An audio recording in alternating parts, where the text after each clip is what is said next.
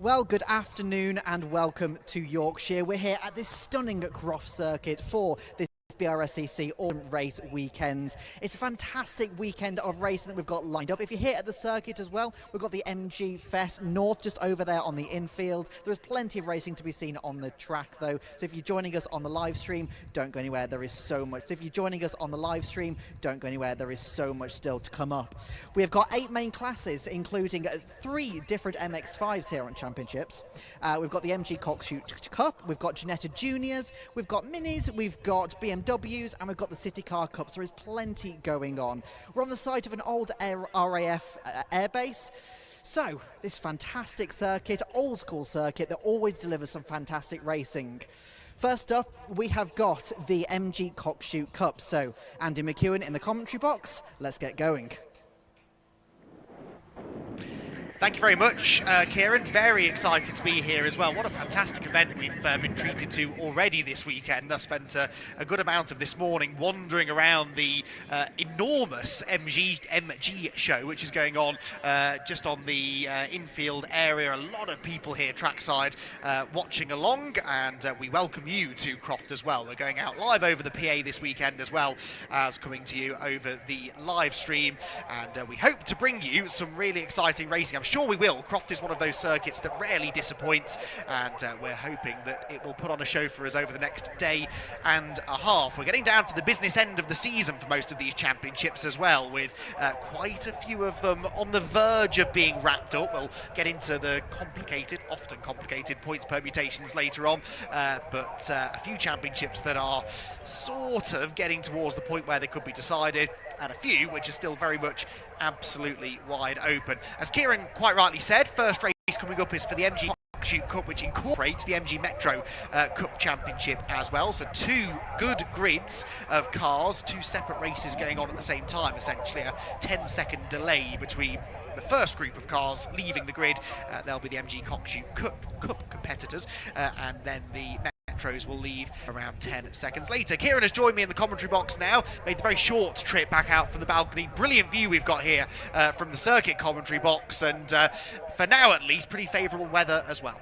Yeah, I think so. The weather's been changing a little bit throughout the day. We've just had some fantastic sun. It has gone in, but it looks like it's going to break out once again.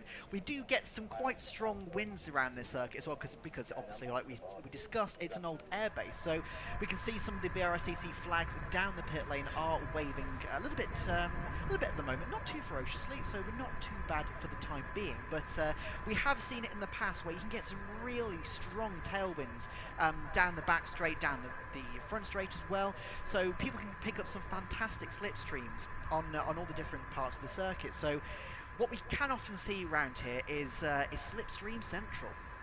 Indeed so, down that back straight, particularly into Tower Corner. That's a great overtaking opportunity. Out the back, it's pretty hairy as well. It's an old school circuit. I think I heard you describe it as such in the intro, and that really is very much the case. It's narrow, it's bumpy, and it's very unforgiving. If you do make a mistake here, you don't have acres of tarmac runoff area waiting to catch you. It is just grass and maybe the odd gravel trap, and then a fairly unforgiving tyre wall, or even a farmer's field if you get it really wrong down at the end of the back straight into Tower Corner.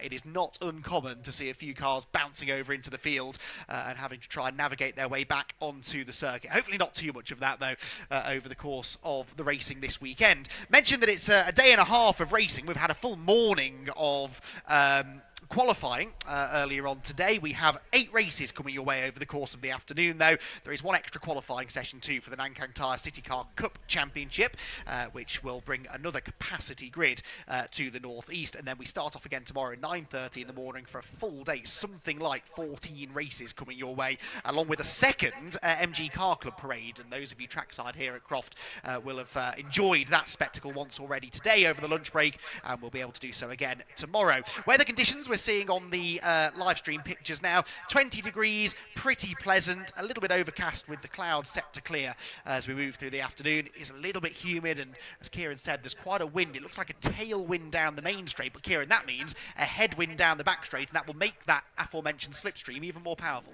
100%. It's something they're going to need to think about going into Tower Bend, like you discussed before, because we have seen it plenty of times in the past with people bouncing through those farmers' fields and getting stuck in some cases as well. So they're going to need to really think about some of their braking points going into Tower Bend, because with this tailwind, if it gets heavier, they might need to start bringing it back a little bit, braking a little bit earlier, because they're going to have to compensate for the additional speed. Another one of my favourite bits of this circuit is the Jim Clark S's, going down towards the Barcroft and everything, because it is so tight. You can't really go side by side through there, and yet some people kind of get to it and just go, let's try it. You know, let's give it a go. Let's go side by side and see what happens. And it's always absolute racing gold when that happens. It certainly is, and it comes straight after Tower Bend, which is the overtaking hotspot. So it's not uncommon, as you say, to see drivers going side by side down into that part of the circuit. It's not an easy thing to do, but got a funny feeling in a handful of races today we will see drivers try that. I don't think the Ginetta juniors know where not to try and go side by side, and we'll almost certainly see them getting stuck in when we get into their races. That's one of the headline events as well this weekend, the Ginetta Junior Championship, their penultimate round of the championship, and a very good chance that we could crown a champion in that series later on this afternoon. Right, we've got cars on the circuit now, then heading to the grid. Not Ginetta's yet, they're up in race number 3, and it's the MG Cockshoot Cup and the MG Metro Cup Championship coming up first. We're getting our first look at those cars on the pictures as they wind their way through that first sector. Busy grandstand down at Clervaux as well. Good afternoon to everyone enjoying one of the best seats in the house down there at the first corner. And as you'll see, it's a fairly sizable grid of cars pouring out of the assembly area and beginning to head down the back straight. 2 grids, as I said. We should hopefully have 15 cars in the Cockshoot Cup element of the race. They will be headed by David Morrison's number 45 machine.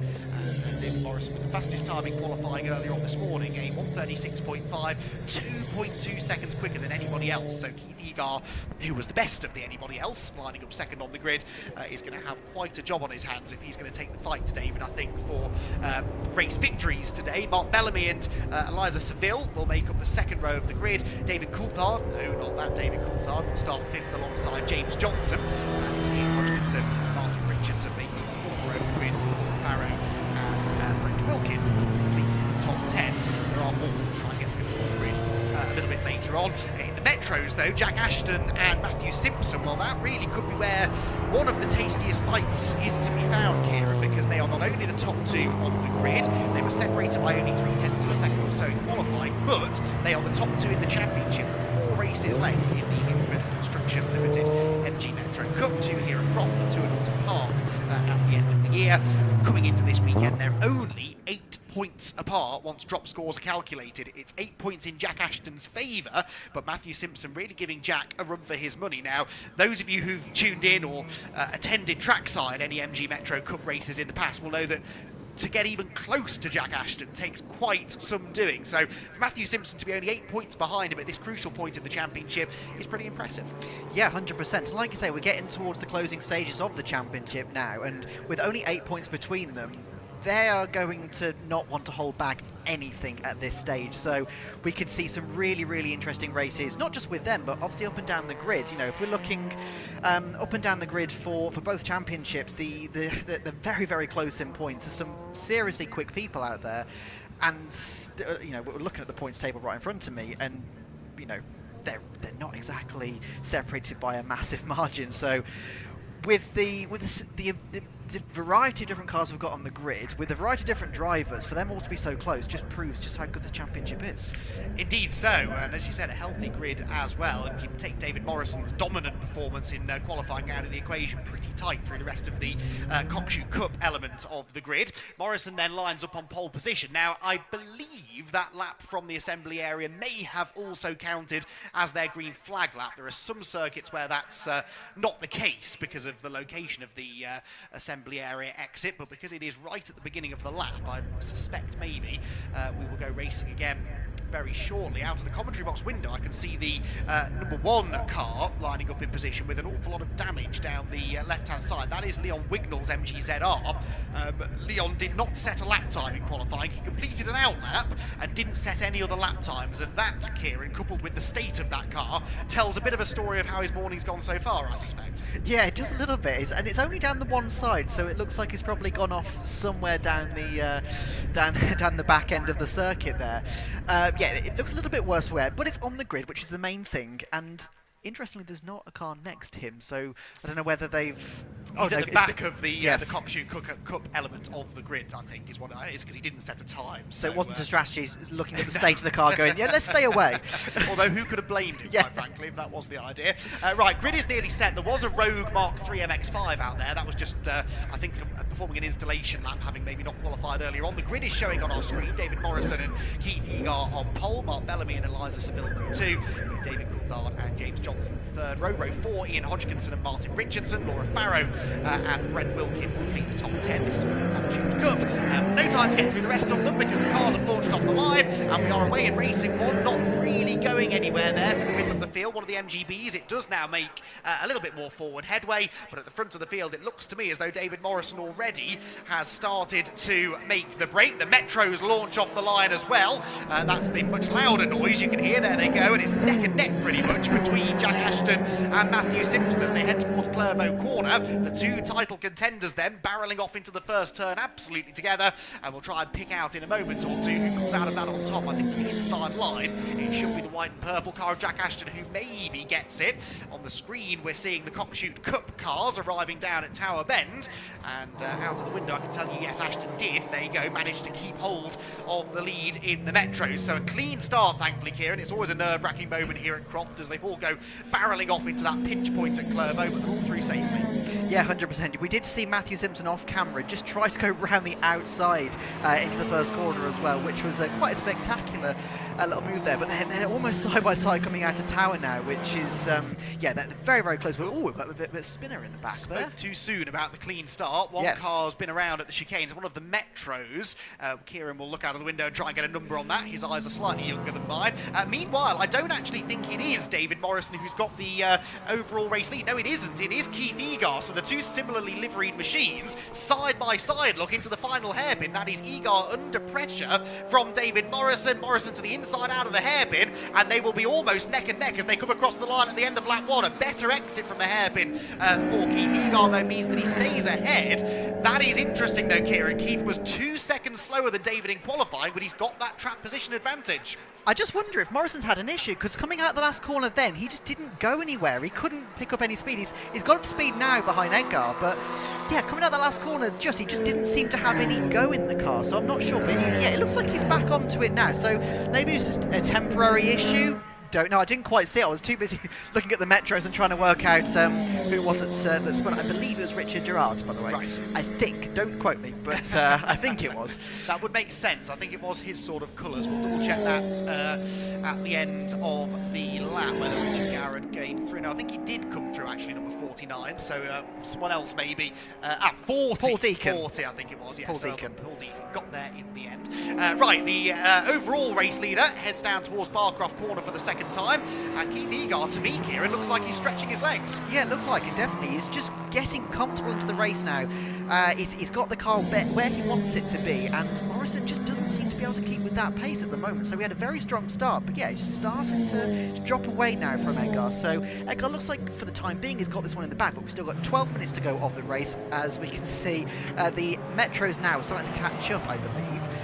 With the Cockshoot Cup. Yeah, that is the Metro leader, Jack Ashton, championship leader as well, and he is, as you said, starting now to catch some of the slightly slower Cockshoot Cup runners, and this is one of the extra challenges for the Metros this weekend, having to contend with this other grid of cars, and they are not slow. A well-driven Metro is a very quick piece of kit, and Jack Ashton certainly knows how to get the most out of a Metro, as he's proven many a time over recent years. Good little battle here coming out of the final hairpin.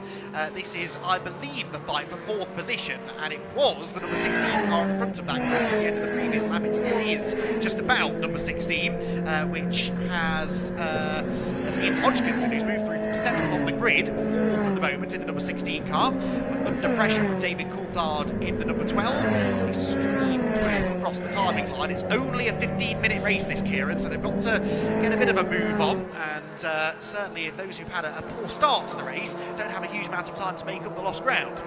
Yeah, absolutely. But like we were saying before, with the tailwind going down towards Tower, there's definitely moves to be made. And I can see they're just about... Oops, car in the barriers. Oh no, it's Leon Wignall, who is off again out of the chicane and has hit the barriers again. This on the other side of the car now, so the right-hand side of the car matches the left, but that was a fairly sizable hit into the tyre wall, and I believe he was already feeling the effects of this morning's incident, and sadly that won't have improved as he clambers out over the barriers. He's out of the car, but I suspect, once again, a little bit worse for wear. Side by side here through Barcroft, that's a risky thing to do, and that was potentially a change of position, wasn't it? It all got very close into Sunny. Yeah, it looks like one of the TFs just went straight into the side of him there, so I'm not exactly sure. Maybe just missed his braking point going into the into Barcroft and everything, but yeah, we can't see it on the stream cameras at the moment. I'm waiting as they come into the complex to see where they are. Okay, so they have managed to get them back into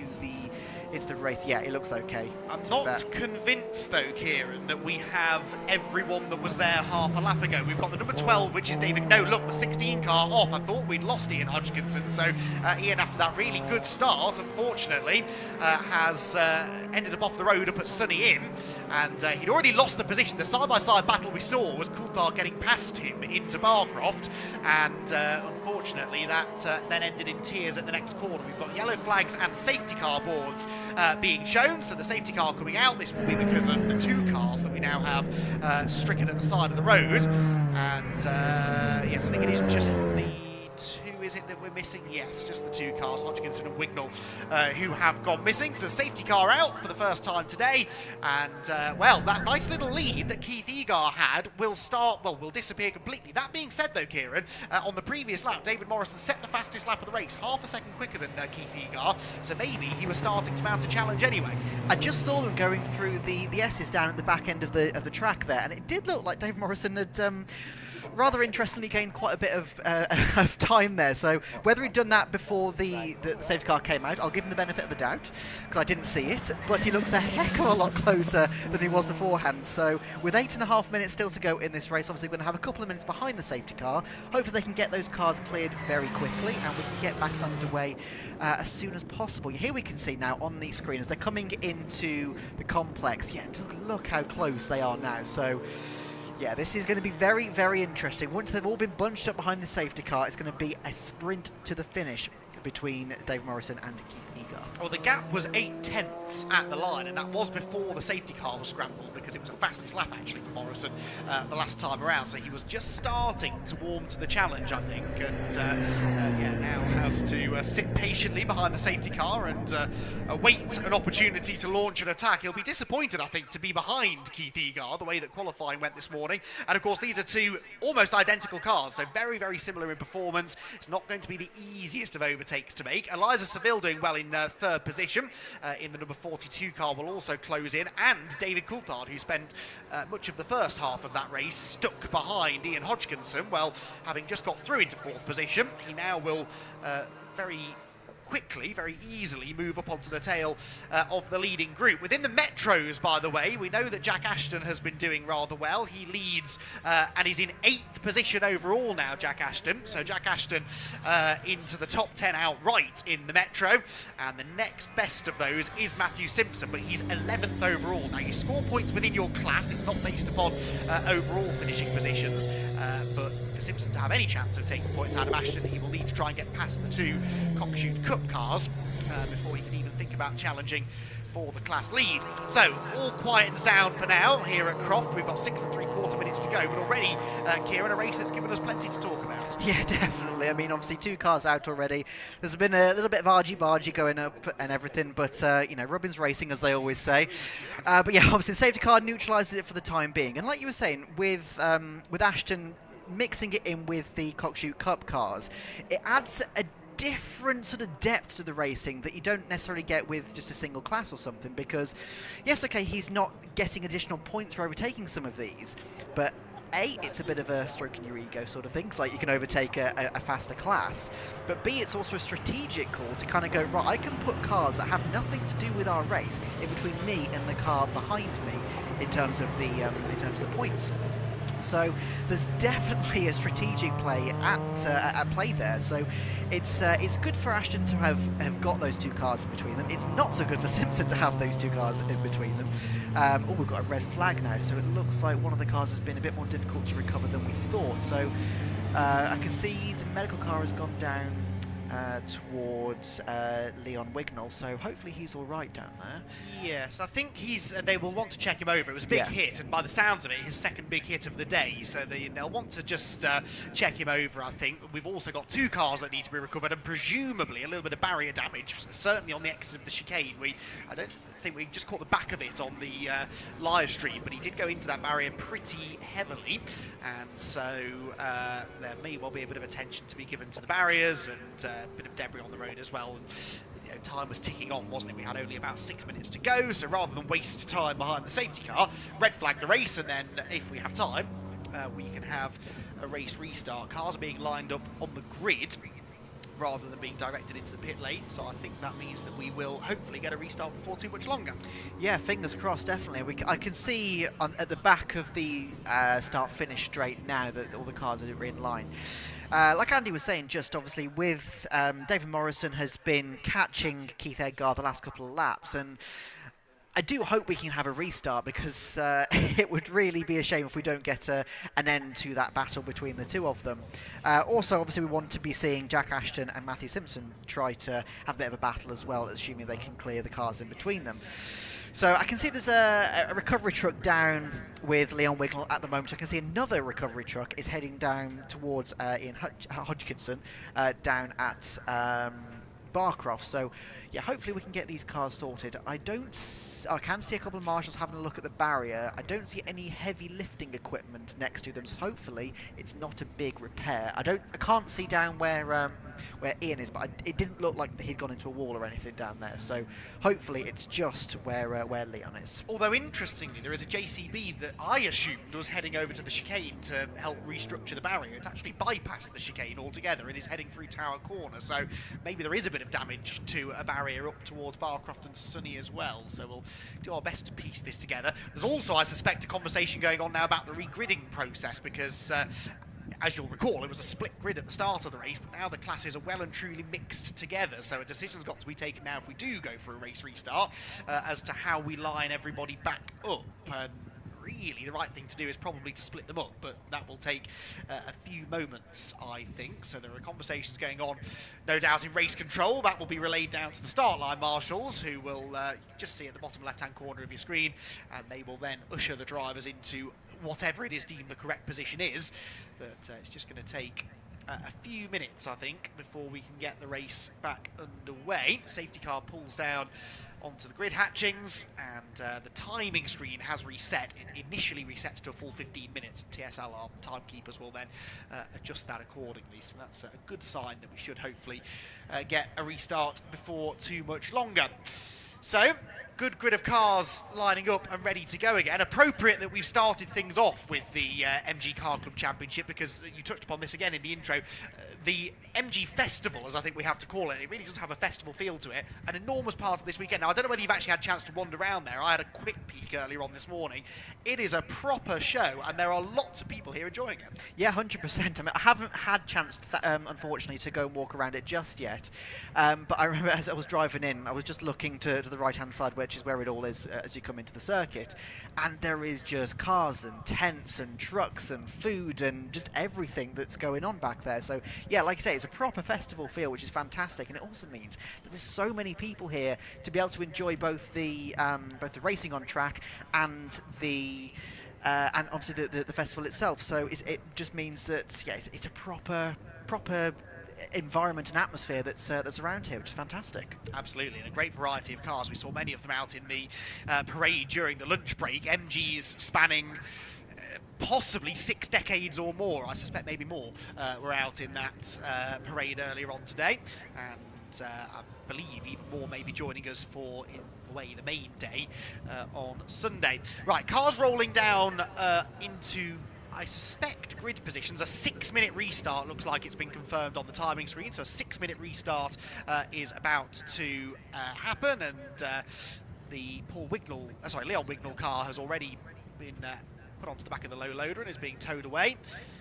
And that's a good sign. Hopefully it's not going to take too long to get Ian Hodgkinson's car removed from its position down at Sunny Inn. Interestingly, cars actually being lined up in single file. So actually what I think might happen here is a safety car restart, possibly, because of the mixing of the classes. It was just going to be far too complicated, I think, to or too time-consuming, more to the point, to separate the grid. So I think they're going to line them up in single file. The safety car is there to lead them around.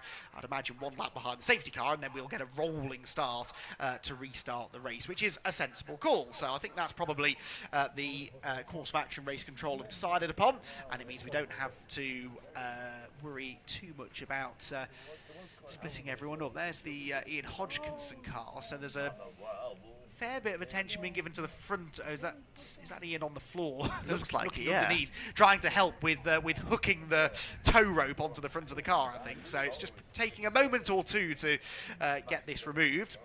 There clearly is some sort of damage. You saw more of this than I did, Kieran. Did you say there might have been a bit of a touch going into the corner? Yes, so from what I saw, Helen Wallington was trying to overtake him, and it just looked like she maybe outbraked herself, went into the side.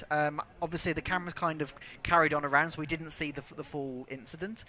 But yeah, that's the bit that I saw anyway. I just want to quickly touch upon what you said about now they're restarting behind the safety car, they're not changing the order, which is probably a massive relief for Jack Ashton. Yes. Because obviously now he can keep those two cars behind him between himself and Matthew Simpson. So it's going to be literally just continuance of what we had just before, but it will also mean that because we're not going from the grid, then it won't, into turn one, it won't be quite as hectic. So there will be more of a resume rather than just a full restart, which is good in one way, bad in another. It just depends on which side of it you're on. Well, certainly Jack Ashton, as you say, will be quite pleased with that, I suspect. Getting a good shot here of the 64 of Martin Richardson, the number 64 car then. He will be taking the restart from, where is Matthew in the 64 car?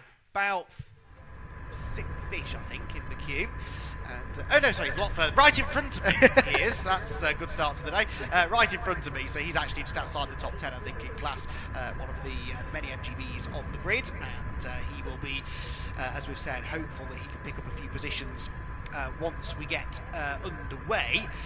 And he qualified 15th quickest in his MGB. 6-minute restart, as we've said then, for him to try and make a little bit further progress. In front of him, we've got the number 9 car. Now, that's another that I don't think qualified. In fact, Phil Rigby's MGF didn't set a lap time in qualifying. There were quite a few of them, actually. 3, I think, in total. No, sorry, just the 2. Phil Rigby and Leon Wignall, who didn't set a time this morning. We know why Wignall didn't set a time. Not sure what the issue was for Phil Rigby, but the MGF is lining up, hopefully, now for the restart. Indeed, yeah. Brake obviously issues we're hearing. Brake issues. So if it's maybe just got stuck on, they can't then move the car. I believe so that's what the issue was. Yes. Yeah, that's going to be a bit tricky. All sorted now, though, it would seem, which Yes. is good news. Yes, indeed. Well, we can see there that the JCB is there to try and recover the car. So maybe they're just going to lift it up. Let's see. I think they are, aren't they? But now that's why they sent the JCB round. Yeah. So they obviously knew pretty much immediately that this was going to require Thankfully, a it's a lift. light car. Well, yes, yes, there is that. There is that. It shouldn't take too long, you would think, but they've got to make sure that all of the ropes and etc. are attached properly, because it's easy to do more damage to a car than whilst you're recovering it, and that's not what we want to see. These are, I would imagine, cars that have required quite a bit of blood, sweat, tears, and money to keep running to this sort of standard, and the drivers, I'm sure, will all appreciate the extra care and attention given by the recovery crews and the marshals whilst recovering the car. Big shout out to the marshals, as always. Busy weekend this weekend in the UK, lots of different events on up and down the country. Croft always pretty well supported by marshals, though, in fairness. A lot of them local to the circuit, I'm sure, who've been marshalling here for an awfully long time, and perhaps some who haven't been doing this for quite as long, but we welcome you all to the track. We thank you all for your service this weekend, and it's the often said cliche that we couldn't go racing without them. It really is true, and it's good to see so many of them out in force supporting the Brscc here this weekend. So we continue to wait then. We've got a busy schedule to get through this afternoon with not a huge amount of wiggle room. I think we've got about half an hour maybe at the end of the day to play with, so we don't want too significant of a delay. And we hopefully will see cars rolling in the next few minutes. And a fascinating restart in prospect then, I think, with Keith Egar, who will be determined to try and defend this lead that he picked up from David Morrison at the start of the race. Kieran noticed that David didn't accelerate particularly well out of the final hairpin. I wonder whether maybe he had a similar issue off the line, because Keith Egar was ahead of him pretty comfortably into the first corner. At the time, I assumed it was David Morrison, but no, it was Egar who'd got through. And I wonder whether on a rolling restart, he might have the same sort of issue. Possibly. I mean, obviously, only time will tell. But yeah, it happened at the start. It happened coming out the final corner. So maybe he's nursing an issue in that car. But obviously, we can't say for certain. We haven't spoken to him. Hopefully, I can speak to him at the end of the race. But yeah, obviously, at the moment, he's going to be staring daggers, I can imagine, at the back of Keith Egar's car, right in front of the wonderful pit complex here at Croft, down the start-finish straight. So he's probably just psyching himself up, ready to try and pass that number 4 as quickly as he possibly can. And Keith will be probably staring daggers in the rear-view mirror, thinking the exact same thing. Right, as the safety car finally gets off going, so I'd assume that Ian's car has now been recovered. Or is en route back to the pit lane. Yeah. There is a back entrance, I think, into the paddock of the Sunny, which they can probably take it into. So as the safety car starts moving, the time starts ticking. So the race has restarted, but restarting behind the safety car. And at the end of this lap, I would imagine they'll release them back at racing speed. But that does mean that, well, this is going to take the best part of 2 minutes to get the cars back around. It's going to be a very short 4 and a bit minute dash, I suspect, to the flag. So not a huge amount of time for David Morrison to get on with this. And if he is fighting some sort of issue with the car, which we suspect maybe he is, then that's not going to count in his favour, is it? But it's going to be an interesting restart for sure. And also keep an eye to the third-placed car of Liza Seville as well, who will be keen to try and buy into this. Eliza qualified 4th on the grid. Mark Bellamy was the driver who qualified 3rd. Mark sort of slipped down the order to about 7th before that red flag came out. Not sure what the issue was for Mark in his MG ZR. The red and black ZR heading up towards the Jim Clark S's now. Again, will be keen to try and undo a bit of the damage that was done on the initial start to the race. So race restarts, 4.5 minutes to go. Safety car makes its way up through Barcroft Corner. If you were a betting man, Kieran, who's your money on here? Do you think Keith Egar can hang on, or has David Morrison been saving something up? See, last year I asked you one of these questions and you were like, I don't want to call it on air, and I'm going to say the exact same thing. All I will say is that Keith Egar hasn't had acceleration issues. David Morrison just does seem to have had a couple of little issues, so who knows. But the safety car lights are off as we're coming through the complex into the final corner now. The safety car will pull into the pit lane, and we will get our answer in a couple of minutes time as they come out of the final corner. You can see there David Morrison is just stuck to the back of Keith Egar's car. He does not want to let him get away. Stuck in the safety. He's already moving to the left hand side, moving to the right hand side, trying to find a way around them as we come down towards the first corner now. I'm just trying to have a quick look. It looks like Keith Egar has just managed to stay ahead of him just for the time being, and actually pulled a bit of a gap as well. And again, going up through the gears, Morrison's car just seemed to lose all forward momentum, so I wonder whether it's a gearbox or a clutch issue of some sort. It seems to me as he goes up through the gears, it will suddenly bog down and go nowhere. He's closed right back in, though, on Keith Egar as they go through the chicane. Straight line speed, though, the advantage quite clearly lies with car number 4, doesn't it? So that's going to make overtaking it a pretty difficult job if you are David Morrison. They turn down through the right-hander at Tower and then head up towards the Jim Clark S's, and again on acceleration the gap grows ever so slightly. Brilliant shot this as they come towards us through the left, through the right of the Jim Clark S's, and David Morrison looks to try and get his head down and Keith Egar tries to get his head down and keep David Morrison at arm's length, which so far, Kieran, he is doing. Yeah, it does look like it, absolutely. And what you mentioned there about with Keith Egar having a little bit of a straight line advantage is a real problem around Croft because it is a very, very power central circuit.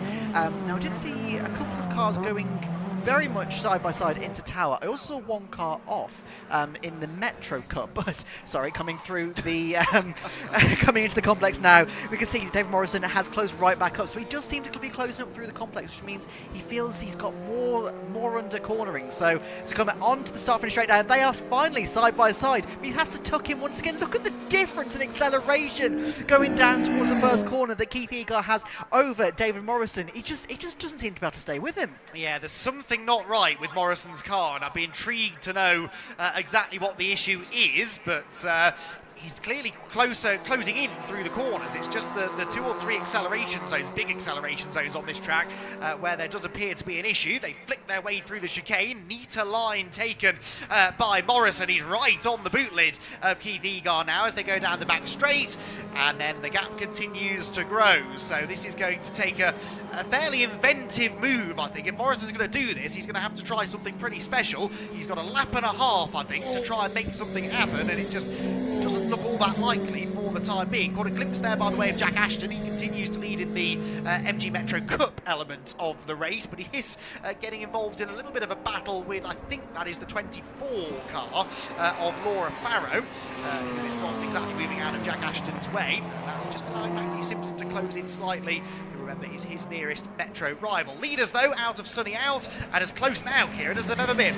Yeah, 100%. It did look like they were a bit close coming out of Tower, so I did wonder, coming up towards the complex, whether David will be a little bit closer, and it looks like, yeah, we can see now at the back of our commentary box, he's got his lights flashing now. He wants Keith Egar to move out of the way. He goes to the outside into the final corner. He's going to try and get the switch back, as you see Keith Egar, he just locks up a little bit, which allows David just up the inside, takes that position away. But now is the straight line acceleration to come back past. Look at the difference. That is astonishing.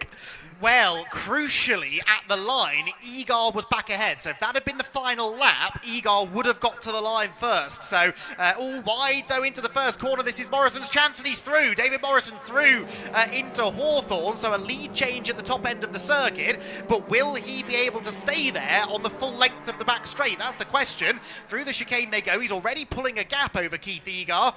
And can Keith get back to him? I'm not convinced he will, you know. The gap is closing as they head down the straight.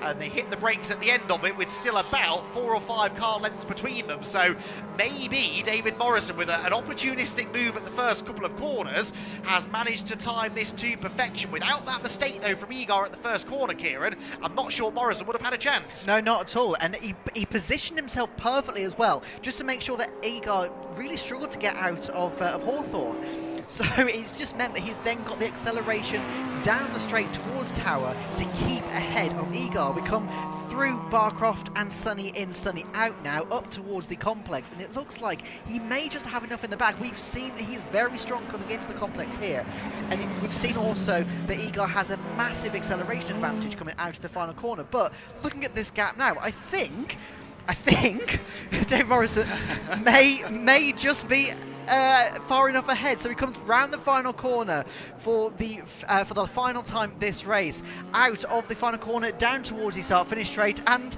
he's got enough. He takes the first win of the weekend. Well, David Morrison then gets the win. Keith Egar, who according to Kieran was a dead cert for the win before the safety car came in, ends up coming home in second place and 1.8 seconds back at that. Eliza Seville will be third. Oh, that's Matthew Simpson with a big lunge to the inside at the final hairpin. He's a few positions behind Jack Ashton, who has just crossed the line to claim the win in the Hickford Construction Limited MG Metro Cup portion of the race. Matthew Simpson will be second in that class, and third, I believe, will be Robbie Kenning. Robbie Kenning just coming through the final corner now. Yep, that is no, hang on, that's the.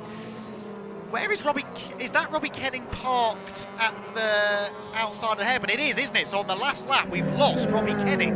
There is a car, you can't quite see it on this picture, but out of the window I can see Robbie Kenning's car parked at the side of the road and did not make it around the final lap. So actually, third place in the Metros goes to Tim Shooter in the number 74 car with another last lap dramatic turn of events. So a couple of those in that race. A last lap lead change. David Morrison then claims the race win, and Keith Egar has to settle for second position. There is the Robbie Kenning car that was sitting fairly comfortably in third place in the Metros going into that race, and unfortunately ended up not finishing at the end of the 15 minutes. David Morrison did finish though. He gets the race win, and he did so in fairly dramatic fashion. It was a small mistake from Keith Egar, who clearly was pushing the car to the limits through the twisty stuff to try and negate the advantage that Morrison seemingly had in that area, and just couldn't quite get the car stopped into the first corner.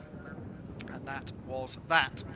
So, confirmation then of the provisional result. David Morrison gets the win, Keith Egar second, and Eliza Seville third. They all, by the way, run in Class C within the Cockshoot Cup. Then Jack Ashton, who was the leading MG Metro, in fourth. David Coulthard was fifth, ahead of James Johnson and Laura Farrow, both class winners as well within the Cockshoot Cup. Class A for Johnson, Class F for Farrow. Matthew Simpson was eighth, second of the Metros, ahead of Mark Bellamy and Carl Green, with Robbie Kenning and Tim Shooter next. Then it was Phil Rigby and Carl Wheaton, with Dick Trevitt, Helen Waddington, Phil Goodwin, John Moore and Martin Richardson.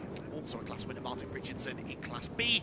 Les Tyler completes the top 20 ahead of Brent Wilkin and Neil Burnett, Ben Williams and Jonathan McCord in 24th position. And I think there was only one other finisher, that being the number 40 of Paul Deacon, who came home in 25th place. We lost on the last lap. Oh, it was actually Richard Garrett who we apparently have lost on the last lap, not Robbie Kenning. So Robbie Kenning did come across the line third in class. I think had a dodgy transponder. Yes, no working transponder for car 21, so he snuck across the line without me noticing. In fact, there he goes down the pit lane now, so apologies. Robbie Kenning does end up on the MG Metro Cup podium, and it was instead another car that we lost on the final lap, which means one more Metro didn't quite make it to the checkered flag. So, cars then make their way around into the pit lane area. Kieran Mogg has hot-footed it down to that part of the pit lane. We're going to be greeted by some drivers. I'm not entirely sure who we're getting. I think we're getting a top three in each class. Now, I'm not sure if we'll have time to speak to the top three in each class, but we'll get through as many as we can. And Kieran Mogg will be on the scene momentarily to have a chat with some of our podium finishers. We move on next to the Clapham North MX5 Clubman Championship, so our first of 3 MX5 championships up next, and already I think cars being released from the assembly area, so it's going to be a fairly brief set of podium interviews this with Kieran. I believe we can head down there now, so without further ado, let's head down into the pit lane to catch up with Kieran Mogg. Yes, thank you very much. Now we've got Dave Morrison and Keith Edgar down here, just having a bit of a chat after that race. David, if I can just start with you for a second. Now, we're theorising up in commentary that you're having a bit of an issue with the acceleration and straight line speeds, because the speed difference seemed to be astonishing. That's an A series, 1380. That's a K series, 1800. 220 brake. Mine's 138. That's the difference. Then I do the pedalling to catch up in the twiddly bits. So it definitely looked like you had a massive advantage through the, especially through the complex as well. You were closing up quite a lot, and through Hawthorne as well. Like you on that final overtake, then you positioned yourself to really advantage yourself and compromise Keith. So talk to us about that. Yeah, that's right. I just keep it flat through all the S's, the chicane, to make up for the no power. And full throttle, choke well in and go for it. And that's it, you know, and I've had the car 17 years. I know it like an old boot, and she works. So, yeah, but it is difficult to keep up with Keith. I have to outmanoeuvre him. Well, you absolutely did then, so congratulations on the win. Thank you. Cheers, thank you very much. We'll move on to Keith Egar. Keith, that was an astonishing bit of a battle there. Yeah, it was a good battle with David, and obviously the safety car broke things up a little bit. But yeah, we were having a really good tussle. But I saw a board that said last lap. So I did my last lap. And I know there was checker flag wasn't there. I'd done my last lap, so I pulled it, I slowed down. And obviously David got past because I should have raced to the flag. But the board was a bit misleading. But apart from that, it was an enjoyable race. And it's been a good day. Well, you've obviously got another couple of chances to have a go at it. So what do you reckon for the next one? Well, you can't go in with a defeatist attitude, so try my best and see how we get on. Absolutely. Well, congratulations. Thank you. Cheers, thank you. Let's move on to Elisa. That was, well, we were following quite the battle up at the front there a lot, and you couldn't quite keep with them, but it was an interesting race. Yeah, it was really good. Yeah, the highest up I finished this year, so quite happy with that. For me, it's just a game of how close I can get to those midgets because they're just so quick. So yeah, I'm happy, kept it clean. Hopefully no track limit warnings, and yeah, happy with the race. Absolutely. Congratulations on the podium. Thank you. Cheers, thank you. Let's move on to Jack Ashton, who's just run over there, actually. If we can just grab you. Jack, if I just grab you a second. Obviously, a bit of a dominant win for you there in the Metros, because you had a couple of cars in between yourself and Simpson. Yeah, I mean, I'm not going to lie, it was really annoying. I'm not going to lie. I really hated that race. It was just a bit of a mess with all the cars around, but look, it's a win, and I was looking forward to a good battle with my man Matt here, and we just couldn't really get the battle we wanted, but there we go. It is what it is. Can't do anything about it.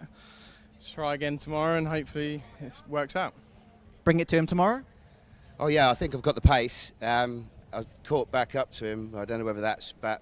They're back slower guys, but quite honestly, it was like he said, we couldn't race. We were so close to each other pace-wise, but get a couple of cars just going in front of you, and that's it. You know? So yeah. Anyway, thanks for that. Yeah, no worries. Thank you very much. Yes, all right. We have got some cars on the grid. So Andy, back to you. Thank you, Kieran. Impeccable timing. We're about to go racing then in the Clapham North Mazda MX-5 Clubman Championship. A quick turnaround here at Croft. As always, lights out, off they go. The pole sitter, Jake Pace, with a not very good start, it has to be said. And it looks as though he's under threat immediately as we head down towards the first corner. Harry Dean, I think, has managed to squeeze through into the race lead in car number 8. And others trying to slip through. Jack Warry might be into second position in the number 6 car. One through the gravel. It's always a bit of a pinch through that first corner. But they're all just about there, I think, on the other side, through Hawthorne into the chicane for the first time. And Harry Dean, by the looks of it, has grabbed the early advantage in what is the biggest grid of MX-5s that we have here this weekend in the Clubman Championship, and the closest of the championships as well. We reckon only a couple of points separate Jordan Pimbley and Jake Pace at the top of the championship tree, with only 2 events still to go. The side-by-side there for second position through Tower Corner. And who's that trying to squeeze around the outside of, I believe it is Jack Warry in second position. They're side by side still into the Jim Clark S's. This is brilliant for Harry Dean, the race leader, but it's very sketchy for those behind. A bit of door banging through the S's, and they finally get single file as they turn into Hawthorne and bear down upon the Sunny In and out complex for the first time. Just being kicked up by one driver there in the middle of the field as they round the quick right-hander and head into the braking zone at Sunny. A couple of stragglers further back, but the rest of them making their way cleanly through Sunny in and out and arriving down at the final complex. So I can now confirm it is Harry Dean that leads the way. It is Jack Warry in second position. Jack Warry in car number 6 started 8th on the grid and is into second position already. A brilliant start for him. They head out of the hairpin down the main pit straight here at Croft, pick up the slipstream, and maybe look to try and make a challenge into Clervaux Corner. It's Paul Simard who is there in third. Fourth position at the line is Martin Tolley. 5th, Chris Thelwell. 6th place then for Kevin Bird. So it's quite a mixed up order. Where, I hear you ask, are a couple of our expected front runners, the likes of Johnny Greensmith, for example. He's only 10th at the moment in the number 1 car. They round Hawthorne and head for the chicane. The timing screen showing that Jordan Pimbley, Matt Crozier, amongst others, should have taken the start, but don't appear to be here. So Jordan Pimbley, who I spoke to this morning, so I know he's here at Croft, seemingly not taking part in this first race, which is significant since he's the championship leader, and Jake Pace, second in the championship, is, I believe, well, started on pole, but came through only in 9th. Kieran, I'll be honest, I've no idea what's happened on that first lap, but quite a lot of shuffling, which should hopefully bode for a pretty good race. I mean, I didn't see the start, so if you have no idea, then I've got no chance at all. We did just see then, I believe that was Bird Flowers and Greenwood going side by side up into Tower. But currently having a quick look at Harry Dean coming up into the complex now. Harry's obviously just managed to build a little bit of a gap between himself and Jack Warry. But it looks pretty close actually as they're coming towards it. This is a bit of a battle for 4-way, like 4 cars now towards the front of the grid, trying to vie for that win. So, yeah, the MX-5s, once again, they always deliver. They absolutely always do. We've got a couple of side-by-side coming into the complex still as well. But, I mean, there's so much going on. It's so difficult to try and keep your eyes on one single thing because there's just something everywhere you look. As we can see, the other two going side-by-side, that's Jonathan Greensmith, and I didn't quite see who that second car was, actually. I think it was Matthew McCluckey, who had gone up the inside of Greensmith at the hairpin and then overshot the corner slightly. Greensmith got him straight back again, heading down the main straight. So, yeah, good battles throughout the midfield. The leader, though, starting to get away, and it's really more about this battle for second now, isn't it, with Jack Worry and Paul Simard nose to tail. Simard, the white car with the black stripe down the side. He's going to be looking for a challenge, I think, into the braking zone at Tower Corner. Is he going to try and make the move? He's not quite close enough, though, I don't think. And so the positions stay as they are. It's then the MX-5 veteran Martin Tolley in 4th position. He's the leading Masters driver at the moment, as we continue to follow this Johnny Greensmith and Matthew McCluckey battle that's raging on for only 9th place, and that's not really where you'd expect Jonathan Greensmith to be. He's got number 1 on his car for a reason, and he's not really running anywhere near the front of the field as you would expect, so wants to try and break away from really and chase after the leading group of cars just ahead. The race leader, though, heads down towards the complex once again, this at the end of lap number 3. Kieran, it was that 3rd place driver, though, Paul Simard, who got the fastest lap last time around. He looks the raciest of this lead group. Yeah, it did, and I just saw going into, as we can see there, that number 6, Jack Werry, just goes a little bit wide coming through the complex there, which does now put him into the clutches of Martin Tolley in 4th position. But it looks like he's just managed to gain a little bit, as we can see a couple side-by-side a bit further back. But one thing I did want to mention as well, look at the flags down the start-finish. The wind has subsided a bit, which means the benefit of overtaking down into Tower has made it more... I can't get my words out. It has made it dramatically more difficult now because you don't have that that headwind hindering that car in front that's breaking the air at the front of the field. So as we see that once again they come down towards Tower, they've just opened up a little bit, and to be honest, it's the battle for 4th place which I think we need to be looking at, because that looks extremely close now with I believe that's it's Bird and Pace going down towards Tower. As they go side by side, I believe Pace just takes 5th place off Bird there. Now Jake Pace, remember, pole sitter, dropped down to about 8th place by the end of lap 1, so this is him on the recovery drive getting past Kevin Bird. We have had a change for 2nd as well, haven't we? Simard, I said, was the raciest of this lead group. He's ahead of Jack Worry. You mentioned Jack making that mistake in the final sector, and look, Simard already has latched onto the tail of Harry Dean now, so this number 52 car appears to be the fastest of this lead group. Can Harry Dean now hang on at the front of the pack? They're only an MX-5 length or so apart as they head down towards the complex once again, and when will we see a move made by Paul Simard? It could be as soon as the hairpin, you would suspect, because he's more than close enough to build a challenge through the penultimate corner up towards the braking zone. Does the leader defend? Answer no.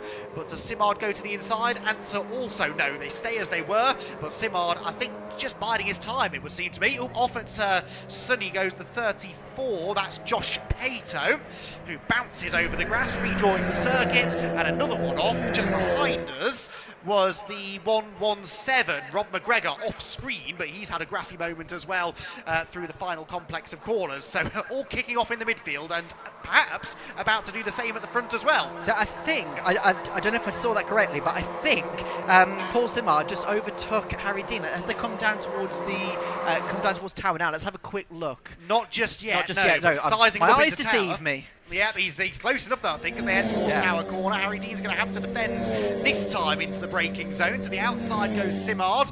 He's going to try and go right round the outside at Tower Corner. We're not seeing this on the screen, but through Tower, absolutely neck and neck for the lead, and there's a bit of a squeeze on the exit. Harry Dean able to hang on, but yeah, Simard, if he hadn't got through yet, was certainly sizing him up for a move into Tower. It did not quite work. No, it definitely didn't, but we can see there that that Simard was just looking left, right and centre. But it does seem that Harry Dean just has that calm, just confidence that he knows where Paul Simard is going to try and overtake. Like we saw coming into the final corner there, the amount of cars he swing over to the left-hand side to defend their position, and he just looked so supremely confident that that wasn't going to happen. He stuck it right to the outside, took the normal racing line to defend his position, but up the inside now, we can see that Paul Simard is trying it, but we can see Harry Dean just blocking that position. Now, is he going to go to the inside? Yes, he defends, but then he swings right back over to the right-hand side, almost taking the full racing line, squeezing Paul Simard right almost onto the grass. See Simard just kicks the back out of the MX-5 there, coming through that final corner, and that has dramatically hindered his acceleration down the start-finish line, which has given Harry Dean now a good couple of tenths. What's he? Oh, he's over a second now between the two of them. So Paul Simard, he's got to do it all over again. Well, I don't think Simard could find third gear, to be honest, because as he accelerated out of the final corner, the initial acceleration was fine, and I could see him fishing around for a gear and just not really going anywhere. So I think that's possibly why Simard dropped back so dramatically, and that killed his momentum all the way down the main straight. So Paul has it all to do again. He has temporarily, at least, fallen back into the clutches of Jack Murray. Into the pit lane, by the way, comes the 577 car. And that's Thelwell, isn't it? That's Chris Thelwell, who was running inside the top 5 a lap or so ago. And Chris Thelwell into the pit lane appeared to have a little bit of damage to the front of the car. So a couple starting to fall by the wayside slightly, as here Kevin Bird continues to battle away with Johnny Greensmith. So Greensmith actually into 6th place now. Good recovery drive this from Greensmith, who, remember, at one point was down in about 10th. Yeah, definitely. Because, I mean, obviously we're looking at the battle for second place now, as we can see that Jack Worry has closed right up on the back of Paul Simard after that little mistake coming out the final corner. But whether Paul Simard will have that same confidence that Harry Dean had in terms of defending will remain to be seen. We've got 5 minutes left of this race still to go, so anything can still happen. So come through the complex, and we can see there that Paul Simard he's not worrying too much. He's not going too defensive. He swings right back over to the right hand side to defend, to not defend that position, take the normal racing line. And in fact, it's almost getting to a point where Jack Worry is falling sort of into the clutches of Martin Tolley. So yeah, this battle up towards the front is really heating up now that Simard has dropped away from Harry Dean. Harry's got that gap, and actually looking at it now, it looks like Tolley has dropped right off the back. So I think it's second and third where our eyes need to be staying. I tend to agree with you there, actually. Yeah, I think Jack Murray and Martin Tolley have got a second wind, as has Jake Pace. Jake Pace in 5th position sets the fastest lap of the race and now latches onto the tail of the lead group. We still have 4 1/4 minutes of this race to go, and it's the pale blue car with the green highlights at the back of this group. That's the car that is on the move. Jake Pace came into this weekend, we think, on drop scores, only 2 points behind Jordan Pimley. So very, very close. Pimley, for whatever reason, not taking part in this race, and so Jake Pace a golden opportunity to try and take some points out of Jordan. Obviously this will count as a drop score for Pimley. It will be his first 0 score of the season, but how much damage can his title rival do, I wonder? Well, we'll find out over the course of the next few laps. Johnny Greensmith, meanwhile, still in 6th position with Kevin Bird, and now the number 22 car of Matt Flowers behind. Now that, I'm going to presume, is the same Matt Flowers that used to race in the BMW Compact Cup, and making the step across now into MX-5 competition, it would seem, this weekend, and going rather well, challenging now a former champion. Yeah, indeed. Now, I've just seen Stephen Davis is just being lapped by the front runners now, and coming through the complex there, it looked like Pace just managed to get a little bit of time. Now it's almost come side by side. No, he thinks better of it. He tucks back inside the slipstream of the 23, going down towards the first corner now. As I think the top 3 are closing up a little bit as well, but yeah, just keep our eyes on 4th place if we can, because they're very, very close. Actually, though, looking at it on the screen now, I didn't realise Harry Dean has fallen right back into Paul Simard and Jack Worry's clutches. So yeah, so Jack Worry keeps falling behind through the first couple of corners. That's interesting. But we can see now as Harry Dean has been caught fully by Paul Simard going towards Tower. He has to go defensive around the outside once again. Paul Simard goes. Is he going to stick it? No, he sticks straight back into the slipstream. But side by side for Tolley and Pace there going into Tower, as Tolley just managed to hold his position, but it looks like Pace is going to have another go towards the S's, and he, oh no, he thinks better of it. He has to tuck out there. As you can see, the front runner is still, as Harry Dean is trying to defend for his life against Paul Simard. There's going to be a fair amount of oohing and ahhing, I think, this weekend, and you won't necessarily know why, because we can see things out of the window that we're not necessarily seeing on the screen. That particular ooh was Jake Pace trying to get past Martin Tolley at the Jim Clark S, and it very nearly ended in a collision. The positions stayed as they were, but that battle is dropping them away significantly now from the leading three, who turn now into the final corner. The last lap board is waiting for them, so one more time around the Croft Circuit, and it is very much 3 for the race lead now. Harry Dean, who has led this race from the start, a brilliant jump off the line, changing behind for fourth, by the way, with Jake Pace heading ahead of Martin Tolley. So Jake Pace up into fourth position, but can Harry Dean hang on for the final lap of the race and claim the race victory? Paul Simard, on more than one occasion in this race, Kieran, has been close enough to challenge. Can he be close enough when it really counts, though, down that back straight on the final lap? I mean, he's definitely got the pace to try and do it, but Harry Dean, we've seen him so calm and collected and confident in his own ability to defend that position. We can see they're very, very close, coming down towards Tower on the back straight now, but I don't know. Harry Dean has just looked so composed. We can see a little bit of a contact there coming through the complex, but up the inside goes Paul Simard. So completely forget what I was just talking about, because Paul Simard is now alongside and he pushes Harry Dean almost off the track. He's making sure, no, I am in first position now, and all of this is bringing Jack Werry right into it, so through the Jim Clark S's, and he has to just push back over it just a little bit. This is so close. This is fantastic racing, as we always tend to see with the MX-5s, but it does mean that Harry Dean has got back into the lead. Paul Simard is probably going to be seething behind the wheel of that MX-5 now to come out of Sunny, out up towards the complex. We've only got a couple of corners left. What? Who is going to end up first position over the line here? This is so close. Into the final 3 corners then. Is Simard going to have one more go? If he is, it will be into the final hairpin. I don't think Harry Dean is going to leave the door open through the right-hander. It's actually Simard who washes out wide. Interestingly, he's not going to be close enough into the final hairpin. If anything, it's actually Jack Warry who tries to get to the inside of him. Harry Dean then, with a masterclass in defensive driving, he lost the lead halfway through that final lap and stood his ground at the Jim Clark S's to get back into the lead and claim the race win. Harry Dean, the race winner then. Second place, Paul Simard. Third for Jack Warry, and it is going to be only fourth in the end for the pole sitter Jake Pace, who would almost certainly have been expecting a little bit more out of that race. So Jake Pace then, he had the pace during the race, but just lost so much ground on that opening lap. The run down into Clervaux corner at the start was not kind to him, and he spent the rest of the race trying to recalibrate and recover from that. Good battle here a bit further back, 75 and 73. 73 is Adam Lawrence, 75 is Nick Ledoyen. And it will be Nick Ledoyen who stays ahead of the very battered and bruised number 73 machine of Adam Lawrence as he comes across the timing line. And there's another big battle going on here. Oh, and contact is inevitably made. Now, these are the 2 cars, I think, who tangled a lap ago at the complex. The yellow car is the number 3 of Chris Winstanley. And who is it? It's the 178, isn't it, that he's tangled with, I think, for a second time in that race. That's Andrew Gilligan.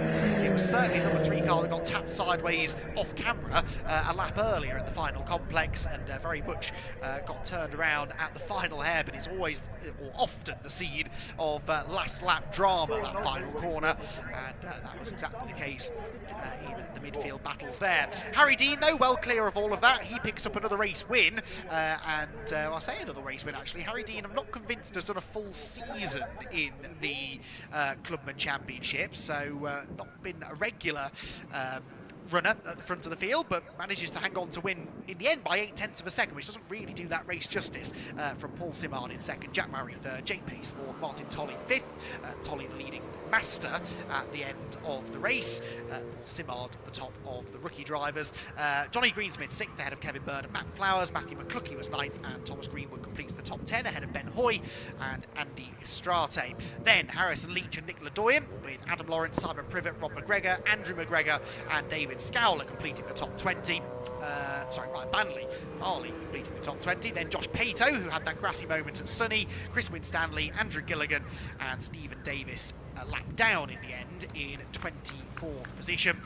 We lost to the pit lane with a bit of damage, Chris Thelwell, midway through that race, and we had quite a few non-starters. Matt Crozier, I think, the only one who actually qualified who didn't start the race. But Jordan Pimley, for whatever reason, not out racing this weekend, which will shake up the championship standings, because that will now notch up as a non-score for Jordan Pimley, and it will be for Jake Pace. Where did he end up? 4th, so that's 94 points for him. So we'll see what that means for the championship, but with Jordan Pimley notching that up as a drop score, he will score back his 3rd lowest score of the season, which I think I'm right in saying was 94 points. So he and Jake Pace have actually ended up scoring the same number of points from that race, even though Jordan Pimley didn't take part, because he counts back a 4th place finish from earlier in the season. That was at Snetterton, for what it's worth, which becomes one of his drop scores. It's that time of year where we all start getting confused by drop scores, and closer to the end of the season you get, the more complicated it gets, but we will do our best to try and keep you abreast of it over the course of the next 2 days. So podium drivers then lining up in the pit lane. Kieran Mogg will be there momentarily to have a chat with them. We'll move on next though. Well, what is our next session on track?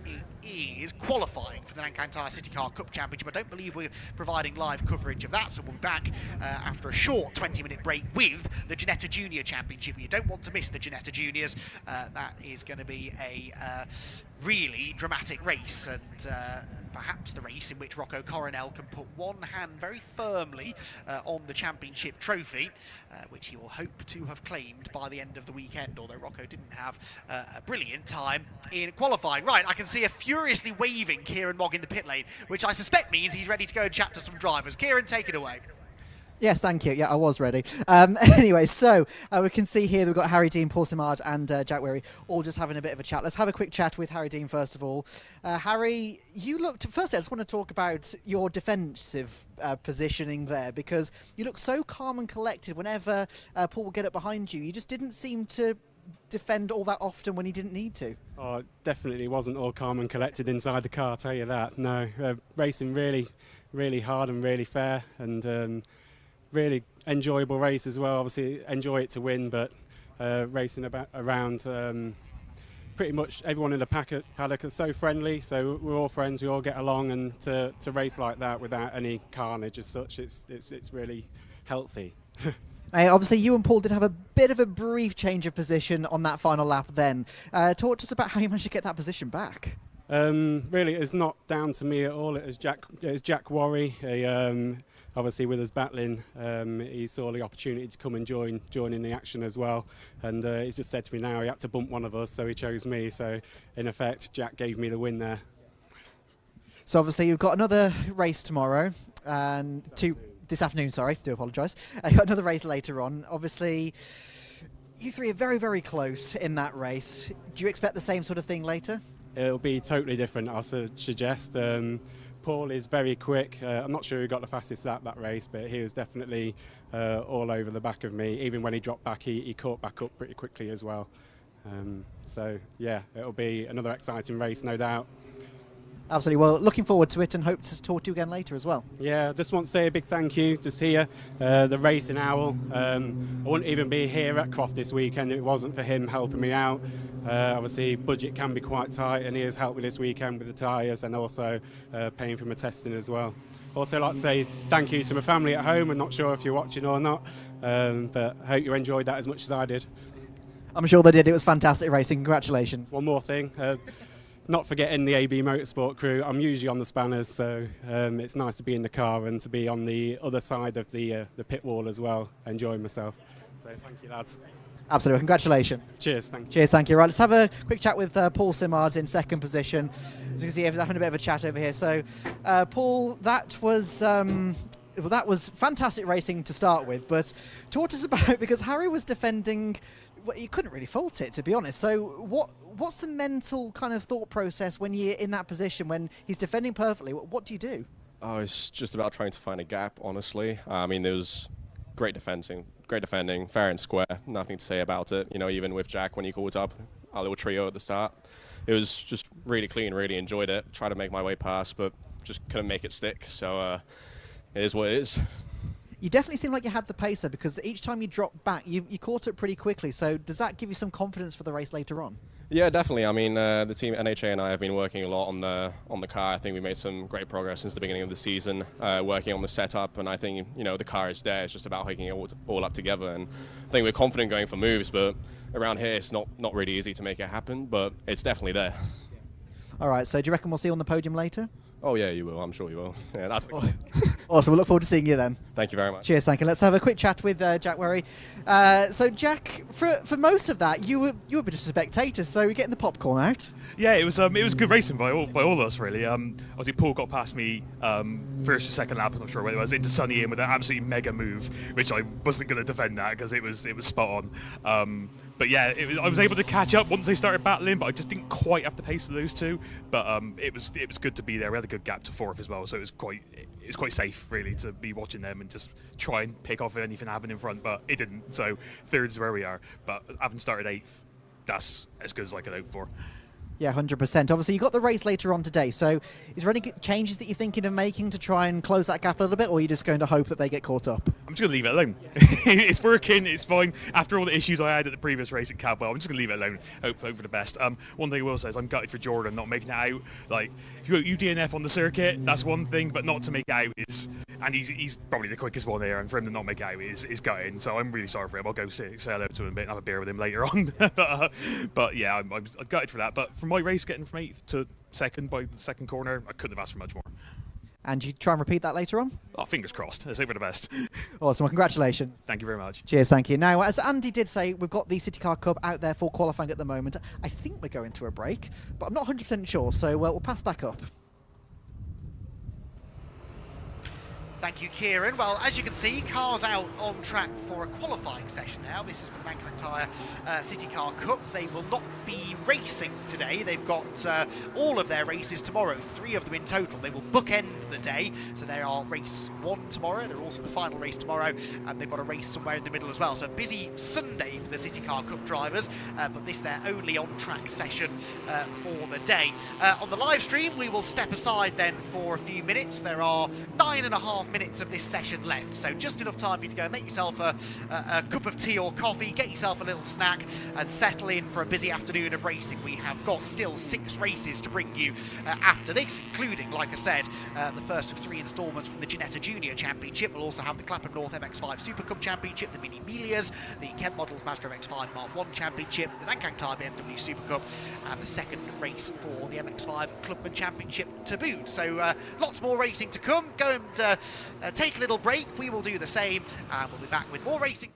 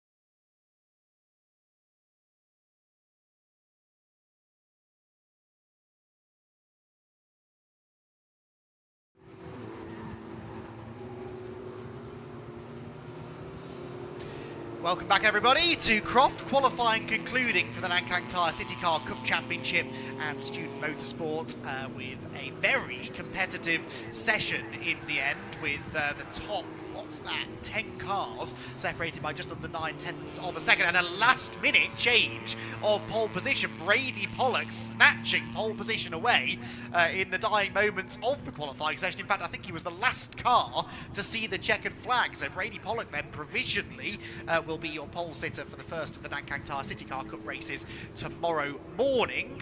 9:30 our first race tomorrow, and they will be 3 very exciting races. We were very much enjoying the spectacle just of qualifying from up here in the commentary box, seeing quite a few little moments through the complex. We've got one car that has stopped up on the exit of Tower Corner and will need to be recovered, and so we're going to have to wait for that to happen before we get cars out on circuit for the next race. The next race being the first of our 3 Ginetta Junior races this weekend, the Ginetta Junior Championship, which for many a year would make its annual visit to Croft as part of the British Touring Car Championship package. Of course, they moved over to the British GT package a few years ago, where they have risen in success, it has to be said. Very healthy grids across all 3 Ginetta categories these days as part of the SRO British GT events. However, that has sadly meant that they've not been to Croft for a couple of years. Well, that's all changing in 2025. The Ginetta Junior Championship now, as with all of the Ginetta Championships, running underneath the Brscc awning, and therefore able to jump onto this event and get 3 races here in the northeast to entertain the very sizable crowd who have turned up, I'm sure, partly for the MG Fest festivities off track, but also to enjoy some good junior racing from the Ginettas. It's a weekend on which the championship could be wrapped up. Rocco Coronel arrives here at Croft a long way ahead of Fred Green, who is his nearest rival. Before drop scores are calculated, it's 121 points between them. Now, Rocco is dropping significantly more points than Fred Green because he's been incredibly consistent this year. There have been 18 races in the Ginetta Junior campaign in 2025. Rocco Coronel has won 11 of them, and actually won 11 of the... it was something like 11 of the first 13 races this season. It's only really been the last couple of events in which he started to just relinquish his grip on the top of the championship ever so slightly, and it means that actually there's a relatively good chance that Fred Green could force this into a championship decider at Donington Park next time out, part of the Donington Decider weekend for the British GT Championship, but it all hinges on how the 3 races go this weekend. Rocco Coronel, son of former World Touring Car Championship frontrunner Tom Coronel, who I'm sure has made the journey northeast as well to cheer on his son, who is a Red Bull-backed driver as well, so a Red Bull Junior driver, a very bright future ahead of him, Rocco Coronel, running with R Racing, which has been really the team to beat in Ginetta Juniors over the last number of years. Elite Motorsport, though, in fairness, have given them a run for their money. Fred Green, in fact, is an Elite Motorsport driver, second in the championship, but 4 of the top 5 drivers in the points are run by R Racing, they being Rocco Coronel, the championship leader, and then Alfie Slater, Max Cuthbert and Scott Lindblom, another Red Bull Junior backed driver, completing the top 5 in the championship standings. We've had some brilliant racing this year, though, and I'm very much looking forward, Kieran, to more of the same here at Croft. I don't know how much of the Ginetta Junior Championship you've been able to follow this year, but it's been a really weird season. If you just look at the championship table, you think, well, this has been boring. Rocco Coronel's won everything. He's going to wrap the championship up with races to spare. Trust me when I say that does not do justice to how good the racing has been. Rocco never has won by a comfortable margin. He's always had a group of drivers able to give him a real challenge, and over the last few rounds they've actually started beating him. So we could be in for quite an interesting final 6 races of the season, I think. Yeah, definitely. I mean, I'm looking at the standings as it stands at the moment, and just to give people a bit of context in terms of this massive winning margin, in terms of points as it stands without the drop scores, he's currently leading on 571 points compared to Fred Green's 450. That's obviously quite a big gap. They get 35 points for a race win, and Rocco Coronel has won 11 races this year, and his nearest rival, Fred Green, has won 4. So from that point of view, yes, you know, Rocco has, from a numbers point of view, dominated, but like you say, he's not had it the easy way at all. He's had to win every single one of those. And as we're looking at the last couple of races, he hasn't won a race for a couple of... Okay, the last 4 races he hasn't won. So the first 2 at Zandvoort he won, and then he was second, I believe, at the third race at Zandvoort. And then, Brand's first race and second race, he wasn't on the... no, he was on the podium for the first race. Was off the podium for the second race, back on the podium for the third race. So he's been very consistent. Obviously, as we always say, it's consistency that wins races. It's not outright speed. You can be the quickest person alive, but if you go off at every corner, then you're not going to win anything. That Brands Hatch weekend was an interesting one because, like you said, he'd won basically every race, more or less, up until that point. And excuse me, I think I swallowed the fly. Don't mind Andy, he's won almost every race up until that point. And then Brands Hatch, for whatever reason, I don't know whether it's the pressure of, everyone saying that he had the championship in the bag or whether it was just other drivers getting quicker at that point. But he didn't have things all his own way. That being said, he had a second, a third and a sixth. It was far from a disaster, and yet, by Rocco Coronel's extremely high standards, it was a complete disaster. He was probably absolutely furious at the end of that weekend that he hadn't won a race. It was the only event all year where he never stood on the top step of the podium, and so for Rocco, that was definitely a little bit of a wake-up call, and actually that wake-up call has continued into this weekend. He's only qualified 7th for this first race of the weekend. Who's on pole position? His title rival, Fred Green. So the pressure will be starting to mount for Rocco Coronel. Don't get me wrong, he is by far the favourite for the championship, but Fred Green will be doing everything in his power to apply a little bit of pressure over these last 6 races. The basic maths is that if Fred Green can outscore Rocco Coronel by 15 points over the course of the entire weekend, then he will at least mathematically take the championship down to the final round at Donington Park. So that essentially means if Fred Green can win all 3 races, then the championship will go to the final round because it's a 5-point swing between winning a race and finishing second. There are bonus points for fastest laps. That could complicate the issue slightly, but we'll worry about that tomorrow, I think. But yeah, Rocco Coronel maybe just starting now to feel the pressure ever so slightly.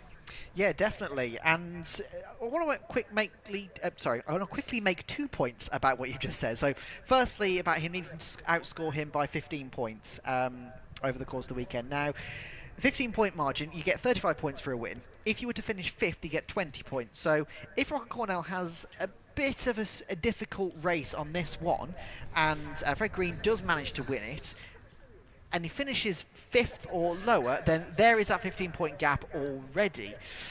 But it's anybody's guess at this point as to whether Fred can close at all. And what I want to ask your opinion of in this aspect is, there's a lot of pressure on Rocco Coronel at the moment. Do you think there's a lot of pressure on Fred Green? Given the gap, is it almost a case of it's probably, yes, mathematically you still have a chance, but realistically you may have, you may be out of it. So it's almost the pressure off Fred Green now where he can just kind of go, do you know what, I'm just going to go for it. I absolutely think that's the case. Yeah. I do think that's what we started to see at Brands Hatch last time a little bit. Fred Green had a really good weekend at Brands Hatch, notching up 2 race wins. Rocco Coronel obviously struggled. So yeah, I would always prefer to be the hunter than the hunted, I would say, in this latter part of the season. Fred Green, though, will be the hunted at the start of the race. He starts on pole position alongside Ethan Carney, Colin Cronin and George Proudfoot and Alder Row 2. Scott Lindblom and Lewis Goff on the 4th row. Then comes the championship leader Rocco Coronel with Emilio Del Grosso on row 4 with him. Row 5, Torrin Byrne and Max Cuthbert ahead of Alfie Slater and Jarrett Clark. Then Harry Bartle will be next ahead of Josh Henry. This is not 100%. Oh, no, it is tallying. No, it's not tallying, is it, with what we've got on the screen? I think someone's maybe been knocked down the grid slightly. The grid I have says it's then Josh Watson, Raul Zanzaran with Revi Lake and Felipe Reich, Matthew Chihuahua, Henry Cameron and Noah Young at the back of the 21-car grid. Now, the juniors, interestingly, are not doing a full lap from the assembly area. They're being brought through the cut-through just between the exit of Tower Corner and the final hairpin. That's because they will be given another green flag lap, a full green flag lap.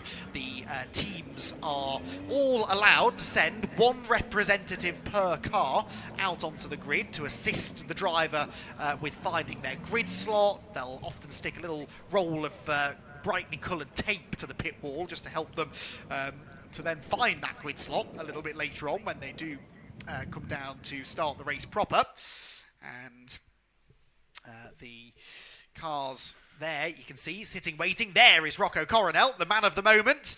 And Rocco Coronel, the Dutch driver, starting 7th in one of the 2 Red Bull liveried cars. Scott Lindblom, his teammate, the other of those. And Scott Lindblom will be starting, well, in theory, directly ahead. But there definitely has been a shuffle of the grid, hasn't there? I think it might involve Lindblom. Yes, he's actually ahead of him and to the left. So, slightly different order at the front. Fred Green and Ethan Carney is the front row. Cronin and George Proudfoot-Naldo appears to be row 2.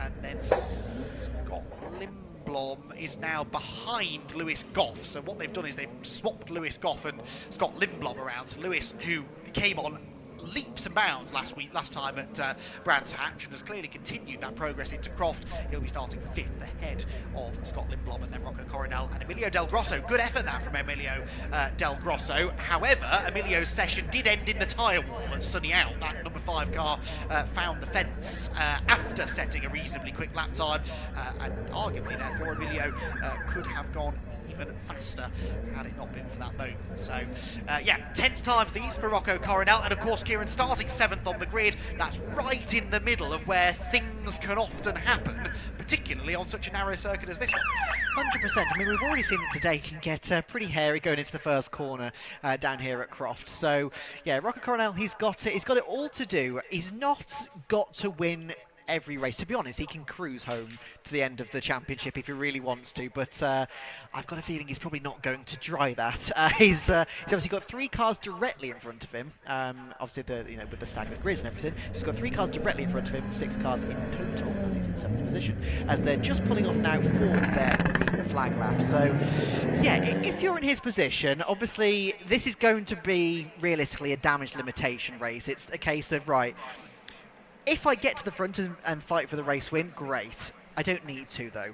I need to bring the car home, collect the points, and that's what's the most important thing. Fred Green needs to win as much as he possibly can to even have a chance at this championship. Rocco Coronel doesn't need to, so there's a very interesting dynamic between the 2 drivers and how they're going to approach this. And you know, with Rocco Coronel's 11 wins, Fred Green's 4 wins, I get a feeling we could possibly see those numbers change a little bit as we get towards the final couple of races of the year.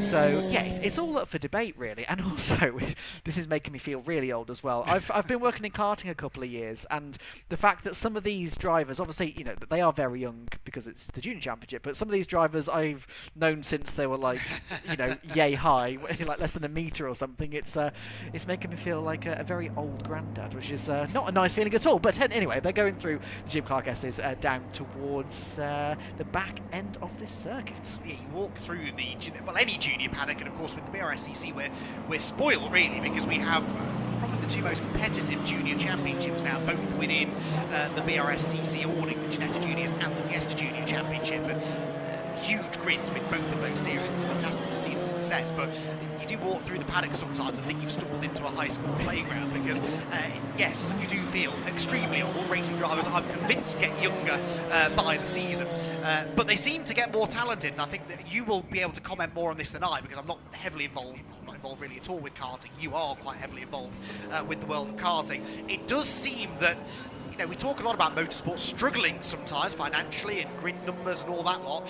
Doesn't seem to be the case in karting. If anything, the strength in depth in karting and those drivers then moving into junior car racing seems as big as ever. Yeah, at a professional karting level, 100%. I mean, the amount of drivers you see competing is really fantastic. You see, like, capacity grids. Even when you start to look down at more of the club level racing, you know, you see capacity grids there. Like, they're literally having to turn people away because they don't have the space, which is absolutely fantastic to see. And it does mean that then the junior championships have a massive array of drivers to bring in at that age level and at the skill level. You know, you see sort of 7-8-year-olds that you know, can talk better than I can and can, you know, compute a sentence better than I can. It's you look at them and you just go, how? But anyway, that's besides the point. They're gridding up on the grid now for the first race of the weekend. This is going to be spicy. It is indeed. 20 minutes on the clock then, the first of 3 Ginetta Junior races this weekend, and Fred Green starts from pole position with one clear objective: win the race and hope that the points look after themselves. The revs start to rise, red lights will go on the light fighting gantry now. They go out now, and we're away and racing here at Croft. Fred Green, a good start made from the pole position. Ethan Carney immediately pulls over to the inside line to cover, and they run single file for the most part anyway, down into Clervaux corner. Looks to me like Coronel has had a good start though, already up a position or two as they head into the first corner, and I think that Rocco Coronel is now going to be, oh sorry, that's still Scott Lindblom ahead of him, his Red Bull teammate. So Coronel, the second of the Red Bull cars, still 7th position as they wind through the chicane. There's a bit of dust kicked up at the back, but they all, I think, are still there as they head for the back straight for the first time. Now, this is where the slipstream starts to take effect, and here comes the challenge from Ethan Carney for the race lead, maybe. No, settles in line behind his teammate. Behind, though, Rocco Coronel is watching, actually, a battle unfold ahead of him. That was Scott Lindblom diving to the inside of Lewis Goff, and Scott Lindblom breaks into the top 5. Interesting dynamic here at the front, though, Kieran. Those top 3 cars, Fred Green, Ethan Carney, and Colin Cronin, all Elite Motorsport teammates. I would be absolutely shocked if either of Fred Green's teammates give him too hard a time here. Yes, but we've also seen it from junior drivers when sometimes logic can go a bit out of the window and they just go for a move because they see it. But you can see there that Ethan Carney is stuck right to the back gearbox of Fred Green as they're coming up towards the complex. And yeah, it doesn't look like he's going for a move just yet. So maybe you're right. Maybe they are actually going to work together as a team. They seem to be, look at this, they're so nose to tail. So even just the first 4 in general. You can see there that Lindblom is he's just holding up a little bit on, I believe that's Lewis Goff, is it? Lewis Goff, yes it is. So yeah, Lewis Goff is now splitting the 2 Red Bull teammates. So he's probably not going to be particularly fond of where he currently is. So he's going down the start-finish straight. Currently no moves towards the front. Lewis Goff doesn't look like he's making a move. Doesn't look like there's many moves towards the front of the grid, actually, just for the time being. Looks like they're all just settling into the race. They're actually using their heads, which is one of the things I was mentioning. You know, it's amazing to see. You can see a bit of dust kicking up around Hickford there. But yeah, like you see that they are really racing with their heads, and it's such an impressive thing to see at this age group. You sound surprised. I'm not quite sure what you're trying to insinuate there, Kieran. But yeah, you're absolutely right. I really do think that, look, the only way that Fred Green is going to get anywhere near a championship this year is if his teammates help him. Now, what's happened to Rocco Coronel? You've just spotted he's dropped down the order. There is a challenge from Ethan Carney on his teammate at the front, just to prove me wrong. But Rocco Coronel has lost 2 positions. The 2 positions he lost were to Emilio Del Grosso, and I think Max Cuthbert has got past both of them, actually. So Cuthbert, I reckon, is up into 7th place, and Coronel perhaps down to 9th. The leaders as one head towards Barcroft for the second time, but this is not going according to plan for the championship leader. No, I wonder if he was involved in that dust being kicked up down at turn 1, so maybe he just got pushed a little bit wide while trying to go side by side, or maybe just made a bit of a mistake. So, like you say, pressure perhaps getting to him at this stage of the season, but you see the leaders just so nose to tail here as they come up towards the complex for the second time of asking, and yeah, like you say, they are just, it's basically one car at this point. It's just a train. Behind, look at this side-by-side action. You go 3 wide into the complex here. Oh no, 27 has been spun out. And that's Coronel. Yeah, Coronel tangles Will Del Grosso, and we've got the 27 car off of Alfie Slater, but Coronel is right down the order. Ethan Carney is off the road as well, coming out of the final corner. It's all kicked off, and the championship leader is in the middle of it all. How often do we see this happen? You get to the end of the year, you've got one hand on the championship trophy, and suddenly you just don't get the rub of the green. Rocco Coronel crosses the line, 19th of 21 cars. That, Kieran, I did not see coming. No, me neither. That was absolutely insane. I saw the front group were just nose to tail coming through the complex, and because we've got a fantastic viewing position from out of our commentary box here. I looked behind and saw this gigantic cluster of Ginettas coming into the corner as well, and obviously in it was Rocco Coronel, and he just got caught up. It's a massive shame for him, down in 19th place at the moment, but that does almost certainly mean that Fred Green will get those 15 points in this one race. Well, so assuming he beats Coronel in the next 2 races, it will go down to the next week, to the final weekend, I should say. Now, bear in mind, Rocco Coronel, you get 2 drop scores in this championship. He's dropping a 6th and a 7th, so if he finishes any lower than 7th, then it will become a drop score. That might not even be guaranteed. It depends how much damage there is done to that number 23 car, but if he can't recover back into the top 7, this becomes a drop score. He counts back the 16 points that he was dropping for that 7th position, which I believe he got last time out at Brands Hatch. So it's not a complete disaster this for Coronel, but he can't then afford more dramas later in the weekend, especially if Fred Green, as you say, can go on and score well. Emilio Del Grosso's off the road again, coming into the complex and bounces back on. Oh no! Just as Alfie Slater taps the 21 of Matthew Chihuahua into a spin. It's all got a bit silly, hasn't it, in the midfield. Rocco Coronel, meanwhile, just dodged that second drama of the race, and he will come across the line having gained, Kieran, about 5 places on that lap alone, I reckon. Coronel crosses the line 15th place, 4 places gained already, so actually 7th place, that could be doable. Yeah, 100%. I mean, he's got a bit of a gap now to the next cluster of cars, so yeah, it's probably going to be a lap or 2 before he catches them. But one thing I did spot is during that gigantic whatever we just watched, is Fred Green has managed to pull a bit of a gap at the front there between himself and Colin Cronin, and George Proudfoot-Nalder. Thank you. Yes, that's the one. Now, I don't know whether they maybe got tangled up at the final corner. That allowed Fred Green to then sort of pull away a little bit, but he just seemed to have just managed to find a rhythm, find a gap, and they're not seem to be closing at the moment. So he is definitely in the groove. He's comfortable, as I say that, he goes sideways through sunny out, but he just seemed to be a bit of a pressure off sort of thing now. He's he's got a lot of points still to gain. It's not impossible, but with Rocco Coronel this far down and with this close to the end of the season, I mean, yeah, Fred Green is doing everything he can do at the moment. He is indeed, and it's still a teammate behind him as well. Remember, Colin Cronin, although only one Elite Motorsport teammate, and then the next car is George Proudfoot-Nalder. He's one of Scott McKenna's drivers in the MDD car.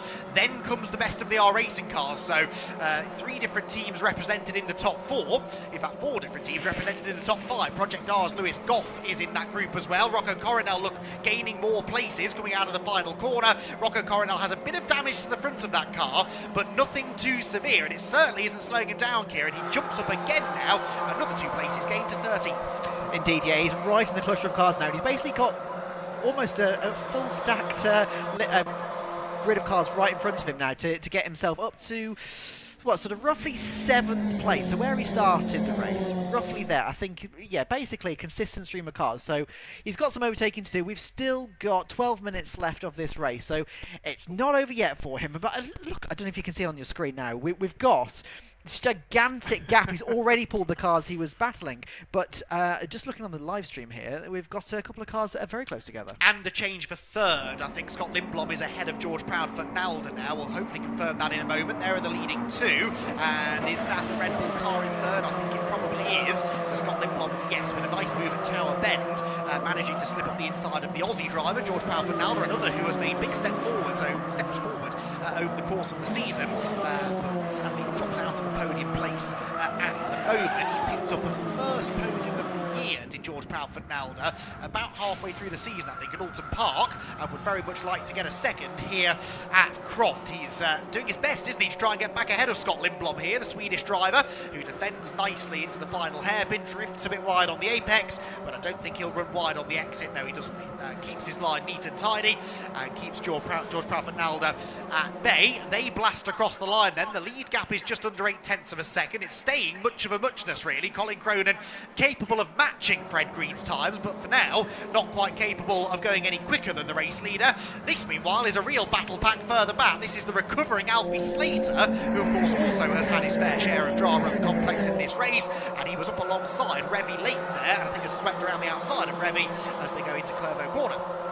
Yeah, 100%. I was just having a quick look at Rocco Coronel there, as he hasn't gained any positions on that last lap, but that's just because he's caught the next gaggle of cars, so he's really getting a move on. It did look one of the cars in front of him just went off as well, so yeah, he's not out of it. Here we go. I don't know if, yeah, we can see down in front of us in commentary position that he's just about to possibly, yeah, down the inside at Tower, so he's he's making his moves at the moment. It's just racing up and down. This was fantastic about the Ginettas, you know, one makes series, but these cars are so light, they're so agile, and it's teaching these drivers such important skills really to make that jump from karting up to cars. These cars are designed to do that, to be a platform for drivers to transition into car racing, and I mean, you can see the result, it's absolutely fantastic. But see the cars coming up now towards the complex once again, and interestingly, look who's closed up. Yeah.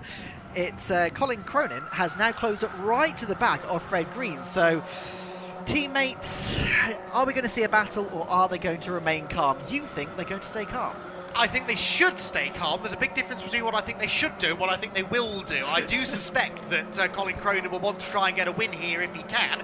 Colin, winless so far this season. In fact, remarkably, hasn't picked up a podium yet, which I say remarkably because he's been in the lead bunch all season long and is yet to pick up a podium finish. So he's already on course for that. If he stays where he is, he'd love, of course, though, to make it a race victory. Big battle pack coming across the line. We'll focus back in on the leaders. They turn through the chicane, and for the first time, I'd say so far this race, Colin Cronin is close enough to have a go into Tyre. This will be telling. He's in the slipstream. He's less than a Ginetta G40 length behind. Does Fred Green feel the need to defend? I think he is just covering. No, takes the racing line. Did not feel any threat there from Colin Cronin. And Colin, to his credit, didn't even show his nose to the inside line. Is that indicative, I wonder, that Colin is willing to play rear gunner, at least for now? It did look like that, yeah. Going down towards Tyre, he just stuck to the left-hand side. And you could see there that Fred Green just slightly came out to the right-hand side, just in case he started to make a move. As soon as he realised he didn't, he swung back over to the left to take the normal racing. But I mean, coming through Barcroft, Sunny in and Sunny out, they had just nosed down. You can see there that Fred Green is just, I wonder if his rear tyres are going, because he does seem to be sliding a little bit more than some of the other people. And we did see that towards the start of the race, where he was kicking the back of the car out a little bit more than some of the other people. So I wonder whether those tyres are starting to suffer a little bit, which is allowing Colin Cronin to be right on the back of him once again. As you can see there, that the number 8 of Lindblom is still trying to defend against George Proudford Nolder. So yeah, we've still got quite a bit of racing still to go. On that previous lap as well, Coronel gained 2 positions. He's currently in front of 2 cars. He's got another pack ahead of him. He's got a couple of seconds to try and catch up on. So he's currently up in 11th position now. As I come across the line once again, let me just double check that just to make sure I'm not talking rubbish. Yes, he's still in 11th position, so he's still got a bit of time to make up. So 4 positions until he reaches his joint worst position of the year. So it's not impossible. We've still got 7.5 minutes of this race remaining. Going down towards Tyre, though, we can see that Cronin is still not willing to make a move on Fred Green. So, yeah, perhaps they did have a conversation before the race. Just basically, don't. Well, there are 2 possibilities. That is one of them. The other is that he's simply waiting till the end of the race, because this has been the Rocco Coronel strategy all year long. Rocco rarely leads a race from lights to flag. He normally sits in 2nd position, waits till the last few laps, and then makes his move. And I think a lot of the other drivers have sort of learned that. They've seen that that's what Rocco's done with such great effect. And the thing is, battling now is sort of pointless, because even if you get the lead, it's Ginetta Junior Racing, you're not really going to get away, and there's a very good chance that Fred will just come back at Colin Cronin again in the latter stages. What it will also do is invite Scott Lindblom and George Proudford Nalder to the party. That being said, they're actually catching anyway. The 3rd and 4th place cars quicker than the leaders right now, and it is 4 for the lead. Might this spur Colin Cronin into action, or is he content to sit there? Remember, the 3rd place car is an R Racing car, teammate to Rocco Coronel. I'm not saying that they will do anything dirty, but Scott Lindblom is no friend to Fred Green, that is for sure. So Fred desperately needs to keep a car between himself and that Red Bull liveried R Racing car. Yeah, 100%. And obviously, if you're Fred Green at this point and you can see that Red Bull livery car coming up on you, I do wonder, can he see the number?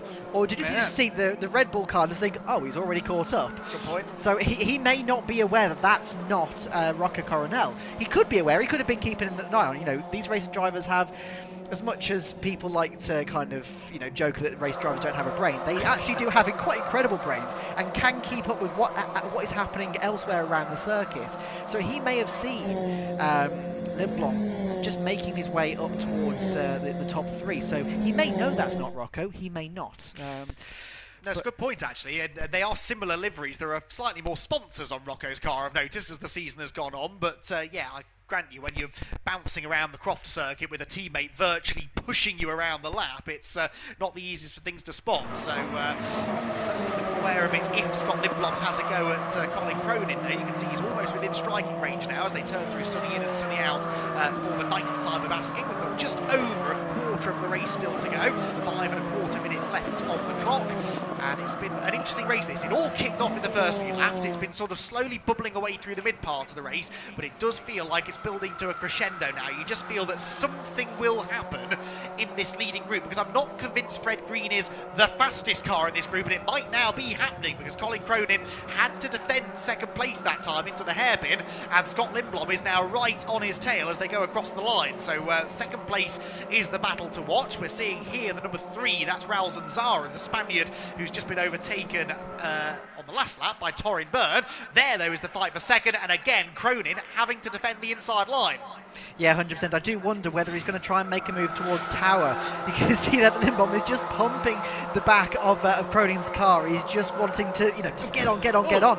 See, somebody go off or just about misses the barrier on the start-finish rate. There we go, on our screen now, the number 83. That's Revy Lake. It is indeed. But going down towards Tyre, the leaders once again. You can see there that now they are properly defending as Fred Green and Colin Cronin are basically just trying to keep the Red Bull Racing number 8 away from them, but they're not succeeding at the moment, as Lindblom is now on the left-hand side as they head towards the Jim Clark S's. So here we go, as he managed to make the move. He's still side by side, still side by side, still side by side, still side by side, still side by side, and there we go. Cronin just manages to get his nose ahead once again into Sunny in and through Sunny out there. You can see Lindblom is just on the gearbox of Cronin's car once again. But this is playing into Fred Green's hands. He's now managed to build a bit of a gap, which is not what Lindblom wants to see, nor the team of the two Red Bull cars either. It goes a little bit too wide,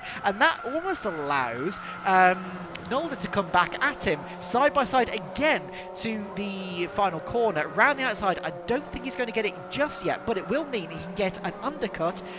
I think Lindblom has played that perfectly. He's managed to get ahead of Nolda, stay ahead, as you can see. Oh, you're just reacting to something at the final corner there. But yeah, he just managed to stay ahead and down towards the start-finish straight. Once again, it looks like they are staying position for the time being. It's actually, he's dropped back a little bit because of that mistake from Cronin. So yeah, it's 2.5 minutes, well, 2:50 still to go on the timer. So it's not over yet. It's definitely not over yet. But Fred Green is looking a little bit more secure now with that gap that he's built behind him. The intake of breath, by the way, was Rocco Coronel diving up the inside of Raul Zanzara. He's 9th now and has Torin Byrne right in front. It is then 2.5 seconds, though, to Max Cuthbert. So I think 8th might be as good as it gets here for Rocco Coronel, with probably only a couple of laps still to go. There, meanwhile, is Harry Bartle. That's a right rear tyre being changed. Is that tyre flat? It doesn't look particularly flat to me, but he's obviously reported some sort of issue with the right rear corner, and the team going to work on replacing it, so he bails from the pit lane. The leading group arrives down at Sunny Inn, and whether he wanted to or not, Colin Cronin has become rear gunner for Fred Green, hasn't he? Because he's just having to focus a little bit more attention on defending from Scott Lindblom than he is able to put towards attacking Fred Green, and so again he defends here into the entrance to the complex. Green therefore getting away ever so slightly. I do fear though that if Lindblom ever gets past Cronin, he will probably have the pace to go after the race leader. Is he going to have a go into the hairpin? Well, no, because Cronin covers the inside line. Scott Lindblom sort of goes to the middle, and to the outside goes George Proudfoot-Nalder. Again, looking for that switchback is George, not quite able to get it. They're being caught now by Lewis Goff, who continues to impress on his debut couple of rounds in the championship. Across the line we go. Oh, the checkered flag is out. Why is the checkered flag out? The checkered flag has come out 1 minute and 20 seconds early, and with no obvious reason. But that is the end of the race. Yeah, and also on the timing screen, it's only picked up Goff as the first finisher. Yes. So Green, Cronin, Lindblom, and Proudfoot have not officially, according to the timing screen, taken the flag. But yeah, we've still got 1 minute left on our countdown timer on the timing screen in front of us. obviously on the stream screen that you are watching at home, it says finish. But yeah, I'm not 100% sure what happened. Maybe because there's been some delays obviously earlier on, so perhaps that's what's happened. But you've just spotted something. Well, Noah Young hasn't come through, so I'm wondering whether Noah's had a drama somewhere. Maybe that's led to an early finish. I don't know. There are 2 cars that haven't come through, and one of them is Harry Bartle, who we know is in the pit lane. Noah Young is the other, and I wonder whether he has had an issue somewhere around the circuit. I'm not sure. Hearing he's spun at turn 1, apparently, Noah Young. So Noah Young then has had a rotation. I can't see him in the box window, but anyway. So he's not, so he's still going. In fact, yes, here he is, Noah Young. So no, he's not the reason for the red flag. Or it's not a red flag, it's just an early checkered flag. It's all a little bit confusing, but anyway, the race ends, for no obvious reason, a minute and 20 seconds early. Whether it would have changed the result, I don't know, but Fred Green is your winner, and he takes the checkered flag over Colin Cronin and Scott Lindblom, with the top 3 covered by 1.2 seconds in the end. What that also meant is that Rocco Coronel actually did get ahead of Torrin Byrne. So Coronel got ahead of Torrin Byrne, but did not have any time then to chase after Max Cuthbert. So was correct in saying that 8th place was as far as Rocco would get, and that means the championship rumbles on. It will not be decided in this race. It will go down at the very least to tomorrow. Remember, Fred Green only needed to outscore him by 15 points over the whole weekend, and he's taken more points out of him in that one race than those 15 that he needs. Green then the winner, Colin Cronin second, and third for Scott Lindblom, with George Proudfoot, Nalda and Lewis Doff completing the top 5. Ethan Carney sixth there to Max Cuthbert, Rocco Coronel, Torrin Byrne, Rouse and Zarin, and Josh Watts in 11th. Josh Henry was 12th ahead of Alfie Slater, who had a dramatic race in his number 27R racing car. Emilio Del Grosso likewise has some stories to tell, finished in 14th ahead of Jarrett Clark and Felipe Reich, who was given a 10-second penalty for exceeding track limits. Henry Cameron, Matthew Chihuahua and Revy Lake were next after Revy's spin, with Harry Bartle visiting the pit lane for a tyre change but crossing the line in 20th on the lead lap still, and Noah Young after that spin at Clairvaux coming across the line in 21st. So much confusion reigns at Croft at the end of that race, but we will have a chance, I believe, to catch up with our top 3 drivers. I think they've got the memo and have hopefully pulled in the pit lane area, and we'll hear from Fred Green, Colin Cronin and Scott Lindblom after what was a dramatic race and a well-managed race, it has to be said, from Fred Green. I believe we are good to go down at the end of pit lane. Kieran Mogg on hand to step in and chat to our podium finishers. Yes, thank you very much. And we can see obviously the top 3 are down here in the pit lane, and we have a quick chat with Fred Green here as he's just having a quick chat with Cronin. So Fred, that was a tough race. Obviously, you had a bit of challenge behind you. Lindblom caught up to 3rd place. So interesting one. I'll give you a bit more trust, but you still got to drive around for however long and not make too many mistakes. So yeah, it's really tough, but happy with how it ended, and a bit more trust, but you still got to drive around for however long and not make too many mistakes. So yeah, it's really tough, but happy with how it ended, and really happy for Colin as well. And we're talking in comms just about the mentality you had going into that, because obviously Coronel's got quite a bit of a lead in the championship. Is it almost a bit of a pressure off situation for you now, just a case of just do what you can and see where it goes? Yeah, for sure. I'm just here to get the race wins, you know. I'm not really too stressed about the championship, you know, it is what it is, but yeah, if we keep doing what we're doing, we might have a shot, so yeah, we'll see. Are you going to repeat that tomorrow? Yeah, it'd be nice. Hopefully we can go for a 1-2-3, but yeah, you never know in this job, but a win would be nice, yeah. Absolutely. Well, congratulations on today, and hopefully see you again tomorrow.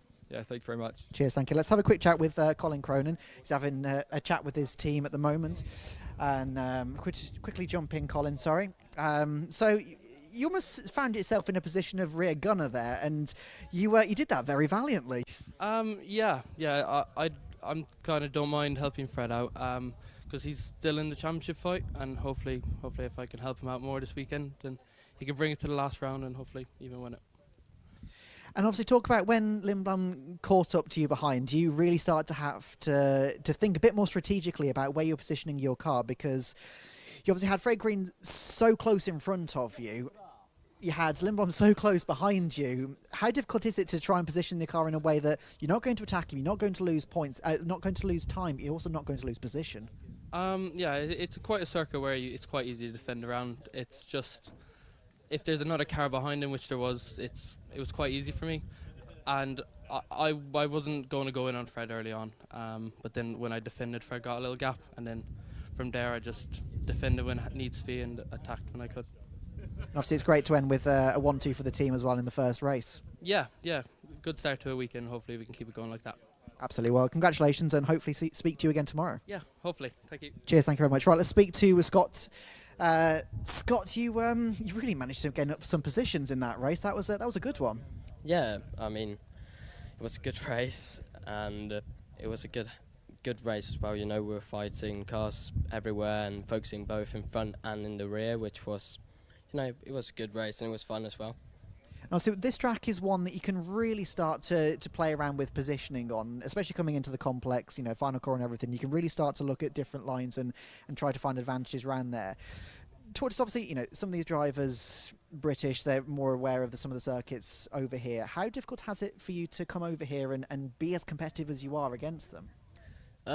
Yeah, you know, I think it's the same for everyone really. It's only the drivers who are doing the second year, which has been on these tracks before.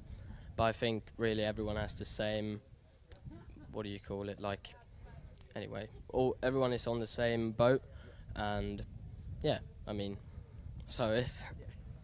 And obviously you've got a couple more races still to go. Do you reckon you can take the fight for the win?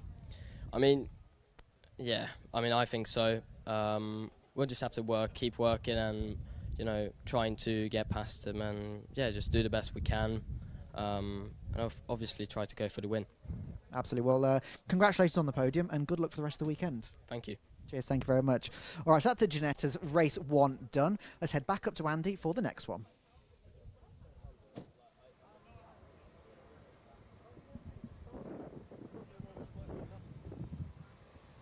Thank you very much, and we have cars heading out onto the circuit then for our next race. It is the Mazda MX-5 SuperCup Championship, which takes to the track next, and very much looking forward to this one, the MX-5 SuperCup, one of my absolute favourite championships in British Club Motorsport, and they put on a decent show this year. Slightly smaller grids than we've had in previous seasons, but still exciting racing, you can always guarantee that. And these newer shaped Mazda MX-5s that we saw out in the Clubman race earlier on, the Mark III cars, are set to put on a show for us here around the Croft Circuit. The grid then as follows. It's pole position Will Blackwell-Chambers with Tom Langford alongside him. They're the top 2 in the championship as well, and I reckon about 42 points is Will Blackwell-Chambers' advantage after those pesky drop scores have been calculated. Row 2 then for Jack Harding, who's not done a full season but often does come out to play at his local circuit here at Croft, a former multiple race winner in this category. He's got Ollie Hall, 3rd in the championship for company.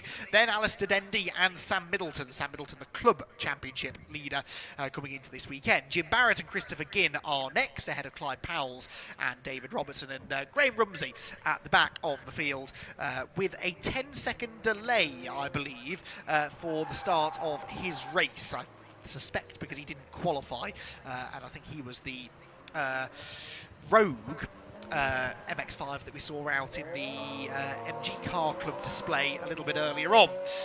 So, as I said, don't be put off by the fact that this is only an 11-car grid, because the MX-5 Super Cup is usually one of the most competitive championships in the Brscc roster. We've got enough quick drivers at the front of the field to make a good race of this, I think. Will Blackwell-Chambers and Tom Langford have been trading race wins all season long. You throw in Jack Harding, who's an MX-5 specialist, really. Jack, for numerous seasons, was a perennial runner-up in this championship, and went away to race in the Civic Cup for a few years, and again was a front runner there, albeit remarkably short on good fortune, it seemed, whenever he went and raced his Civic. But he's back now racing MX-5s. As I said, not a full season campaigner, but he has dipped in and out over the course of the season. I think I'm right in saying that he doesn't he does score championship points, actually, because he scored on all of his previous occasions. He's only actually done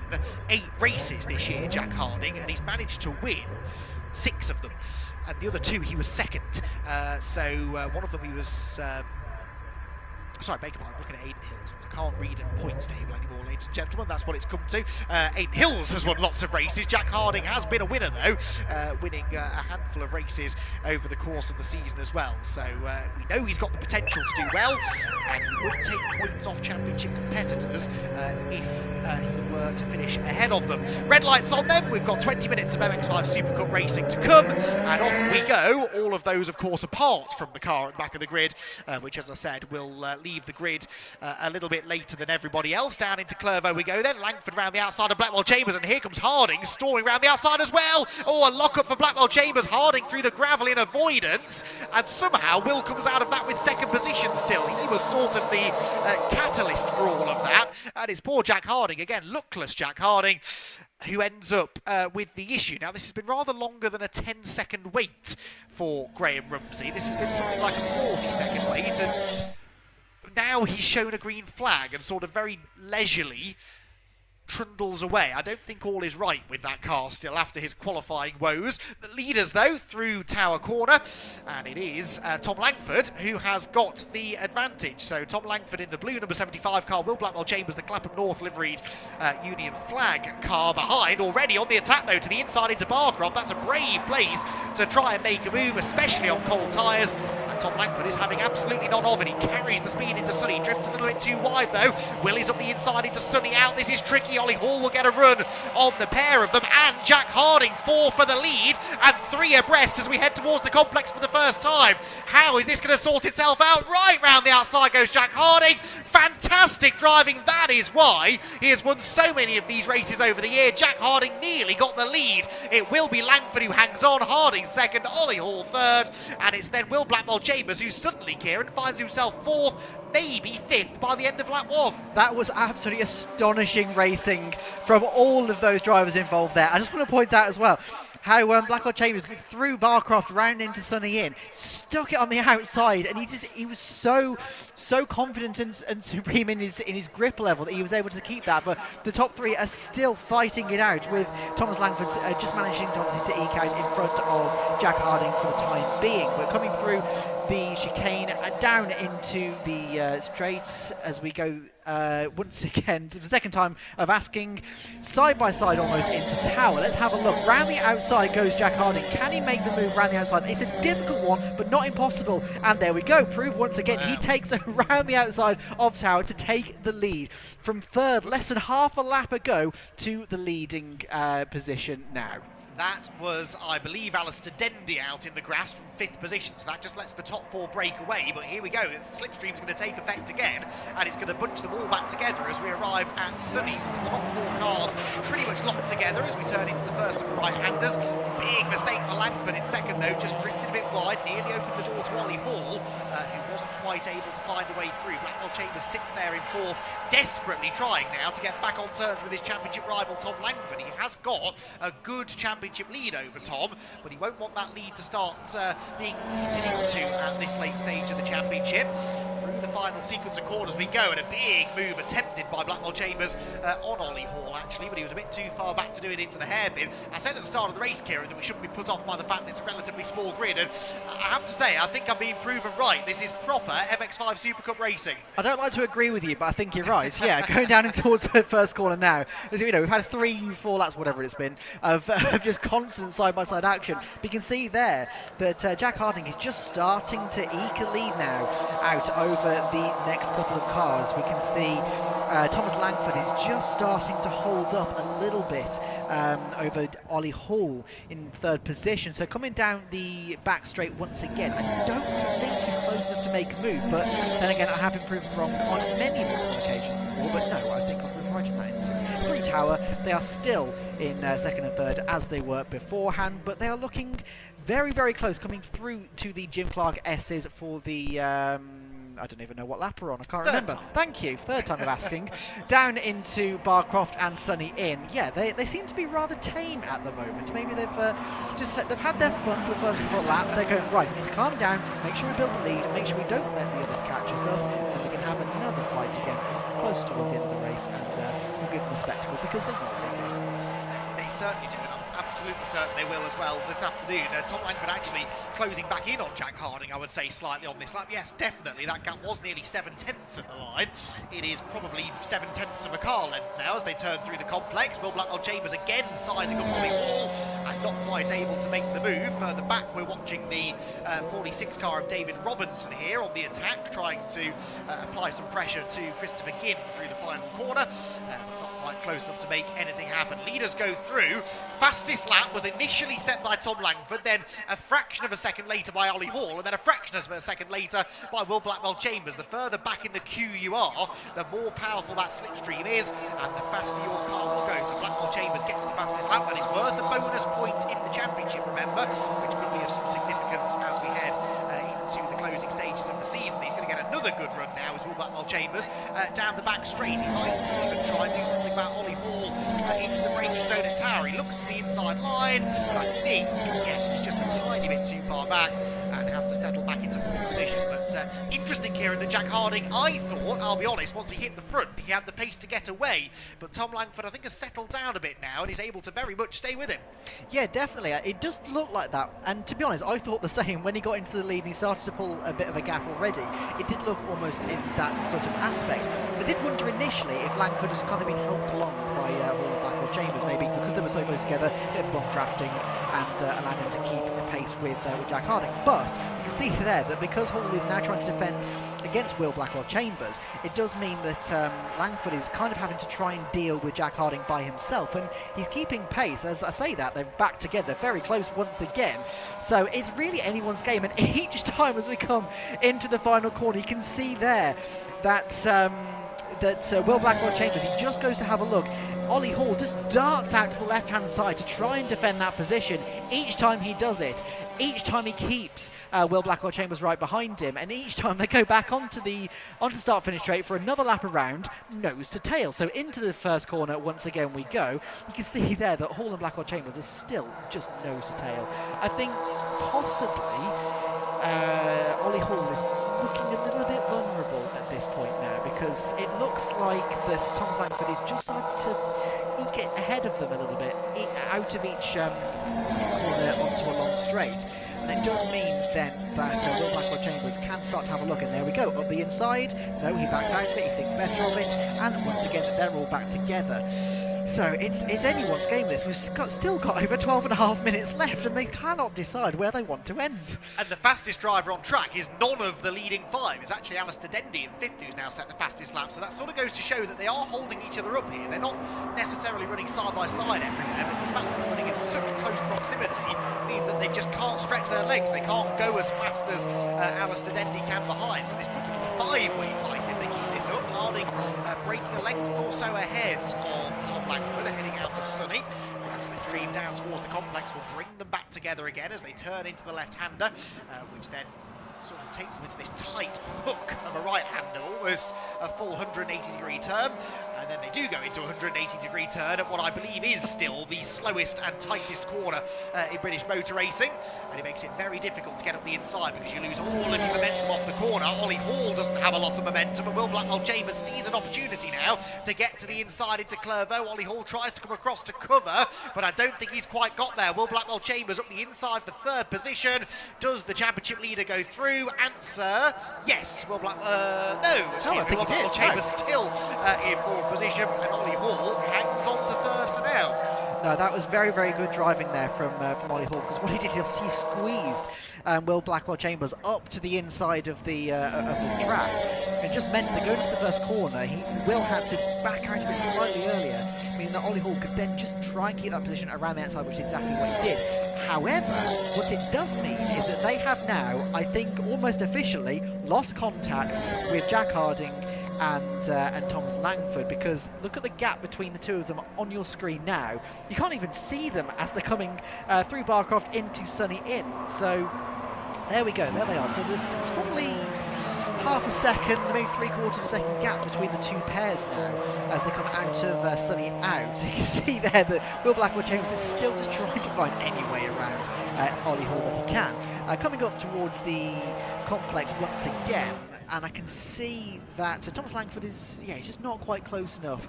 Ollie Hall is still just trying to defend again. So here we go, coming round towards the final corner, to the outside, he defends up the inside. There goes Will Blackwell-Chambers, but no, he backs out of it. Ollie Hall had his measure, and that does mean that he then loses a bit of momentum onto the main straight, so he's secure going into turn 1.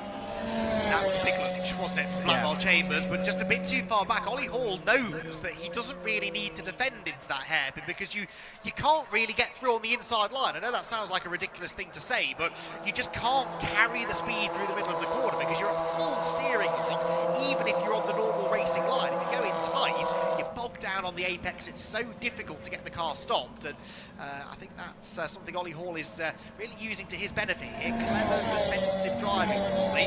And he's not really overly defending, just running his own line for now, keeping Blackwell-Chambers at bay. Tom Langford, meanwhile, closes right back in on Jack Harding as we tick into the second half of the race. Is this where Langford maybe starts to turn the screw a little bit and try and apply some more pressure to the race leader? Langford seems good through this sequence of corners, the high-speed stuff through the Jim Clark S's and into Barcroft. Is he maybe going to try and throw it up the inside into Sunny? That would be quite some move from that far back. And sensibly settles in behind Harding for now. What Langford doesn't want to do, of course, is engage in a battle with Jack Harding that brings Ollie Hall and Will Blackwell-Chambers back into the equation. He's quite happy right now, Langford. He's not under any pressure. He's keeping pace with the race leader and still has 9 minutes of the race left to try and find a way through. Yeah, I do wonder whether Thomas Langford is actually trying to overtake or not at this point. Even when they were very close together, I do wonder whether he was just trying to take his measure up the inside once again. We see Ollie Hall is just trying to fend from Will Blackwell-Chambers. Will loves trying that, but each time he just hasn't managed to make it work. Because Ollie Hall has just managed to position his car in such a way that it just doesn't allow Will Blackwell-Chambers to get enough overlap of the two cars to get past him. And each time he then loses momentum down the start-finish straight. He then uses the entire lap to get it back to make another attempt at that corner, to then lose it again. It's just a vicious cycle. Interestingly, though, that gap between the two pairs does look like it's come down just a smidge. So I do wonder whether maybe we could get back to that force we were racing with earlier. See there that Thomas Langford is, he just doesn't appear to be trying to make a move at this point. I think maybe he is just wanting to hold station. They've still got 8 minutes of this remaining, 8 minutes of this race remaining. Not that they specifically know that, they just know it's not the last lap yet, because they haven't got a timer or a big clock on the grid that they can have a look at. So he's obviously probably mentally, or maybe he's got a clock in the car, I don't know. Yes, lots of them will do, actually. Yes. Lots of them will do. Although I'll be honest with you, after what happened in that Ginetta Junior race, I wouldn't be leaving my move to the last lap, because who knows when the checkered flag may or may not be waved. I think there were a couple of drivers in that race who will have wished that they had that extra lap to make the decisive move. 7.5 minutes to go there, so we're some way away from that. You're right about the gap coming down, by the way. Hall and Blackwell-Chambers were about 3/10 quicker than the race leader on the previous lap. In fact, Will Blackwell-Chambers set the fastest lap of the race. He's on the inside of Ollie Hall, and this time gets there, but just can't carry the momentum through the corner. And Ollie Hall is able to sweep round the outside and carry the speed onto the main straight. So Will Blackwell-Chambers, try as he might, just can't make that move work, and it lost him time, it lost him momentum, and now he has to try and claw his way back onto the tail of Ollie Hall's car over the first half of the next lap. That's also allowed the top two to scoot away again slightly, and Tom Langford keeping the pressure on Jack Harding. Now, is Tom closer to Jack here than he has been on previous laps? I would say he probably is. He's in the slipstream. Jack Harding, I'm sure, will cover the inside line, but Tom Langford might be about to be presented with his best opportunity yet to try and get the lead of the race back. Can't get to the inside, and Jack Harding leads the whole race in the end to cover it quite comfortably. Again, it didn't look like Thomas Langford was actually trying there. He stuck to the left-hand side as Harding moved over to the right to try and defend the position. But yeah, Thomas Langford, he just stuck to the left-hand side, kept on his line, and for the time being, at least, they're pulling out that gap once again. So maybe that is the strategy for the time being. He just looks so uninterested in terms of his the body language of the car. Looks so uninterested in trying to make a move at this stage of the race. He just seems to be quite content with keeping that line astern nature they have been keeping for the last 10 minutes as they come once again into the complex. But again, that gap has closed right the way down. And Will Blackwell Chambers, once again, I don't think he's close enough this time, so he's going to keep it. There we go. So he's not attempting it this time, which means, there we go, we now have the 4 cars line astern once again with 5 minutes remaining of the race. So if you're Will Blackwell Chambers, where do you go for it? Because by the time you get up to Tyre, possibly the slipstream might not be as much of an effect, because you've obviously got 2 cars in front of you also using the slipstream, so you're not going to get as much of an effect of it as that. The wind isn't particularly high, so that's not going to make much of a difference. So where realistically is your place? You're going to need to try and catch them out at some point. So either way, he's been trying it up at the last corner, or potentially if you can make a surprise move into Barcroft, then into Sunny Inn, that might be your best opportunity. Because you don't often expect to move there, do you? So I think you might be right. But of a defensive move there from Jack Harding as well into Tyre, first sort of real movement to the inside of the road that he's had to make at that point. He knows we're in the final 5 minutes, and the intensity is only going to start picking up through Jim Clark-Essie to go. This is part of the circuit that Kieran was just referring to then, and definitely it looks like Langford is on the attack, carrying good speed through the S's. He'll try and do the same through Barcroft now. Can he get to the inside? No, they just don't do a lot of braking into that corner, do you? Really carry the speed in. There's camber on the apex, which catches the car, hooks it through the turn, and it means that it's not a massive opportunity to outbrake somebody. Towards the complex, though, that is a good place to try and outbrake somebody, particularly into the final hairpin. Is Tom Langford going to try something this time around? He closes in on Jack Harding as we turn into the right-hand elements of the complex. Got to carry good speed through there to get to the inside into the hairpin. And in the end, none of them decide to make the move. Just a little story that's unfolding further back, by the way. In 6th position, Sam Middleton, leading in the club class. He's also the championship leader in the club class. Well, he's been given a 5-second time penalty for exceeding track limits. He is 7.6 seconds ahead of Jim Barrett. So at the moment, it wouldn't cost him the class lead. He's got a fairly slender championship advantage over Jim, actually, in the club championship, so would very much like to finish ahead of him. And as they come across the line this time, Jim Barrett is now 8.2 seconds back. So I think despite that penalty, that club class victory should still go Sam Middleton's way. Yeah, absolutely. Now, back towards the front end of the grid, it did look like there that Ollie Hall had a bit of an issue coming through the chicane there, up towards Tyre. There's no moves being made just yet, so yeah, you can see there that Will Blackwell Chambers is just... He seems to be biding his time a bit more now. We've seen the last couple of laps into the final corner, he's not been going for that surprise dive, because I think at this point Ollie Hall just expects it every lap. But back towards the leaders, you can see there that Thomas Langford is back right on the back gearbox of Jack Harding. So again, he just can't quite make any indent into his progress. And through Sunny out there, I've been noticing that Jack Harding seems to be sort of pulling away a little bit from Thomas Langford each time, which then allows him a bit more breathing room coming into the complex. Side bites! Oh! You can see there as Ollie Hall and Will Blackwell Chambers went side by side, and Will Blackwell Chambers at the rear end of his car just came sliding out, losing control, just unsettling the rear end, but thankfully managed to catch it. That's a really good piece of car control there from Will Blackwell Chambers. So he managed to keep it. It's still in the race, but we've only got now 2 minutes left of this race. So if he's going to do something, it really needs to be soon. Yeah, 2 laps, I'd say, before, in theory, the checkered flag is waved. It's definitely a 2-horse race now, isn't it? That battle between Ollie Hall and Will Blackwell Chambers intensifying means that the top 2 really have sort of scooted away now. Down the back straight they go, and Langford I don't think is as close as he has been on previous laps, so Harding should be secure in the race lead. The local man, this is local track anyway, Jack Harding, is been a happy hunting ground for Jack over the years, and he'd love to notch up another race victory here on another guest appearance in the championship. Say guest appearance, he does score points though, so he's a guest driver in the sense that he hasn't done the full season, but he is eligible for points. He's currently taking points away from both of the top 2 drivers in the championship, one of them being Tom Langford, and Langford really could do with finding a way through here to maximise the damage that he's doing to Will Blackwell Chambers, who, remember, has that very healthy championship lead coming into the weekend. If he could have 2 cars between himself and Will, then he would take a fair chunk out of the advantage for the points leader.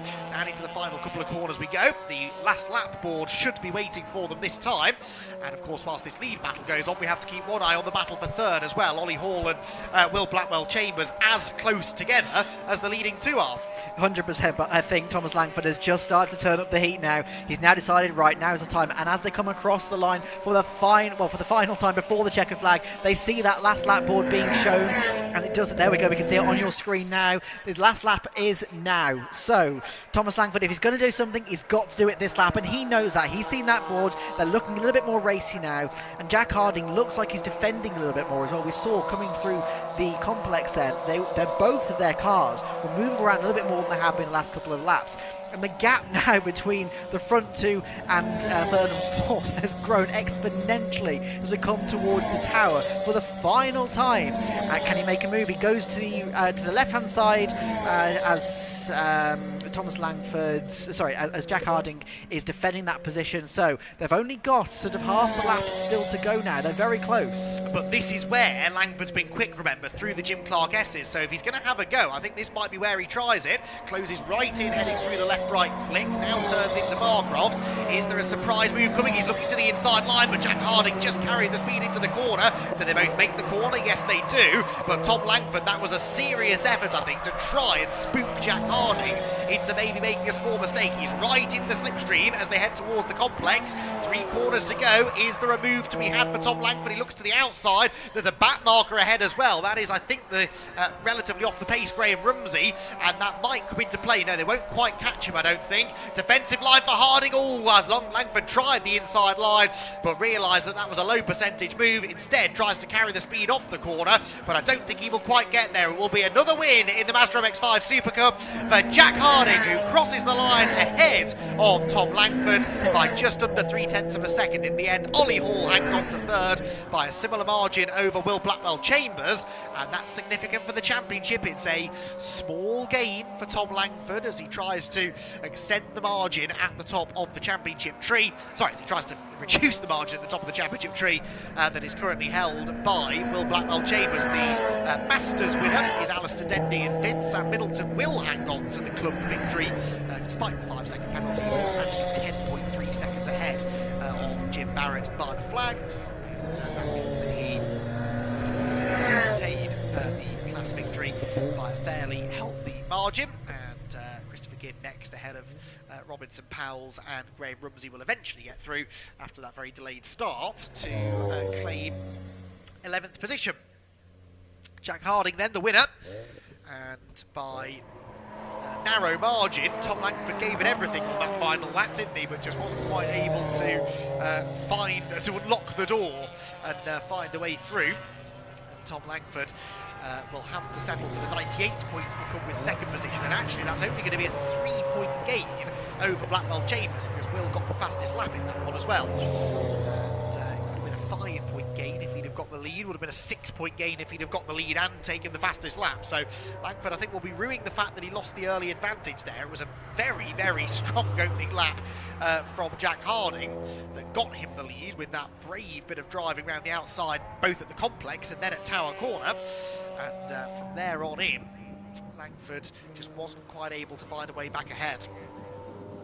So cars then will head down to the pit lane area, and after that we will have racing from the Mini Melias coming up next. The results on screen, and Jack Harding gets the win. Second for Tom Langford, third Ollie Hall, and fourth Will Blackwell-Chambers. 5th place for Alistair Dendy ahead of Sam Middleton 6th, Jim Barrett in 7th, then it was Christopher Ginn, David Robinson, Clyde Powells and Graham Rumsey to complete the 11 car field. All 11 of them got home. And we saw some thrilling racing at the front of the field, particularly in those early stages. Calmed down a bit after that, although only from our perspective. I'm sure from the perspective of the drivers involved in the battle at the front, it was anything but calm, because they were all over each other, really. Langford and Harding, and the Blackwell-Chambers and Ollie Hall battle for third as well was equally as entertaining. So we are ready, I believe, to head down into the pit lane, and Kieran Mogg on standby to have a chat with our top 3. Yes, thank you very much. Oh, watch yourself. We're as Ollie Hall is just backing up a little bit, but yeah, we can see Jack Harding and Tom Langford is having a bit of a chat after that fantastic battle between the two of them. But let's have a quick chat with Jack Harding once he's got his helmet off. Actually, Ollie Hall, you got your helmet off first. That was, you really had to try and fight for that one to keep the position. Yeah, no, definitely. It was a great race with Will. He definitely didn't leave me an inch anywhere, especially in the last sector. The toe and the circuit is so big. These two were battling, but the toe between them was gone. So it was, it was a good battle for third, but very happy with the result. So his measure each time. So is that because you've raced before and you know his core style, or were you just picking up that was going to be the best place that he was going to try it? Yeah, it was quite a predictable move towards the end, but no, it was good. I was expecting it. I just want to say thank you to all my sponsors for getting me here today, and let's hope for the same again tomorrow. Hopefully up the podium. 100%. Well, congratulations on the podium, and hopefully we'll see you a bit further up tomorrow. Thank you very much. Cheers, thank you. Right, let's have a quick chat now with Jack Harding. So, Jack, A, you had to fight to get to the front, and then B, you had to fight to keep it. Yeah, it was always going to be a tough race. We qualified pretty well. I had 4 laps disallowed. Completely my fault. After the curb finishes, there's a white line, and I was just staying on the curb too long and just got a track limit penalty like 4 laps. So that put me back to P3. But I knew we had pace in the race, but we are on older tyres compared to like Will and Ollie, so I was a bit worried about them. But ended up being me and Tom at front on old tyres and we did well. So I knew he was wanting to get his win. So I kept half defending, but then trying not to back us up as well because I knew he wanted points for the championship. So no, it was a really, really good race. Can't thank my sponsors enough. AK Motorsport have come here this weekend to run me, as well as Hall Sport. They're giving us a hand all the time. All my sponsors, Gazebo Food, Auto Vox. Honestly, I couldn't thank them enough. Absolutely, congratulations. And yeah, we'll see. We'll see if we can do it. But yeah, no, we'll see. We'll see if we can do it. But yeah, no, it's good. When you're at the front, you feel really slow. When you're behind, you feel really quick. It's just a slow stream. But it's we'll try and do the same again. Absolutely, congratulations. Let's have a quick chat now with Tom Langford. Tom, that was a tricky one for you to try and get past him. You know, you couldn't quite make it there. So, for most of it though, I want you to confirm something for me. Were you actually trying to overtake for most of that, or were you just trying to stick in the slipstream? Because I was thinking that you looked quite secure in the position. You just wanted to try and get away from the back two. Yeah, I was quite comfortable. I was quite happy following Jack for most of that. I was more concerned about the guys behind Jack than they would have caught us or passed us immediately. So I just wanted to manage that, and I think Jack knew that as well. So we left it until the last lap to try and give it a crack. This is my first race ever at Croft, so having to learn the track and where you can overtake, it's taken time, but I think we did a pretty good job. Well, second in your first ever race, so I'm expecting a win tomorrow then. Yeah. We'll try, definitely. I've got 2 chances tomorrow. I do want to say thank you to AB Motorsport, Next Wave Safety, Mofolio from Germany, and Cis Auto Electrical. Without them, I really wouldn't be on the grid. But yeah, I'll be pushing for that win tomorrow. Absolutely, congratulations. Thank you very much. Cheers, thank you very much. Now, as you may be able to hear, there are some cars on the grid, so Andy, it's up to you. Yep, thank you, Kieran. We've got cars on the grid for our first mini racing action of the weekend. Then the Goodyear Mini Challenge. It's the Mini Melias who take centre stage first this weekend. And we will have the Mini 7s racing as well. They don't race till tomorrow, the 7s, so they have 2 races tomorrow. The Melias have 1 race apiece each day. Within the Melia race, we also have the Mini Libras as the five cars lining up at the back of the grid. Our own separate race. The Melias, though, came at Death on pole position, on the front row together, I should say, and they are 2 of the 3 championship contenders. Aaron Smith, the 0 car, is second in the championship, only 2 points behind. Kane Aston, though, the championship leader. The grid flashes up briefly on the screen. We haven't got time to get through it, though, because the race is, I believe, about to get underway. The green flag was waved. In fact, they're going to get a green flag lap, so we actually do have a bit of time to go through the grid. I apologise. Slick tyres, of course, on the Mini Melias, so they do need a green flag lap to get some heat into them. So we can get the grid graphic up if we've got a moment or two to do so, and run through the way in which they're going to start this 20-minute race, the Mini Melia Championship, which is a hotbed of competitive racing, as we've seen over the years, and expect no different from them here this afternoon. Kane Aston then on pole position. He is the championship leader, as I said, by just 2 points over Aaron Smith, but Rupert Death separates those on the grid. Rupert Death, who's 11 points off the championship lead, will be lining up second. Blink and you miss it. You've had your chance to look at the grid graphic. I'll run through it anyway for the benefit of those here. Trackside, Aston and Rupert Death on the front row. Aaron Smith and Ian Curley together on row 2. Former British touring car racer Ian Curley. Phil Bullen-Brown and Colin Peacock are together on row 3, ahead of Sean King and Ryan Taylor on row 4. Row 5 for Andrew Hack and Mark Sims, and Lee Roberts then on his own on the 6th row. Then we miss a couple of rows. That's where the Mini Libras will line up. They are headed by Ian Fraser ahead of Andrew Dickinson, with Julian Proctor and Les Stanton next. Phil Harvey, interestingly, the Libra Championship leader, 5th and slowest of the cars in class, and about 1.2 seconds off the pole position time this morning. So issues perhaps for Phil Harvey? Hopefully not. He is the multicoloured livery, the Mini of many colours, the blue, yellow and red at the back of the field. And we're hoping to see him maybe move forward from there. You'd expect him to. He is fairly comfortably ahead in the championship standings. The main headline, though, Kane Aston versus Aaron Smith versus Rupert Death for the championship. There are 6 races still to go in the Mini-Media Championship, and so time for things to change, but certainly Kane Aston and Aaron Smith have been almost inseparable all year long. They've not actually done an awful lot of winning, though. A lot of the winning has been done by Rupert Death, but he's been far less consistent than those two. And there's been a little run of victories, particularly for Kane Aston in the second half of the year, which has just put him narrowly ahead. He's won 3 races this season, has Kane Aston. Aaron Smith with just the 2, and Rupert Death, who won 2 races early, had a 3rd win midway through the season, just sort of dropped back a bit with a non-finish last time out, and hopefully he's going to be able to bounce back from that here at Croft. So cars then make their way around towards the grid, Kieran. Mini-Melia racing, always exciting, and whilst this is a narrow circuit, and yes, it's usually quite difficult to overtake here, I don't think these little minis are going to have too much trouble going side by side.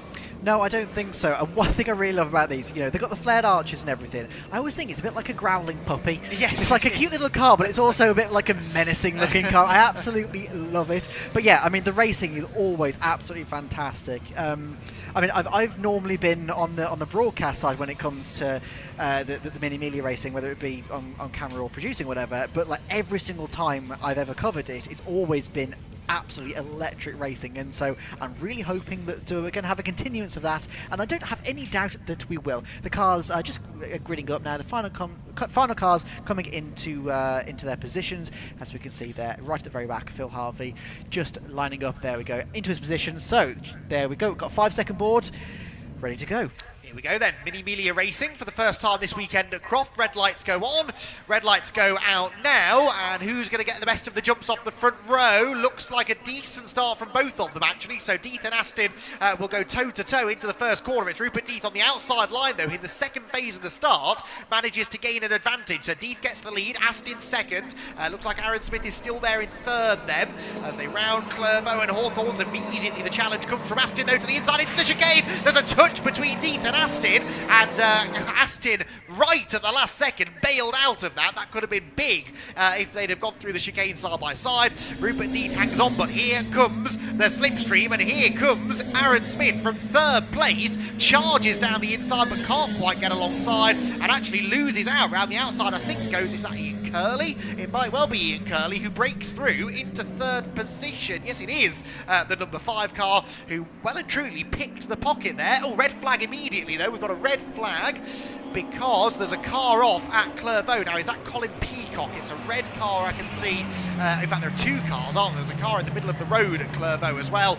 And the race then is being stopped. So whilst we were getting all excited about the leaders battling on, there has been a coming together further back, and a couple of cars with damage that need to be recovered. So red flag flies, and the race stopped. That's a shame, because that was bubbling away quite nicely. Exactly what we expected, really. That powerful slipstream down the back straight. When we do go racing again, Kieran, that is going to be the big story, isn't it?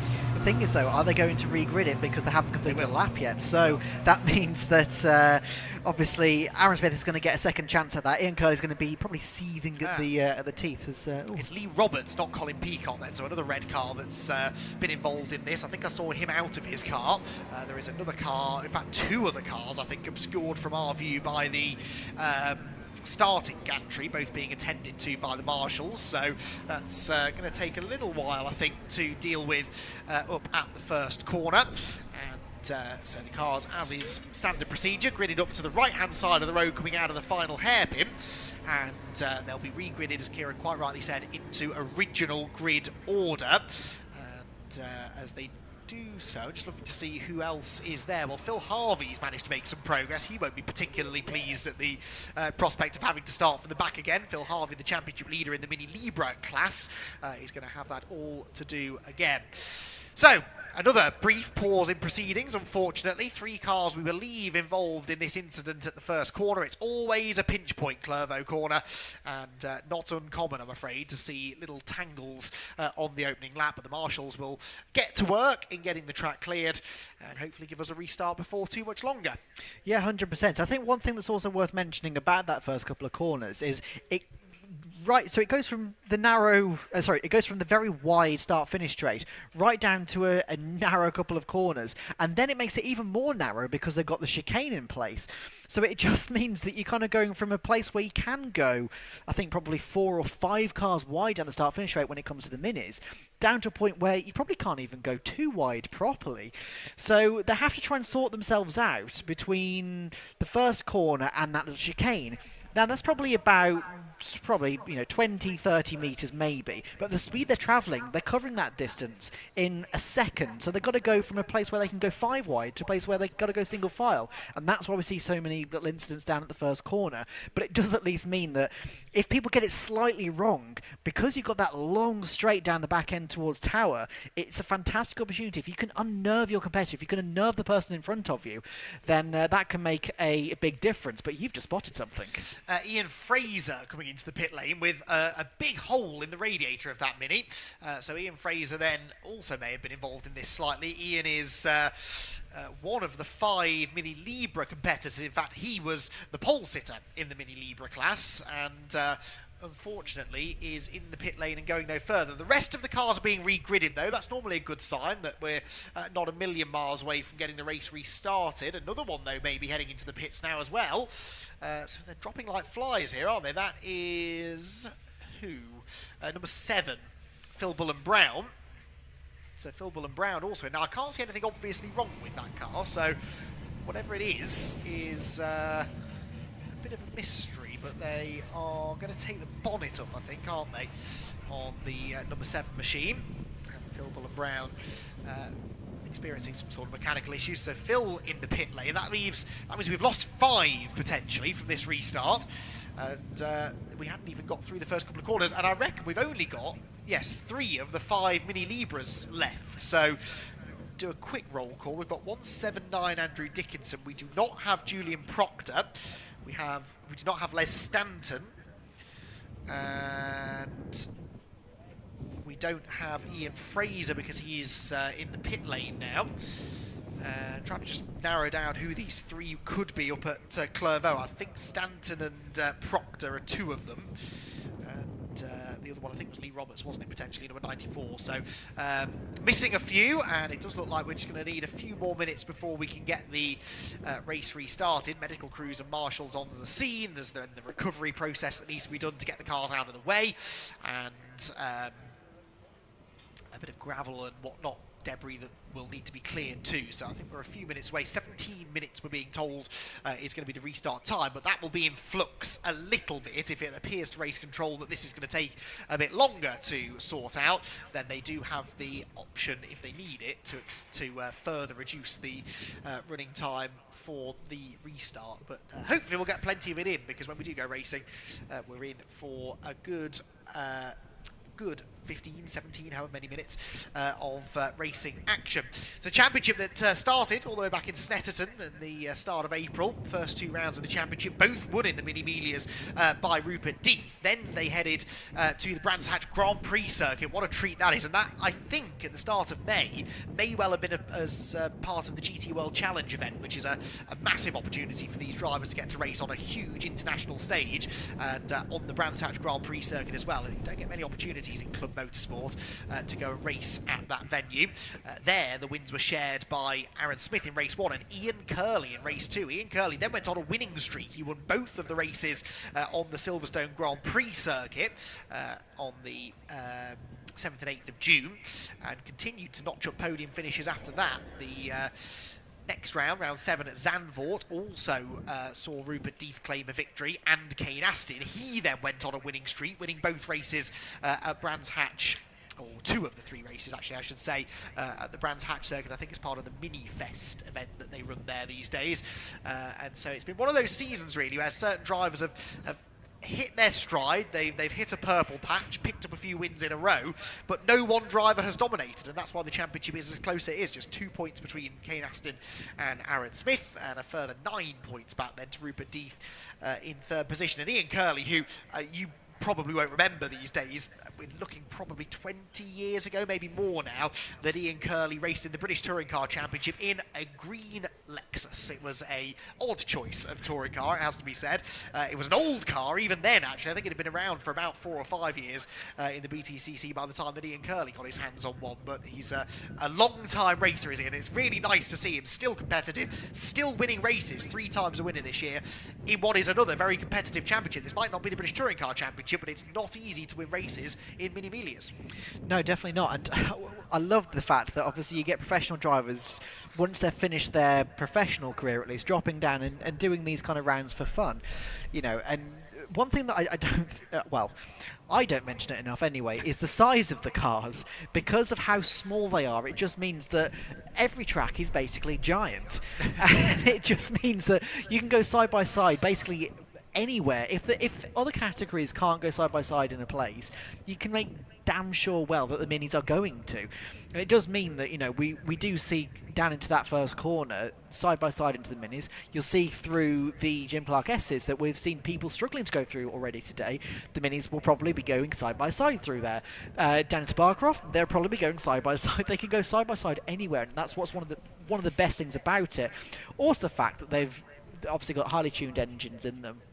The bit more powerful than the stock engines, running slick tyres as well. So they're proper little racing cars, probably little racing rockets. I think is probably a better description of them. But yeah, obviously the type of people that you pull in, everything from, you know, just your hobbyist racer right to your likes of Ian Curley, where he finished his professional career, dropping down, having a bit of fun, and duking it out with other people. And the grids are so level, everybody can have a chance at winning, and that's one of the best things about it. It's proper old school racing, this is, and that's why we love it.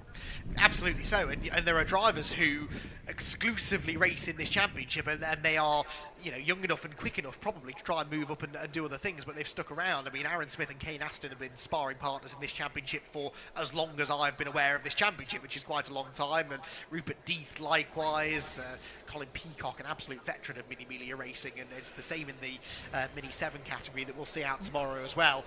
Not uncommon to have some big names coming into the championship as well. We're getting a look on the screen here at Lee Roberts' car, so he was the other one that was involved. His car made it a bit further round the track and pulled over just on the entrance to Hawthorne. That left front tyre to me looks like it's off, and I suspect maybe there's some steering damage as well on the 94. We didn't really get a clear view of what happened, but I suspect somebody got turned sideways and everyone else piled in. We've spoken about how small these cars and how you can fit them 2 and 3 wide across the track, but through Clervaux Corner on the first lap, it's remarkably difficult to avoid a car that's already having a moment. Yeah, 100%. We can also see on that front grille of Roberts' car, there's a bit of a dent as well. So perhaps he's then gone into the back of someone, spun around, maybe got collected by somebody else. You know, obviously it's a shame we can't sort of see what happened back there. Obviously there was a bit of argy-bargy at the front anyway. That's what we were getting excited about. But yeah, it's a shame for them to have ended their race in this way, especially taking out a couple of cars as well.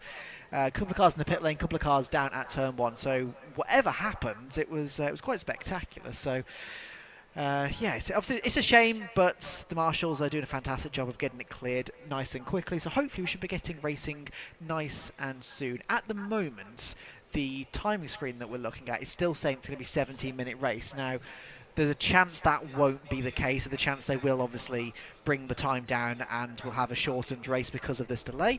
But we've also got to be kind of aware about the fact that this track has a curfew, which I believe is 6:30. I think so, yeah. The schedule is scheduled to finish at 6 o'clock. And I've already had a delay in the Ginettas. We had a delay in... which one was it? I can't remember which one it was now. Was it the MGs? Yes, we did, didn't we? Yes, we did, yes. It was the very first race. Yeah. So this is the third delay of the day. It is currently 4:20 local time, and we've still got 3 races after this. 20-minute MX-5 race, 15-minute BMW SuperCup race, and a 15-minute MX-5 Clubman race. So... And that's scheduled to finish at 6 o'clock. Now, this race is scheduled to finish at 4:30. They have actually brought back the time, which is good. So we shouldn't be delayed too massively. But the cars are coming back in now. So Andy's just dropping a remote for our timing screen TV. Was about to switch off, and we would be quite lost without that. So there we go. I think that sorted it. Yes, we definitely would be. But yes, they have actually managed to close up some of the gaps, which is probably why we saw an early checkered flag in some of the races. Obviously, just trying to close up that time. So they obviously managed to claw some of the time back. We're losing a bit of time here. So at the moment, I think we're still okay. We're still within the window. The race was scheduled to finish in about 10 minutes' time. But yeah, like I say, that's not going to happen because we didn't get a full lap of racing yet. So well, we had, technically speaking, half an hour to play with. The last race due to finish at 6 o'clock. I believe that is half an hour before the curfew. So we had half an hour to play with.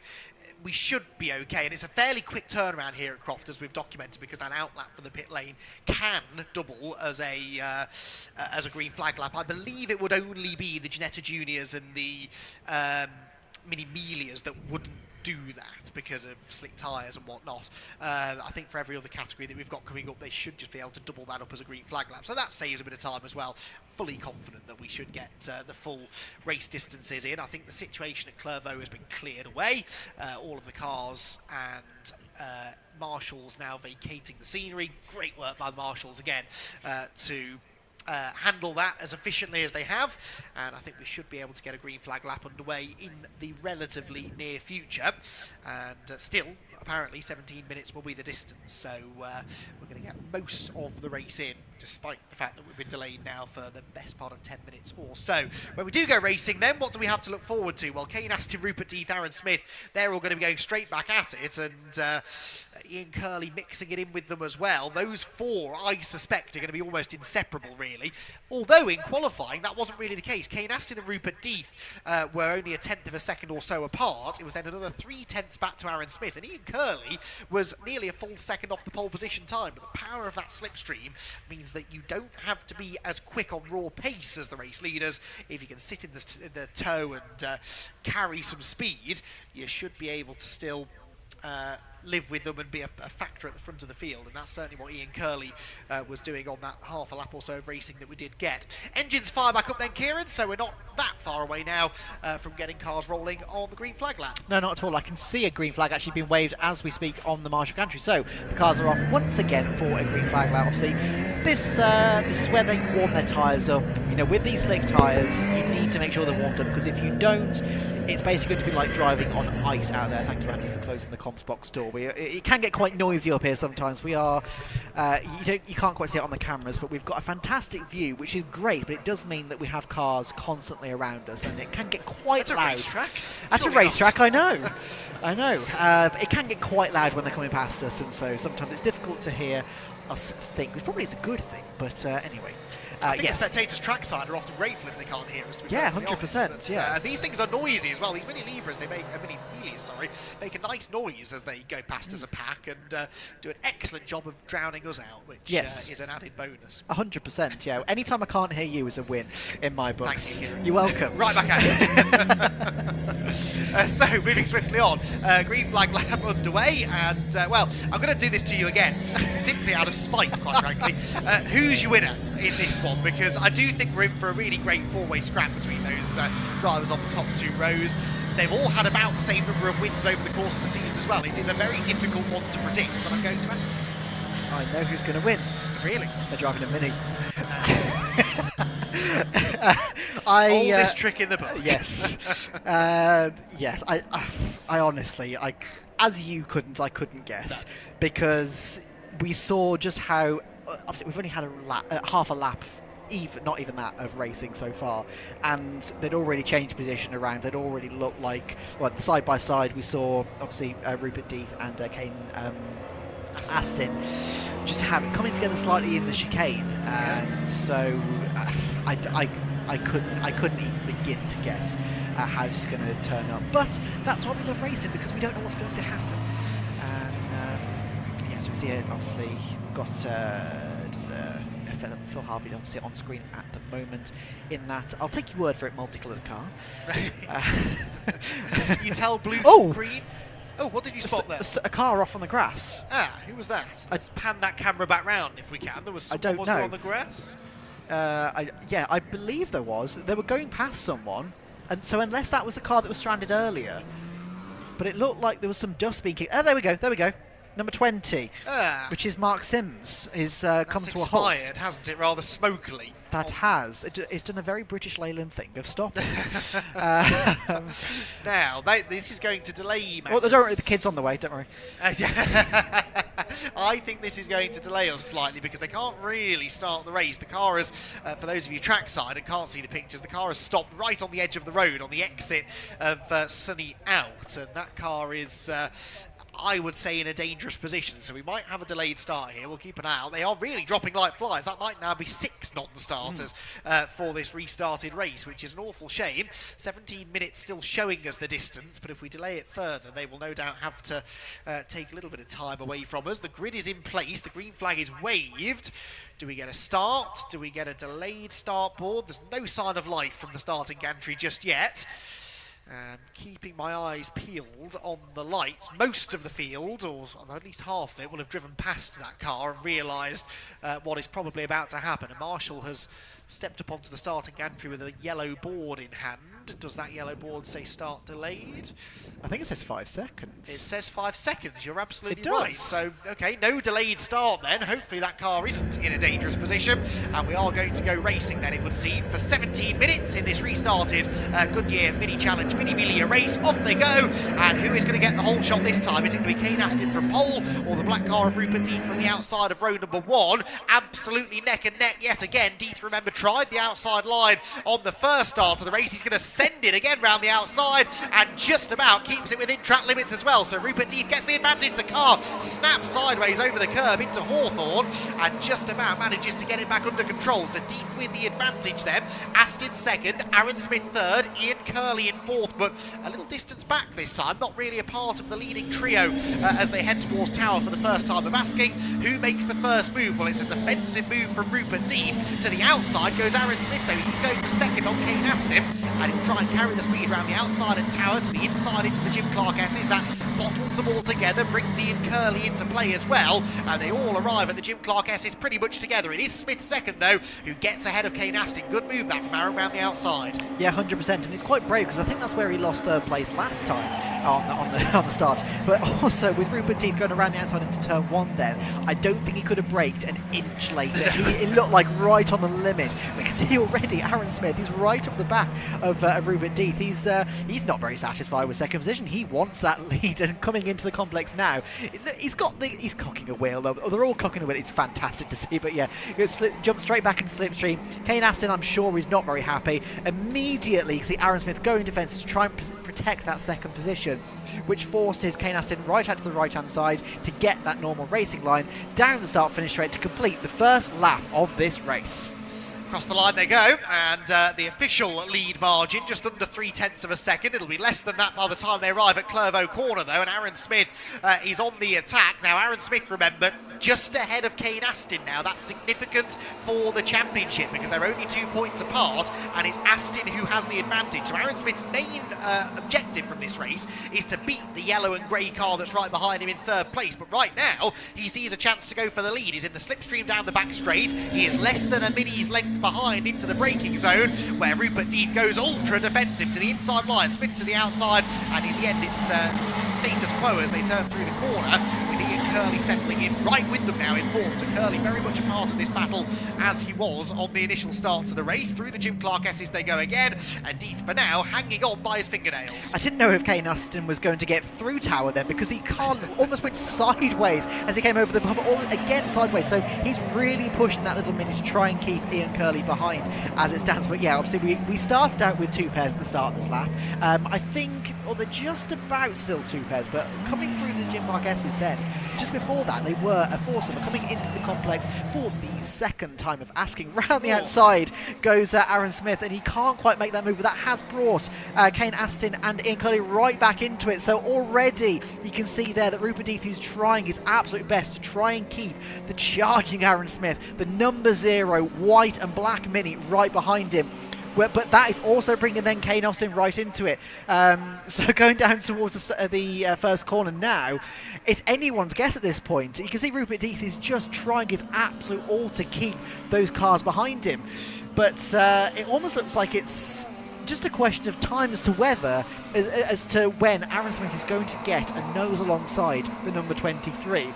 Can Rupert Death hold on to go down the back straight now? And actually, he's pulled a little bit of a gap now ahead of Aaron Smith, which is almost allowing Kane Aston to start being reeled in to that number 0, in towards Tower again. And you can see that up the inside goes Ian Curley. I don't think he quite made the move. No, he didn't. So he's still in 4th position.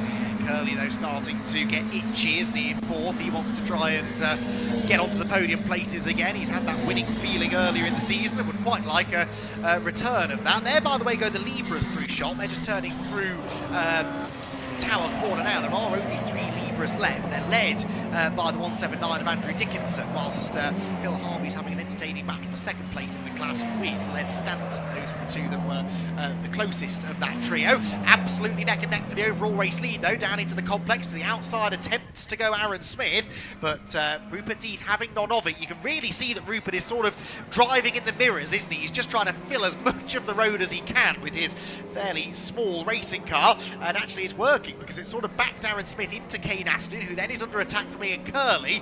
The trouble is they then go on to the main straight. That's where the slipstream starts to build the ball back together, and the gap will be down to virtually nothing again by the time they reach the braking zone. In fact, it's Curley who's really on the attack, isn't he? He's the one looking for 3rd, going to the outside, in fact, of Kane Aston. Now, Ian Curley getting involved is good news for Aaron Smith, because that could put a car between Aaron and his big championship rival Kane Aston. If Aaron were to finish 2nd and Kane Aston were to finish 4th, I reckon that would give the championship lead to Aaron Smith. So Ian Curley's involvement in this battle could be of extra significance from a championship point of view. But Kane Aston is doing everything he needs to do at the moment. He's positioning his car exactly where he needs to be doing it, and it's just not allowing Ian Curley to get any kind of overlap that's going to allow him to try and make a move. But as we can see on screen now, Aaron Smith has closed right up to that back gearbox of Rupert Death. So coming through the Jim Clark S's now, there is nothing to choose between them. Coming into Barcroft and Sunny Inn, here we go. Already he's had to go defensive. You don't see many moves there, but he's thinking, yeah, Aaron Smith could be making a move here, so I need to make sure that I cannot let him get any kind of overlap against me, because coming out of Sunny out, it's basically just a big power up towards the complex, and so if you wrongly position yourself during Sunny in and Sunny out, you could lose the position. So coming through the complex now, they are line astern. Is he going to go defensive? I'd imagine he probably will do. Yes, there we go, and he sticks in position, doesn't even swing over to the right hand side. So Aaron Smith is just there, but on the inside goes Ian Curley. He doesn't quite make the move. I think there was a touch there, wasn't there? I think Ian Curley gave Kane Aston a helping hand through the hairpin, and that could have ended in tears. There's just a little scuff mark on the right front corner of Ian Curley's car. Fastest lap, by the way, set by Aaron Smith now in 2nd position, by the way. Across the line there went Phil Bullen-Brown, who's rejoined from the pit lane. He's in behind the number 14 of Andrew Hack. They are battling away for 7th position. The leaders now almost touching as they go through the chicane. That was remarkably close. There across the line goes Phil Harvey. The leaders, though, down the back straight. Oh, what have you spotted, Kieran? Someone slowing. Where's Ian Curley gone? Good question. I'd seen another car slowing, but where has Ian Curley gone? He crossed the line and is no longer with the leading 3. So Ian Curley has gone missing somewhere between the start-finish line and the chicane, maybe? I can't see it. We'll get to that in a moment. Yeah. The leaders are together as they head through Barcroft Corner, but yes, it is now just a trio. So Rupert Death leads, Aaron Smith 2nd, Kane Aston 3rd. They're the top 3 in the championship, but in reverse order at the moment. So Rupert Death, the one with the most to gain, is in the best position. Aaron Smith 2nd place, watches a bit wide there through the second part of Sunny, and all of a sudden Kane Aston, under no pressure anymore from Ian Curley, is able to properly buy into this lead scrap. Yeah, 100%. And now, obviously, like you say, because he hasn't got Ian Curley right on his back gearbox, he doesn't need to think about the mirrors anymore. He's only got to think about who's ahead of me. Having a quick look, yeah, it's Colin Peacock now in fourth position. Somebody going very sideways here. Who's this? Oh, it's number 7 of Phil Brown. Who's got ahead of Andrew Hack, by the way, so that position has changed on the most recent lap. I don't think Ian Curley ever emerged from... No, I don't think he did. Sector 1, did he? No, he never got through Sector 1, so he's stopped or gone off somewhere, I presume the former, somewhere through the first sector. Now, remember, there is that entrance to the assembly area. He could have pulled in there, which is out of our sight, I'm afraid, so the mystery will continue until we get a definitive answer. Into the pit lane comes the 84 car, that's Ryan Taylor. His race may also now be done, so race of attrition this one so far. Thankfully, though, we still have these three absolutely locked in combat at the front of the field. Yeah, absolutely. Aaron Smith is still trying to find a way around Rupert Death. Rupert Death is still positioning his car exactly where he needs to be doing it, coming through the Jim Clark SC. You can see there's a sliding as Kane Aston just goes slightly over the track bounds of the lines and everything, but just collects it up. Oh, actually Rupert Death goes a little bit wide there, which is allowing Aaron Smith to be brought right into this. So he's going to have to start thinking about defensive measures into the complex, which is possibly going to allow him to put Aaron Smith on a compromise line, or allow Aaron Smith to put Rupert Death on a compromise line. But let's have a look. Their line of Cern coming through the complex as it stands. It looks like, gone straight defensive, and then he jumps straight to the slipstream. So, they say line of Cern as the time being goes. But, Kane Aston is right there. He's waiting for it. He's waiting for a little mistake, a little mistake from one of the two of them, as he can try and take advantage. But down towards the first corner again. No movement as of yet. No, they're absolutely together, though, aren't they, as they go into Clervaux, and you just get the feeling that when Aaron Smith decides he's going to make his move, he will be able to, because the power of that slipstream, he'll be able to generate a run somewhere. The question is, what does Kane Aston do? He's the spoiler in the pack, really, isn't he? The third car in line, and he will have a say in this as well. Down the back straight they go, the top two closer together than second and third places are. Aaron Smith hunts to the inside. Rupert Death has it covered, though, and forces the second place man to the outside. Championship leader Kane Aston then in third, closes dutifully right back up, and then drifts very wide over the exit curb at Tower Corner and loses any ground that he made up through the turn. But again, we now head on to this flat out section. They will not lift the right foot from the accelerator all the way through the Jim Clark S's, all the way through the right hand kick of Barcroft. Only now, as they hit the brakes into Sunny, do they let off the loud pedal and sail the car into the cambered double apex right hander. Rupert Death retains the narrow advantage, 6 minutes and 20 left on the clock. When and where does Aaron Smith make his move? Yeah, he just had a bit of a kink to the left then, but no, he didn't make it there. But you can see through, especially Barcroft and Sunny Ian, just how specific Rupert Death and Kane Aston are being with their positioning, as Kane Aston Aaron Smith has to go defensive against Kane Aston into that final corner. As we can see, who's this on screen now? This is the 179, which is Andrew Dickinson, who's the current leader in the Libras. But Aaron Smith and Rupert Death are being so specific about the positioning down the back end of the circuit there. You can see there that they weren't going full to the outside of the circuit, because if he did, Aaron Smith would then be allowed a gap just big enough, ironically, for a Mini. So it would have been possibly game over for it. But we've still got 5 and a bit minutes of this race remaining. Down towards Tower once again. Ooh. You see there, up the inside goes Aaron Smith. He's just trying to defend so hard, and Rupert Death manages to just keep that position amazingly. But is that going to allow Kane Aston to come right back at them? Because he is now line of stern going down towards the Jim Clark S's. There is nothing to choose between these three cars at all. Going down now towards Barcroft, towards Sunny Inn. You can see there that Aaron Smith is just looking. He's looking right, he's looking left, he's looking anywhere to try and find a way underneath or over the car of Rupert Death, but once again he can't make that move stick. Rupert Death goes slightly wide into Sunny out, but Aaron Smith just has to stick underneath the gearbox of that 23 once again. Into the complex they come, and he's going slightly wide. He's trying to put him on a compromise line, but no, Rupert Death is having absolutely none of it. So coming up to the final corner now, who goes defensive? Rupert Death goes defensive, Aaron Smith goes defensive, Kane Aston keeps his position on the right hand side of the circuit, round the final corner onto the start straight once again. there's nothing to choose between them at all. I don't know how this is going to end. I don't know how Rupert Death kept the lead then, because Aaron Smith was through on the inside line, and Rupert Death somehow managed to brake so much later that not only did he keep his nose ahead, he fully cleared Aaron Smith into Tower Bend. I really thought that Smith had got the job done then, and I suspect probably he did too, but he's got 4 minutes to try and find another way past through the chicane. We're going to set this all up again now, down the back straight. Again, Death runs a little bit wide. I don't think Rupert is super confident in the rear stability of that car. He's just letting it wash a little bit wide through the corners. Smith is on the outside now into Tower, late braking of his own. Can he go right round the outside? Rupert Death will try and lean on him on corner exit, and this could benefit Kane Aston the most. Aaron Smith bails out of it, realised I think that wasn't a sensible move to try and pull, and slots back in line. But he's definitely now wanting to lead this race, isn't he, Aaron Smith? He's no longer content to sit in second. He wants to get through, and he wants to try and get a car between himself and Kane Aston.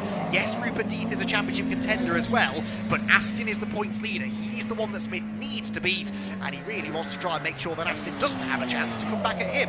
Yeah, absolutely. Rupert Death is just doing everything he needs to do, though. Like, he's got these two cars right behind him. It's like a pharaoh and his followers as they're going around the circuit at the moment. But Aaron Smith is just looking left, he's looking right, he's looking anywhere to try and get underneath. Kane Aston goes right to the right-hand side once again, but he just can't get that overlap. Aaron Smith is driving a fantastic race. He's putting his car everywhere he needs to do, but Rupert Death at the moment has his measure. We've only got 2.5 minutes left of this race, so if Aaron's going to do something, he's not got much time left to do it. Rupert Death is doing everything he needs to do. Aaron Smith is doing everything he can do at the moment. Through, we go slightly sideways. Is that going to allow Aaron Smith now to get a good run down the back straight towards Tower? There is a car off I've just seen. I don't know who that is. One of the back markers maybe. Yeah, blue flag being shown. So down the back straight once again towards Tower. He looks close, so here we go. Here comes Aaron Smith, pulls to the left-hand side. He's going to try and go around the outside. No, he's not, as Rupert Death just has his measure, keeps tucked back right in behind the number 23, going down towards Jim Clark S's. There's still nothing to choose between them at all. I think this is the Libra battle here. As I think that's Phil. No, it's not Phil Harvey. That's Lee Stanton starting to close in on Andrew Dickinson. So perhaps something to be seen there. But back to the leaders of the Amelias as they get through Sunny out now. You can see that every single time Rupert Death goes through there, the back end is just sliding out. Aaron Smith just can't make any advantage on that at the moment. Coming up towards the complex once again, he's looking. He's gone to the left-hand side, trying to have another look around him. But Rupert Death is just doing everything he needs to do, and this is still almost playing into Kane Aston's hands. He's just waiting for one of them to make a mistake, and he can then capitalise. But at the moment, nobody's making the mistake. Brilliant shot that as they all go through the hairpin, the left rear wheel bouncing in the air uselessly as they really load up the front axle. Last lap begins then, so well, Aaron Smith, if he's going to do something, needs to try and do it now. Towards Clairvaux corner they go. Rupert Death with this slender advantage. He's been defending this lead all race long, and Aaron Smith, in fairness, has really started throwing everything at him over the last couple of laps. They go through a yellow flag zone. That slow car you mentioned actually has stopped on the entrance to the chicane. It's off the road though, so they can continue under double waved yellows. Aaron Smith now gets into the slipstream. Which side of the road will he go? Surely he won't be off the inside line by Rupert Death, so he'll have to go the long way round, which he does. Does he commit to the outside or try and go for a switchback? It's the second option. Cuts back to the late apex, but doesn't really have the speed off the corner. Kane Aston bounces over the grass. He was desperate to try and buy into this as well, and ended up running a little bit wide onto the dirt. Out of the final corner, by the way, comes our Libra class leader, Andrew Dickinson, to take the last lap board. The leaders overall, though, are at Barcroft, and Aaron Smith again looks to the inside. This is where Death has looked a little bit weak. He drifts wide again into the first part of Sunny, but gets back to the second part of the complex. There is really now only one obvious overtaking opportunity to come, and that is into the final corner. Towards the complex we go then for the final time, and Aaron Smith hunts around on the outside line, settles back in line behind Death for now. Kane Aston, in fairness, has done a good job to close back in on the pair of them. Is there a lunge into the last corner? No, no, Deeth has it covered. Wide line for Aaron Smith. I don't think he's going to have anything from Rupert Deeth, or is he? He's almost alongside. No, Rupert Deeth gets through the gears, gets to the checkered flag and claims the victory in the first Mini Melia race of the weekend by just under 0.2 of a second from Aaron Smith second and Kane Astin third. The top three covered by 4.5 tenths at the end of 17 minutes of racing. Fantastic stuff, and a really important result that for Aaron Smith as well, to beat Kane Astin and to, well, they might now be more or less tied for the championship lead, I reckon, Astin and Smith. So that's really starting to boil away nicely now as we head into the championship running at the end of the year. Waiting for the Libras to come through, and I suspect we'll also get the Libra winner down in the podium area as well. And it will be the car just behind Andrew Hack, actually. Well, or is it actually? It's quite close. Les Stanton has closed right in on Andrew Dickinson. Look, they are the top two in the Libra category. And Andrew Dickinson almost loses the class lead, but he will just hang on. That car may be just ailing slightly on the final lap. Dickinson's last lap time at 39.5 was 0.8 slower than Les Stanton behind him. And Les, with another lap, might have been able to challenge for a class win there, but as it is, it goes the way of Andrew Dickinson. So, very exciting stuff from the Mini Melias, as we've come to expect over the years. There's the car that stopped. I never quite got to the bottom of who that was that had stopped. It was someone who I think had been in the pit lane early on and rejoined the race later. So anyway, they stopped inside of the track and were luckily well out of harm's way. So yeah, good stuff from the driver concerned to not impede the race too much. Here then is the provisional result. It's Rupert Deeth who claims the win. Aaron Smith and Kane Astin joining him on the podium, with Colin Peacock fourth and Phil Bullen-Brown in fifth. Sixth place then for Andrew Hack. Seventh place for the Libra class winner, Andrew Dickinson. Les Stanton second in the class, and third in the category was Phil Harvey. That was it for the finishers. Ryan Taylor in Curly non-finishers, and we of course had a few that were out before the race ever had an opportunity to resume. And that was unfortunate. Hopefully we'll get those cars back out again tomorrow, where the Melias will have another opportunity to take to the track and entertain us all here at Croft. So waiting for our podium finishers. Not sure who we're going to get down there, actually, whether we'll get... it looks like we've got the overall top three, possibly. I can see Aaron Smith getting out of his car. And there to talk to whoever he has is Kieran Mogg, and I believe we can head down and hear from him now. Yes, thank you very much. Obviously, the guys just got out of the car. So let's have a quick chat with Rupert Deeth here. Rupert, you must be sweating so much from trying to keep those boys behind. That was certainly a tough race, but thoroughly enjoyed it. Yeah, mega. We certainly got the legs in a straight line. A little bit more to sort out on turn 2, I think. Seem to be catching me there a lot, but yeah, no, really good. And obviously, this is a circuit where you can defend, you can attack, you can go side by side. So how difficult is it to keep them behind it on a track like this? Yeah, it's fairly difficult because it's quite wide circuit.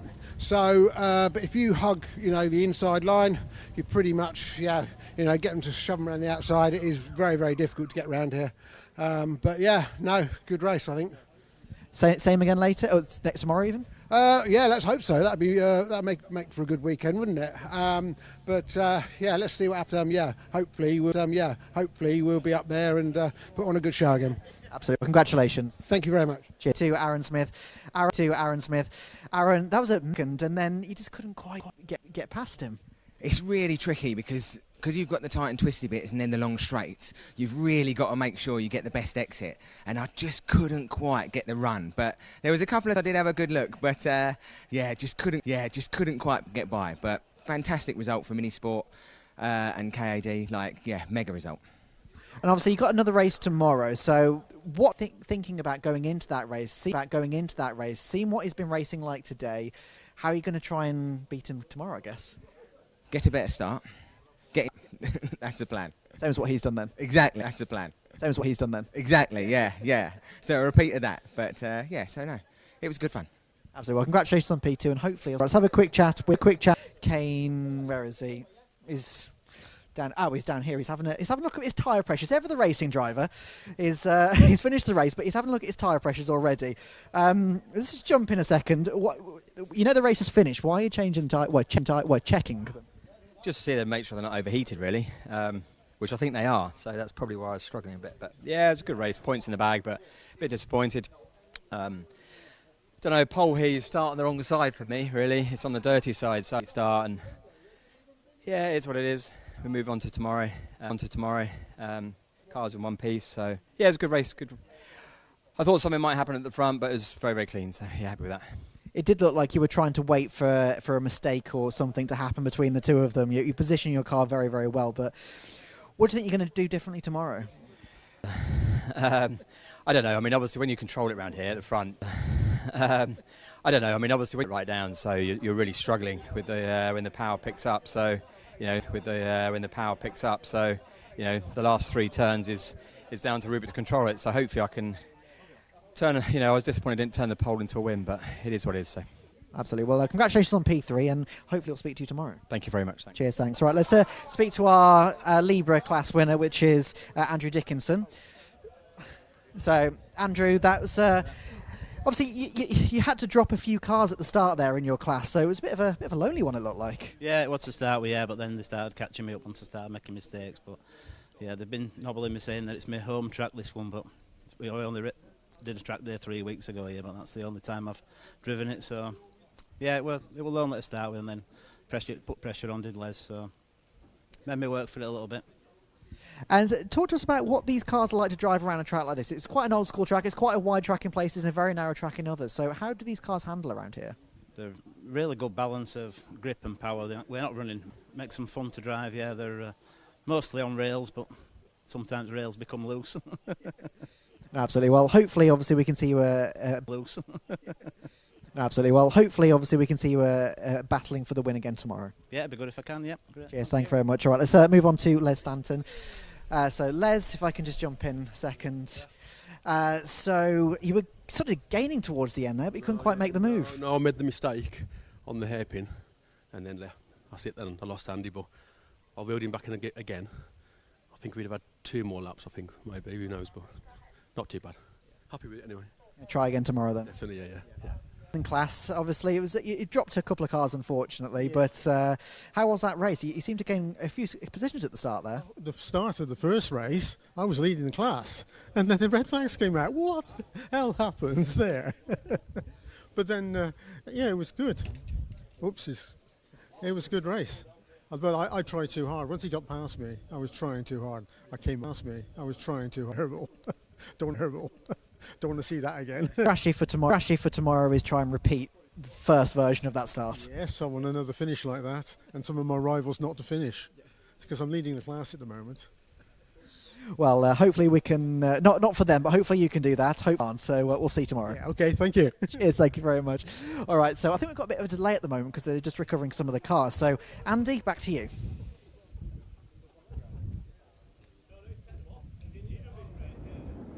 Yep, thank you, Kieran. Yeah, we do have a small delay, I think, in getting the cars out for the next race, with a few errant minis and bits of errant mini to be picked up. But we will get them out on the circuit before too much longer, and we'll have a resumption to racing here. It's Mazda time next, the 6th race of the day, and it is the Mazda MX-5 Championship, the Kent Models Mazda MX-5 Championship, to give it its full title, which will be up next, and the 3rd and final of our MX-5 championships to be let out onto the circuit, and it should be an interesting race, this. I think it's another championship that could well be wrapped up this weekend, although because of one of the slightly quirky rules that the Brscc has that not all clubs have adopted, it means it's very likely to go to the last round, because you can't drop your scores at the final round of the championship unless you enter the final round of the championship. You have to enter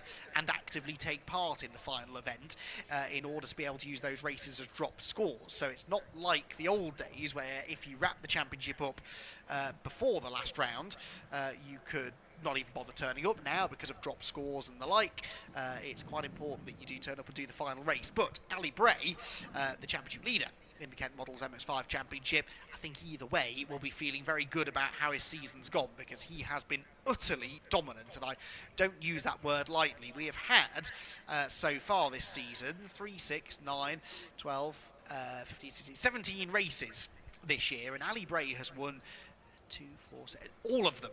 Every single race this year, Ali Bray has been on the top step of the podium. It is a feat that I can't ever remember seeing, be it at club level or anything above or below. It's an astonishing achievement that Ali has managed to put together this utterly dominant season, where he's been completely untouchable. He's had the odd threat. Steve Foden, who is a former champion in this category, has been there or thereabouts. He's been notching up a load of second and third place finishes. He's often been leading the challenge against Ali Bray over the course of the year, but just hasn't been able to stop him winning. And earlier on in the season, there were other drivers as well who came in and did give him something to think about. Adam Sparrow was the main one, really. Adam Sparrow, who sadly isn't doing the rest of the season, we don't think. He had a number of mechanical issues, engine issues, which were costing him financially, but also costing him any real chance at fighting for the championship anyway. And Adam, who really, along with Steve Foden, have been the only ones consistently able to take the fight to Ali Bray, has taken the choice to step out of the car for the rest of the season. He is here this weekend, though, Adam, so if you're listening trackside, good to chat to you earlier on this morning. Looking forward to hopefully having you back out in a car in 2026. But yeah, aside from those drivers and guest driver last time out at Cadwell Park, Luke Pullen, I would be in a lot of trouble if I didn't mention that he came back and got himself back on the podium on his return to the championship. Apart from them, really, no one's been really able to take the fight to Ali Bray in any meaningful way. I wonder whether that might change this weekend. Well, so far, Kieran, the signs are good for us neutrals, not for Ali Bray, but he's not on pole position. It's one of the very rare times this year where Ali Bray's name has not appeared at the top of a timing screen, because Steve Foden, former champion, showing he was a former champion for a reason, has managed to pip him to pole position, and actually by 0.3 of a second, which in this championship is a fair margin. Yeah, absolutely. I was just about to mention that. You know, yes, okay, he's not on pole, but it's not even by... It's not half a tenth or something. No. It is by 0.3, which is, like you say, that is kind of a lifetime in racing, really. In Mazda racing, certainly. Yeah, absolutely. So, you know, you can see it sometimes when one driver in Mazdas can just... something clicks with them. Don't know why, but something just clicks, and they end up just doing seriously well throughout an entire year, and sometimes for multiple years. Obviously, Ali, that's been this year, which is fantastic for him. But yeah, with Steve Foden now taking pole position, hopefully we can see possibly some battling. Unfortunately for well, I suppose Neil Chinzel is only sort of 2-3 tenths behind Ali anyway, and then Thomas Walker's like over a second behind Ali. So realistically, from qualifying at least, it looks like it's going to be a 3-horse fight, 3-way battle. But who knows? Qualifying is one thing, racing is totally another. Ali could have a bad start, he could have a great start, you just don't know. So, going round onto the grid at the moment, and tell you what, you've done it to me, what's your prediction? I think Ali Bray's going to win, right? Yeah. I think you'd be daft to bet against him, really, and that's absolutely nothing against Steve Foden, who I know very well and is an extremely talented driver, but he's been so difficult to beat. And the thing is, I know I'm trying to big this up as, he's not on pole position. He's not actually always had things his own way. In the early part of the season, in particular when Adam Sparrow was on the grid, you know, he wasn't always fastest in qualifying, Ali. He wasn't always leading every lap, but he always found a way to the front when it really mattered. And I just think it's that racecraft that he's got. He's got a really good car underneath him, self-built car as well, Ali Bray, the man behind the AB Motorsport camp, which run so many cars across the MX5 championships. The safe money is with him. However, Steve Foden is good at Croft. He's always gone well here at Croft before, and he seems to have got that car underneath him as well. So I do predict a good battle, but Ali Bray, you'd have to say, purely looking at statistics, is the good man to beat, I would say. Of course, if Ali doesn't win this race and it all goes horrifically wrong, I apologise, and Kieran bullied me into giving that answer, Ali. I just want that on the record. Right, back of the grid is in position, and we're waiting for a green flag to be waved.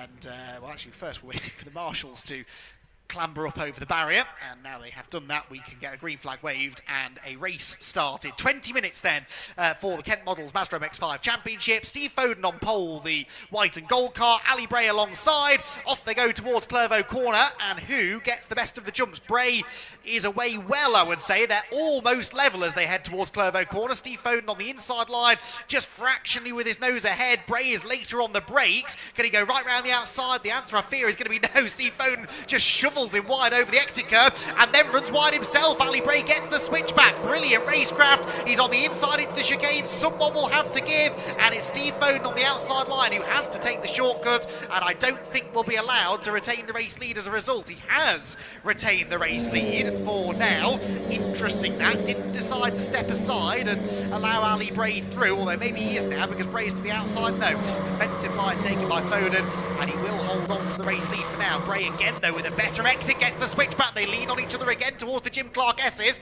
and here we go once more, side by side into a high-speed chicane. On the left as we look is Ali Bray, on the right is Steve Foden. Brilliant respect between the two of them to avoid contact at the fastest part of the track. Oh, they do then make contact at the fastest part of the track, but Ali Bray, I think, will manage to muscle his way through.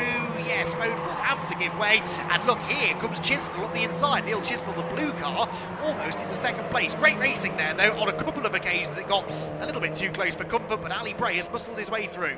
Yeah, fantastic racing, like you say, for both of them. And I mean, just wanted that switchback in the first couple of corners for Ali Bray was incredible. Coming into the complex now, there's locking up left, right and centre. This is a fantastic train of cars. Because Foden and Bray was so on it with each other, it just means that they haven't been able to pull away from the pack behind them. And just look at this amount of MX-5s that are now chasing them down the start-finish straight. It's absolutely fantastic. A couple of cars side by side a bit further back there. But yeah, it's awesome MX-5 racing. It's absolutely fantastic. They are starting to pull away already from Neil Chisnell, though, which is not ideal for Neil at all. But Steve is not letting Ali get too far away yet, so potentially we could see battle attempt number 3. Well, Foden's not going to let him have this easily, that much I can assure you, and he's in the slipstream as they head down the back straight, so yeah, there could be another challenge coming here as we head down towards Tyre. In fact, there is another challenge coming. Foden is alongside, and he's on the outside line into the braking zone. This is proper elbows out racing between these two, isn't it? There's a bit of a point to be proven here. Ali desperately wants to keep that 100% winning record. The championship is almost a formality at this point, but he won't want anybody to stop him winning races. I don't think it's ever been done for a driver to win every race across a full season, but Steve Foden knows he's got a chance to do exactly that and stop Ali Bray in his tracks. He looks to the inside at Sonny, but he's not quite close enough to do it. This has brought Neil Chisnell back into play as well, so it's a three-way fight for the lead. Thomas Walker is the man in fourth position, who's not a million miles back. But Ali Bray for now managing to keep Steve Foden behind, not for the want of trying though on the part of the former champion Steve Foden. No, not at all. That switch in the into Barcroft and Sonny Inn was absolutely magic. That was fantastic. We see number 3 and 17 again going side by side, and that is Harry Storer and Richard Wotton a bit further back in the mid pack at the moment. So there's racing up and down the field as there always is, but it does look like Steve Foden has just... a bit of a spin there. Oh, dear. They've managed to avoid each other, which is good. They managed to stay out the barriers, which is fantastic. I think... I didn't quite see it, but I think somebody put a wheel on the grass, spun around and collected a car or two. So not great there. That's Tim Storer, the 50, Chris Thelwell, who I seem to recall spinning in the Clubman race earlier on, and another, I think David Scowler was the 66 car, who may have had a self-induced spin in sympathy, actually. I'm not sure he was directly involved in that, so yeah, a slightly clumsy moment coming out of the hairpin. Leaders are at Tower, and the leaders again overlapping on the way into the corner. Steve Foden to try and get the switch back that obviously Ali Bray did to him on the first lap, but Bray was wise to that one. Yeah, that was fantastic car positioning then. Just saw Ali Bray, he just put his car in a position so when Steve tried to get that switch back, he had to brake. He very visibly had to lift out the throttle, and that's brought Neil Chisnell right back into it as well. So we're back into a 3-car battle for the lead. Yeah, Ali Bray is a fierce competitor, and he's keeping that lead for the time being, potentially keeping his winning streak alive. And well, Steve Fodden is doing everything he can to stop it. We've still got 50 minutes left in the race, so there's still all to play for. And actually, interestingly, Walker, Craig, they are not too far away either. So they're starting to be brought into this fight as well, because Steve Fodden is not letting Ali Bray get away with it around the outside of the final corner. That's allowing Chisnell. That's Foden. Goes off. Yeah, Foden goes straight off, which allows Chisnell to go into the lead of the race. What on earth happened there? They must have leant on each other just as they came off the corner. And Steve Foden plummets down the order. Neil Chisnell leads the race. They are words with the greatest respect that I didn't expect to be saying at the start of the race. With all the talk has been about Ali Bray versus Steve Foden, and suddenly Neil Chisnell is in the right place at the right time to benefit and pick his way into the race lead. And to be fair, that's doing Neil a disservice. He wasn't just in the right place at the right time. He did a really good job to stay with the leading two in the first place, and that completely changes the complexion of this race. Down into Tower they go. Foden is on the attack, as is Ali Bray, to the outside of Neil Chisnell for the race lead. Can he go right round the outside? I think he can. Ali Bray, fantastic stuff. Does he run out of road? How on earth did he do that? Ali Bray, so committed on the brakes, sweeps around the outside of Neil Chisnell, and just like that, he's out in front, and he's the odds-on favourite once again. But that was a remarkable half a lap or so. Foden is still third, so Foden is still in this. If he can get back ahead of Chisnell quickly, he might yet be able to go back after the race leader.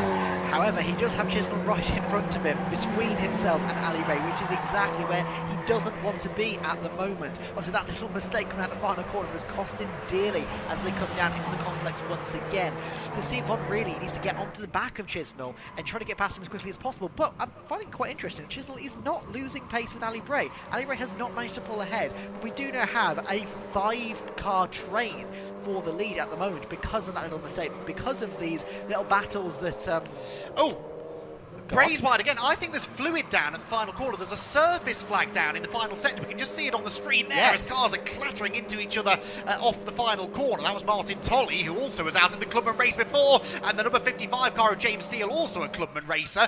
Couldn't find a gear there, and they ended up going either side of him. But surface flags out in the final sector. I was looking because I couldn't see any debris or dirt on the road, so I think there might be fluid. Ali Bray understeered almost off the track coming out of the hairpin, and I wonder whether that's what triggered all of the action on the previous lap.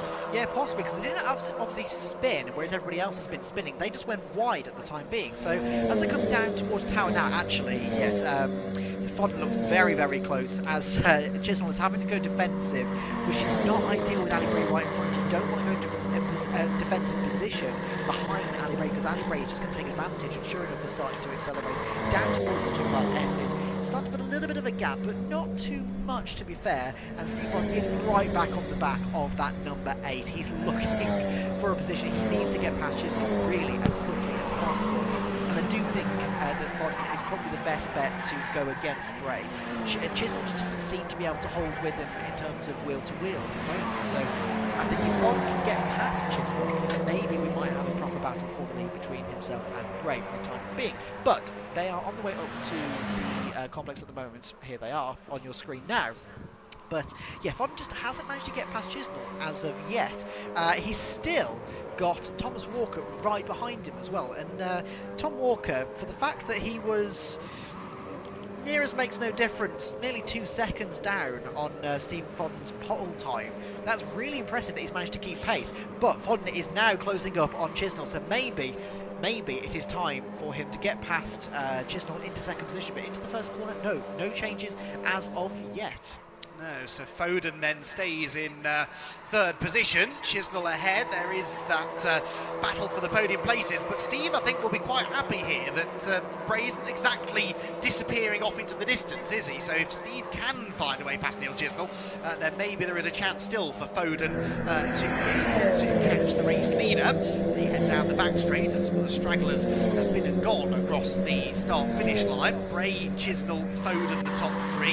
Thomas Walker in fourth is within a second of them as well, actually. So Thomas Walker in the first of the black cars could yet become a factor in that lead battle. And then this is the scrap going on for 7th place. Richard Wooden has got himself ahead of Harry Storer. You've got Martin Tolley and James Seal a part of this battle too, so 4 of them absolutely together as Foden goes through into second place. Steve Foden into second position.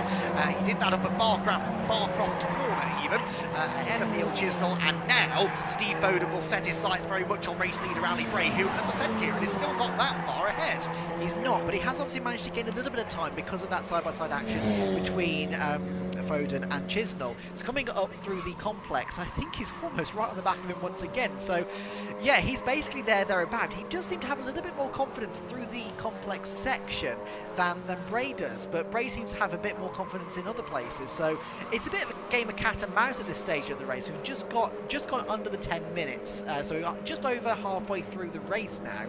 And with Steve Foden and Ali Bray still in first and second position, it's still a game really that anyone could win. And yeah, Ali Bray he's trying to build a gap, but at the moment he doesn't seem to be able to pull away from Steve Foden and indeed Neil Chisnell, which is really, really impressive. And to be honest, Thomas Walker isn't a million miles away either. He's probably about a second behind Chisnell at this point. So really, up at the front of the pack, it's still all to play for. This is closing in, I would say, in the first sector. Yes, Steve Foden, 10th and a half quicker than Ali Bray in sector 1, so the gap coming down. In fact, that's a purple first sector for Foden, so very impressive for the long-time MX-5 racer. And, he is going to now pick up a slipstream through the back part of the circuit and probably be on the tail of Bray within a couple of corners. In the meantime, we check back in on this 7th place battle. Wooden, Storer, Tolly, Seal was the order, still is the order as they disappear through the trees. The leaders, though, out of Sunny. Sector 2 ends on the exit of Sunny, and I reckon this gap has come down again. It came down by a 10th and a half in sector 1. Sector 2 by another 10th and a half, so Foden well and truly within slipstreaming range, and crucially on course for a fastest lap here. 2 purple sectors for Steve Foden so far, and he is well and truly going to be within striking range in a moment or two. I suspect, again, Ali Bray's car just sort of understeers wildly through the middle part of the hairpin. I do think they're struggling with some sort of fluid down on the track at the final corner, but as they cross the line, that lead gap comes down to just under 0.6 of a second. It was 0.3 quicker in the end for Steve Foden, and a new fastest lap for car 77. And I think Neil Chisnell is also just starting to back away from this pack now. He just can't quite keep with them.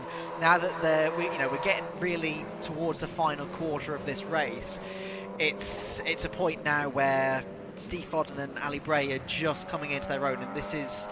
And he's still not a million miles away, but he's just dropping off a couple of tenths a lap at this point. Going towards Tower, he can't... Steve Foden can't quite make a move just yet, but he is right there. So we'll jump back to this pack that we were following beforehand. So we just wait for them to arrive in the shot at Tower. So we go back to the launch position. There they are. So now we go back to the leaders.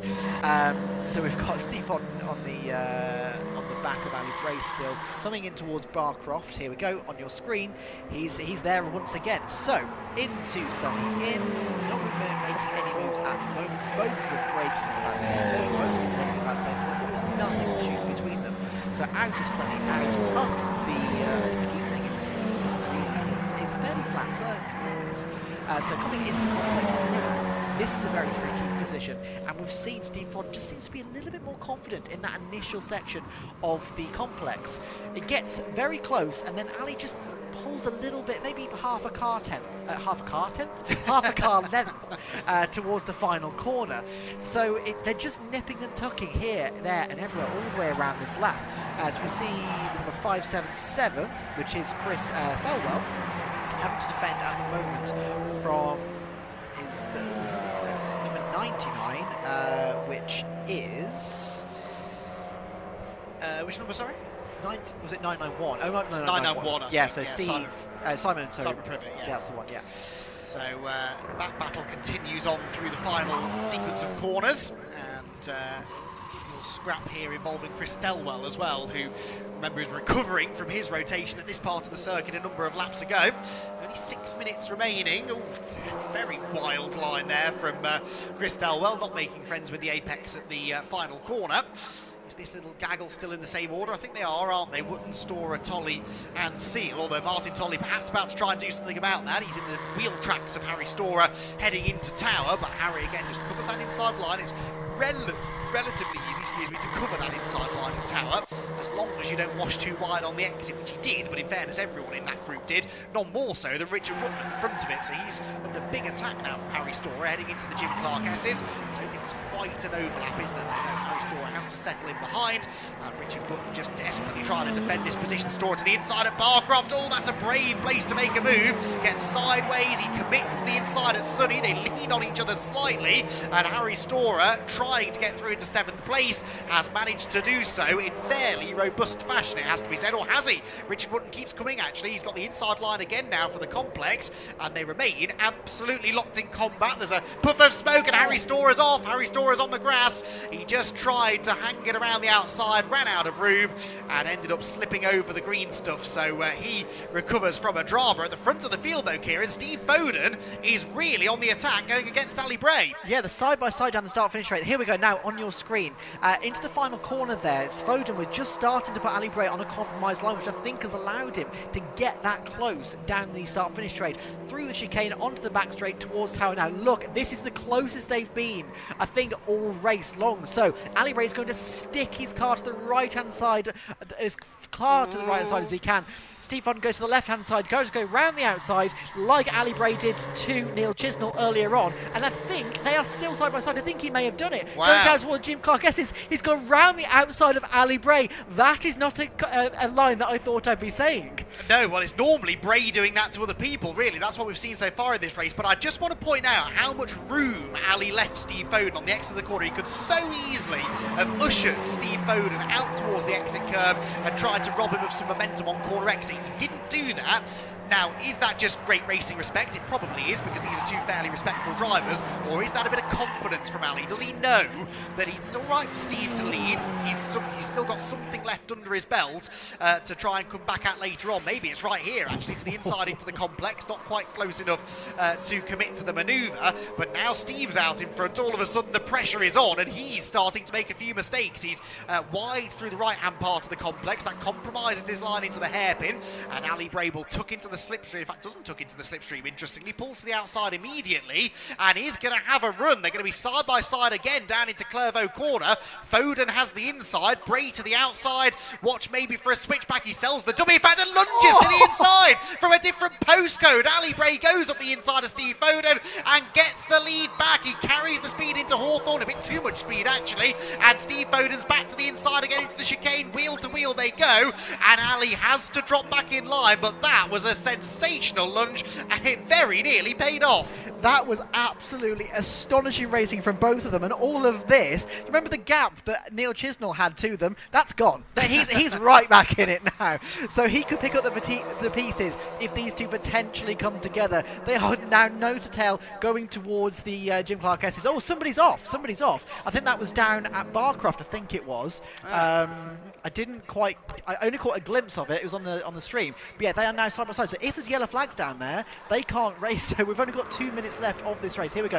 Yeah, so the yellow flag down at Barcroft. So you can see there that Steve holds his hand up. Yeah, it's an interesting position to have been. I think he may have spun. He's facing the barrier, which is off to the left-hand side of the circuit, but up towards the complex now. You can see Ali Bray is just creeping. He's just looking. He's Predator looking for his prey. Round the outside. Can he keep it? Can he keep it? Can he keep it? No, not quite. This is still bringing Neil Chisnell round the outside of Ali Bray. Has he got second place? I think he may have done.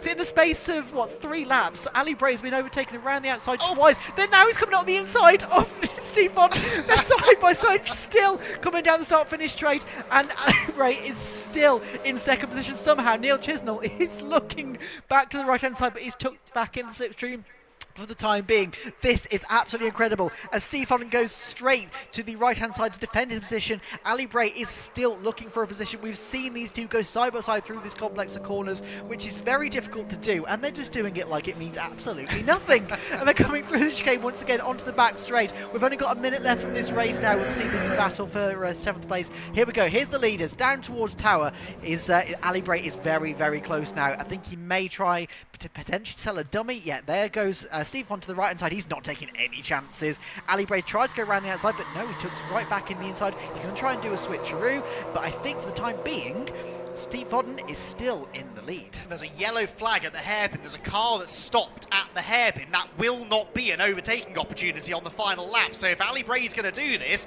he's going to have to do it into the next braking zone, but he can't because it's yellow flags there because David Scowler's car is off the road. This might have handed the win to Steve Foden. The checkered flag is waiting. We've got yellow flags from the second part of the complex. That's the reason why. I think it's the number 2 car, isn't it, that's off at the inside of the road. Ali Bray won't know about this yet. He's probably thinking he'll have a chance to attack into the hairpin. That chance might not come. Is Steve Foden going to stop the Ali Bray steamroller? He is, because Ali's to the inside, but it's a yellow flag zone. He can't go for the move, and Steve Foden backs it right off. What's going on? Steve Foden, come on, you can go a bit quicker than that through a yellow flag zone. Defends into the hairpin. Bray takes the wide line in, gets the tight line out. He's sideways. He can't quite get alongside. Steve Foden has done it. He stops Ali Bray's incredible winning streak in 2025, and he is a race winner in the Kent Models Mazda MX-5 Championship. Ali Bray in second will be absolutely seething that the yellow flags were out in the final sector, because I really think he would have had a big go through the final few corners, but he just didn't have the opportunity. Neil Chisnell, by the way, take a bow. Brilliant to see Neil Chisnell really stepping up and becoming a heavy hitter, so to speak, at the front of this field. That was tremendous racing, and Ali Bray already has pulled up alongside Steve Foden on the in-lap to congratulate the race winner.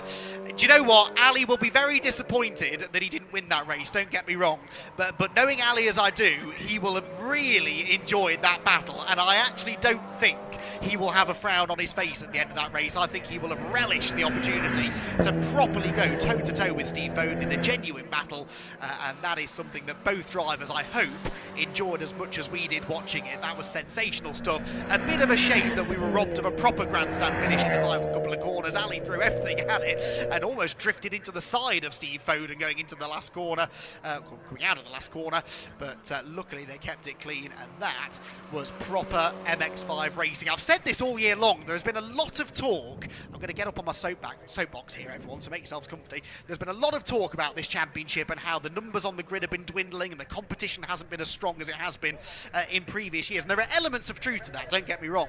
But as someone who's been following this championship for nearly a decade and a half, I will tell you that the racing this year, when I've been lucky enough to watch it anyway, has been as exciting as ever. And we just saw a great example of that there. Brands Hatch at the start of the year was epic. That's when we had a couple of other quick drivers on the grid as well.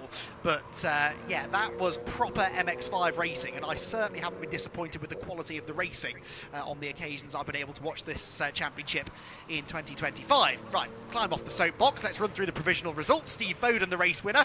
Ali Bray second. Yes, you heard me correctly. Ali Bray second. Neil Chisnell in third, with Thomas Walker and Adam Craig completing the top 5.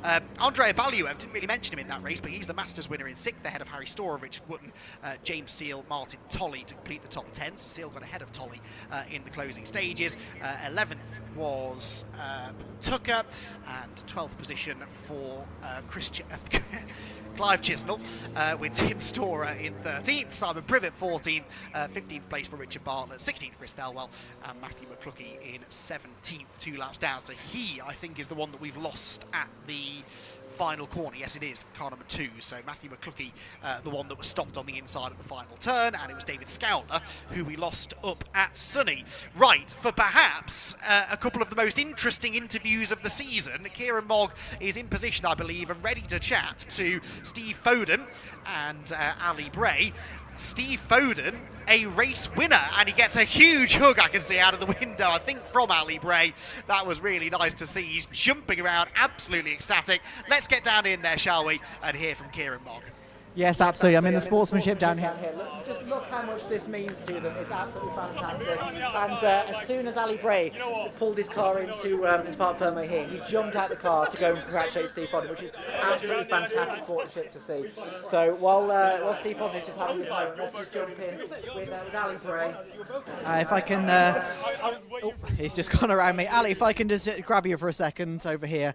That was absolutely one heck of a race, and it's fantastic sportsmanship, obviously, between you guys as well, and you would look genuinely happy for him. I'm over the moon for him, you know. We've had one hell of a year, and yeah, for someone to win end my win streak, I'm absolutely over the moon for Steve. You know, he's come back into the championship this year. He's such a class act, he really is. On and off the track, we've known each other for a long time. And I'm over the moon for him, and especially his dad, because I know how much it means to him. And what a race. That's what MX5 racing's about, right? It's what we come here for. I just want to say a massive thanks to all of my sponsors, the team, my wife, my 2 boys at home. And yeah, hopefully we'll have some more of that tomorrow. Hopefully, obviously, if that's anything to go by, then I cannot wait for tomorrow. But yeah, obviously, congratulations on P2. Is there a part of you that's kind of going, damn it, the win streak's over? Not at all. I knew it was coming at some stage. You know, we've got one hand on the championship trophy, and that's really what matters. But I don't think anyone could be upset with finishing P2 when you have a race like that. Like, I hope everyone watching enjoyed that. Yeah, I can say for certain that me and Andy and Collins did, absolutely, so I have no doubt that everybody else did, but congratulations, and hopefully we can have a chat again tomorrow. Yeah, definitely, I haven't caught up with him, Andy, if you're listening, it's nice to see you, mate. Come over and have a beer. Congratulations, cheers. Right, let's see if we can grab Steve Hodden. Where's he? There he is. I was looking for you, man, to smile. That was one hell of a race, and you really worked for it. Well, I don't think I've ever worked as hard as that for a race when, I have to say, a credit to Ali, I think all season he has been the man to beat, and on and off track we're really good mates, and on track it's, you know, it's elbows out, I think. Yeah, just credit to him. I'm just a little bit relieved. Obviously, I'm really pleased that I'm the one who's ended his win streak, but you know, all this wouldn't be possible without the team that I've got behind me. You know, my dad, my missus, Sophie, our fiance now, my sponsor Mark, Rock Oil, and Brscc Motorsport, and Mr Transit with the engine. So it's a team effort, and I'm really pleased that, you know, we've started the weekend on the front foot. 100%. Obviously, you've still got another race, or I think two races. Two races still. So, what do you reckon? Croft is a strong circuit for you. Well, yeah, I think we didn't think that coming into the weekend after, you know, Ali was up the road at Cadwell, and yeah, we just went back to what we knew was set up, and it seems to be working. So we're just going to hopefully have the same again tomorrow with the 3 of us up front fighting out for the win. Yeah, absolutely. Well, congratulations on the win. Congratulations for ending the winning streak, and hopefully we'll have another race like that tomorrow. Yeah, absolutely. I hope so. Yeah. Hope so. Congratulations. Cheers. Right, let's have a quick chat with Neil Chisnell. Where's Neil? There you are. Neil. Hey, how's it going? That was well, you were almost waiting to pick up the pieces, and you kept on being a bit of an annoyance to them. Yeah. I was hoping to be a pain in the backside, but unfortunately just didn't quite have the speed to stay with them. Was hoping to pick up a few pieces, but I mean, Ali and Steve, what a race. It was incredible to watch from afar. But yeah, incredible race, and congratulations to Steve on his first win of the season. Obviously, 2 races still to go this weekend. 3rd today, and at points you were leading the race as well. Yes, okay, it was because they were battling, but you were leading the race. So what do you reckon? Do you reckon you can take it a bit further up? Yeah, I hope so. I've got a few changes that I want to make to the car. See if we can find a little bit more pace. We had good pace in qualifying. We had good pace in testing yesterday. So yeah, let's make a few changes and see where it goes. We'll look forward to seeing it. Congratulations. Thank you very much. Cheers, thank you. Now, I think we're still having some recovery effort, so let's go and have a quick chat to our eyes are focused on that battle out front, so I didn't really see your race, so tell us about it. It was a good race. Good to watch how guys battle. Yeah. In front of me, and yeah, I also had a good race. It was a good start. I managed to gain a couple of positions in the start, and then just keep going. That's it. P1 and Master. That's good. No, absolutely. Obviously, this class is very, very competitive as well. So, talk to us about what it's like in the pack out there. Yes, you know, in like top 10, they're all professional. Yeah, I would say. Yeah, close cars, they're really like one make serious, you know. Yeah, so I'm really tired. Ребята, всем привет. I'm Russian, by the way. So what do you reckon tomorrow? Do you reckon you can repeat it? Yeah, tomorrow gonna be another day. So we will see what's the weather gonna be like. Yeah. And yeah, we will send it anyway. Yeah. Absolutely. We'll look forward to seeing it and hopefully have a chat again tomorrow. Thank you very much. See you. Cheers. Thank you very much. All right. So yeah, the recovery exercise I think are just about finishing now. So back to Andy for the next race. Yeah, thank you, Kieran. Great to hear from the top 3 drivers there, and Ali Bray with exactly the reaction that I thought he'd have to that race victory. He had a beaming smile on his face. Yes, he just lost his first race win of the year, but not that I want to labour that point, Ali, if you're listening, but the fact that he lost it in such an exciting battle with someone that he has such a huge amount of respect for as well, Steve Foden, that will have meant the absolute world to him. I do feel a little bit like I'm Ali Bray's bad luck charm, though, because this is the first round of this championship I've covered since the very first race at Brands Hatch, and it just had to be the one where he didn't win. So anyway, and I said he was going to win it as well, didn't I? It's just come back to me now.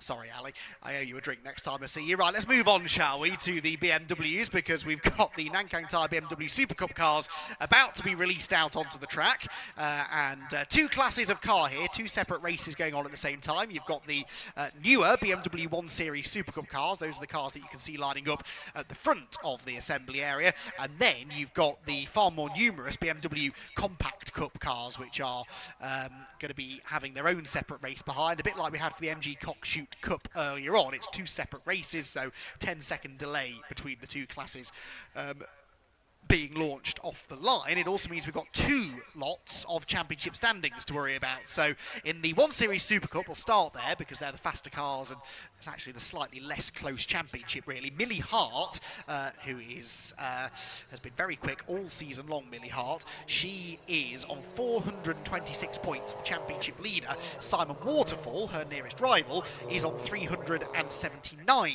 points, and therefore a little way back, but it should have been, could have been a lot closer than that had Simon not been disqualified from the middle of the three races at Silverstone last time out. So Simon Waterfall, who starts this race from the outside of row 1, can't count that DQ as a dropped score, so unfortunately that will count against him in the context of the championship. Aidan Hassan and Simon Waterfall then on row 1, Millie Hart, the championship leader, and Thorburn Aston on row number 2 ahead of Darren Rickaby and Jensen O'Neill Going. Now there's an interesting name to see in one of these 1 Series. Jensen O'Neill Going, last year's Brscc Fiesta Junior champion, son of Jamie Going, former, the man behind the Jam Sport team, starting on row number 3 ahead of Christopher Stretton and Martin Tolley. Yes, the same Martin Tolley who's just been out in the MX-5 race.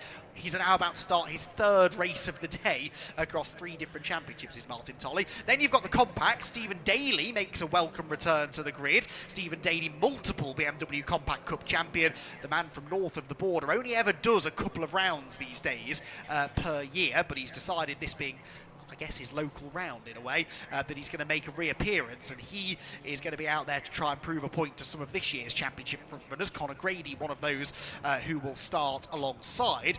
Conor Grady, were it not for 9 penalty points that he picked up earlier in the season, would be the championship leader. As it is, I reckon he's 2 points behind Joe Doble after drop scores, who starts 3rd on the grid alongside Gareth Claydon. Then it's Adam Wright and Mike Doble, father of the Doble clan, with Pete Smith and Max Noble. Max Noble actually 3rd in the championship, but only 8th on the grid. Matt Kendall and Ethan Woods are next, ahead of Keith Towers and Dan Mountford, with Paul Mousel and Javier Ross next in line. Javier, who jets over from Antigua, where he lives, to compete in every round of this championship, and it's a heck of a commute, but that shows his dedication to the BMW Compact Cup. Richard Sutherland, always exciting to watch, has Aaron Tippler for company on the next row, ahead of Tim Seaford, Martin Corkwell and Alex Corkwell at the back. So big grid, 2 separate races to focus on here, Kieran, and I think 2 exciting races to be had, and particularly with the BMW Compact Cup, a very finely poised championship battle, just 2 points by my very rough, and I must emphasise very rough calculations, separating Joe Doble and Conor Grady, with now only 6 races to go in the championship. Yeah, I'll be honest, I haven't looked at the points tally, so I can't comment on that. But every time I've seen these compacts race, it is always fantastic racing, and we've seen already today the racing around here has been absolutely magnificent. I have no doubt in my mind that the compacts are going to do the exact same thing. Obviously, the Super Cups at the front, they're more like mini touring cars, really. They've got a lot of power. They're very, very quick, and they're quite tricky to handle. And some of the drivers in this championship are fantastic. So It's really a case of the fighting with the Super Cups are. It's slightly more minimal. It's slightly more thought out than I guess the compacts really. The compacts are just it's just a cluster of cars. He's trying to find your position. With the Super Cups, they've got a bit more time to think about their positioning, and that really brings out some fantastic racing in them. We've seen some fantastic racing before. I remember I think it was last time out at Silverstone between Simon Waterfall and Millie Hart. They had a proper good battle. So yeah, looking forward to seeing what's going to happen here. And this weekend we've got the interesting inclusion of people like Jensen O'Neill going, who's a superstar, really young driver, destined for big things, I'm absolutely sure. But I don't think he's ever raced rear-wheel drive before, so this is going to be a big test for him. He starts 6th on the grid. 8 cars, I think, might be the biggest grid of these 1 Series that we've ever had. So great to see the championship starting to build in popularity. I was being told this morning that there are in excess of 20 of these cars that have either been built or are being built. So we should hopefully have a really good grid of the 1 Series in 2025. The compacts always have been popular. That popularity has never really dwindled, and we expect good racing, I think, from both of the classes. Right, green flag then about to be waved at the back of the grid, right on cue. It is unfurled, and once the marshal has won his battle against the breeze, waves the green flag, and we are good to go. Remember, the 1 Series will leave the grid 10 seconds before the compacts. We'll do our best to keep you across both of the battles that are going on. Red lights on, red lights will go off, and is it a good start from Aidan Hassan from pole position? No, it's not. Simon Waterfall gets the jump, and Simon Waterfall leads pretty much uncontested into the first corner. Hassan is plummeting down the order, and that's Millie Hart now to the inside of Thorburn Aston for second. So Simon Waterfall leads into Clervaux. The compacts, you can see in the picture-in-picture, are going to accelerate off the line as well. And was that Conor Grady maybe making a good start from the outside of row 1? Yeah, so Conor Grady had a really bad start initially, and he's dropped down to, I think, 4th position now. So it's actually Stephen Daly who's taken the lead in that championship. So, in the race. So yeah, interestingly, both pole sitters on both grids have lost the lead. So that's Grady. That's Conor Grady. Well, 2nd place in the championship after the drop scores are calculated. Conor Grady has gone around on the entrance to Hawthorne and is stone dead last. Another dramatic turn of events from the context of a championship. We've seen so many of those today, haven't we? Thinking back to the Ginetta Juniors in particular earlier on. And now Conor Grady, who was only 2 points behind Joe Doval, is right at the back of the Compact Cup field. Yeah, absolutely. So he's going to have a monster task ahead of him to try and wheedle his way back through these compacts. Obviously, we were talking beforehand, and I think we were speaking before, I think it was last night it was, about just how sort of crazy the racing can get in the compact. So there's going to be a lot of them. Here we go, some of these Super Cups now coming up towards the complex, and we can see already a little battle starting to form with Simon Waterfall, Millie Hart, and I believe, is that Thorburn Aston? It is, yes. It is, yes. So we can see side by side a bit further back. They put some dust down with the slippery surface. There was a slippery surface flag still being shown on their green flag lap, but I don't see it now, so I think they probably have sorted. Big lockups in the compacts as they come into the complex, and also Conor Grady has started to make the moves. He's already overtaken 2 people, as you can see now on your screen, up the inside of a 3rd person in the space of about 3 seconds, going down onto the start-finish straight now. So he's wasting absolutely no time in reaping those positions once again. I mean, that almost looked too easy, didn't it, really, for Conor Grady, as former star of Ginetta Racing. Conor, a very, very handy peddler, and proving that there against some of the drivers towards the back of the field. To the wage yellows, we've got a 1 Series that stopped at the exit of the chicane. I think that is going to be Martin Tolley, I reckon, who stopped just on the inside line there. Look, the red car, I think that is Martin Tolley. So sadly, his 3rd race of the day is only going to last just over a lap, and he drops out of contention then. So Simon Waterfall leads the way. Millie Hart in 2nd position. So from a championship point of view, she's doing everything she needs to do here. 2nd place with Simon Waterfall ahead of her is absolutely no problem at all. Through have got the Super Cup cars. Here comes the leader of the Compact Cup, and it's Stephen Daly. Well, it feels very, very nostalgic to be saying that. Stephen Daly leading a Compact Cup race with, in 2nd position, Gareth Clayton. So Gareth Clayton 4th on the grid, moving up into 2nd place. There was a real sort out in the compacts on that opening lap. Oh, sorry, I'm just seeing off screen. Here we go. It's now on screen. As I believe that's O'Neill going up the inside now of Thorburn Aston. So side by side down the start finish rate. There is nothing to choose in between them. Millie Harty's just managing to keep ahead of them at the moment. But yeah, Jensen O'Neill going is he's not waiting about. He might be slightly newer to this championship than other people, but he's not letting that get away from him. And I think he just had to back out of that then. So he's kept in fourth position as they go past the stricken car of Martin Tolley, thank you, yes. So past the double waved yellows, as we come back down onto the straight, they can accelerate again. As we look back to the compacts, and 3 cars coming down here. We've got the number 41, 7 and 22 of Aaron Tippler, Alex Corkwell and Tim Seaton. That's the ones, yes. They're right at the back, in fairness. They're quite some way off the rest of the field. Also, interestingly, Alex Corkwell is showing twice on the timing screen. I'm not entirely sure why. Very, very impressed if he's out there in 2 cars at the same time. Right, Compact Cup leaders through Tower Corner. And well, Stephen Daly doing exactly what you'd expect Stephen Daly to do, really, in a Compact Cup. He is a bit of a magician in these cars. And the Scottish driver is 1.8 seconds clear of Gareth Claydon already, with Joe Doble in 3rd position. Now, Joe Doble is the championship leader in the Compact Cup, and with Conor Grady well down the order, this is looking pretty good for Joe to try and extend his championship lead. The 1 Series cars head through the final couple of corners. Jensen O'Neill going. I just had a feeling we'd be getting excited about him this afternoon. He's up the inside of Thorburn Aston again. Now, if I told you Jensen O'Neill going was a former Fiesta Junior champion, would you at this point be surprised? No. No. That was a very Fiesta Junior move, wasn't it? And Thorburn Aston, not a former champion of the Fiesta Junior Championship, it's fair to be said, will have just realised the sort of racecraft that you learn in a championship like that. That was fairly robust. It was, yes, absolutely. I definitely think that the Rubbings racing, although it's definitely synonymous with NASCAR, I think it really, as we can see there, Conor Grady being pushed wide out of the complex, but he just manages to get up the inside now of the number 85, which is Paul Mussel. So he's currently down in, where are we looking? I'm trying to find him at the moment. Here we go. So he's up in 16th place now, which is what, like 10th? Something like that. Something like 10th in the compacts. But I can't remember what I was saying now about O'Neill going. But yeah, the Fiestas, they definitely race with their elbows out.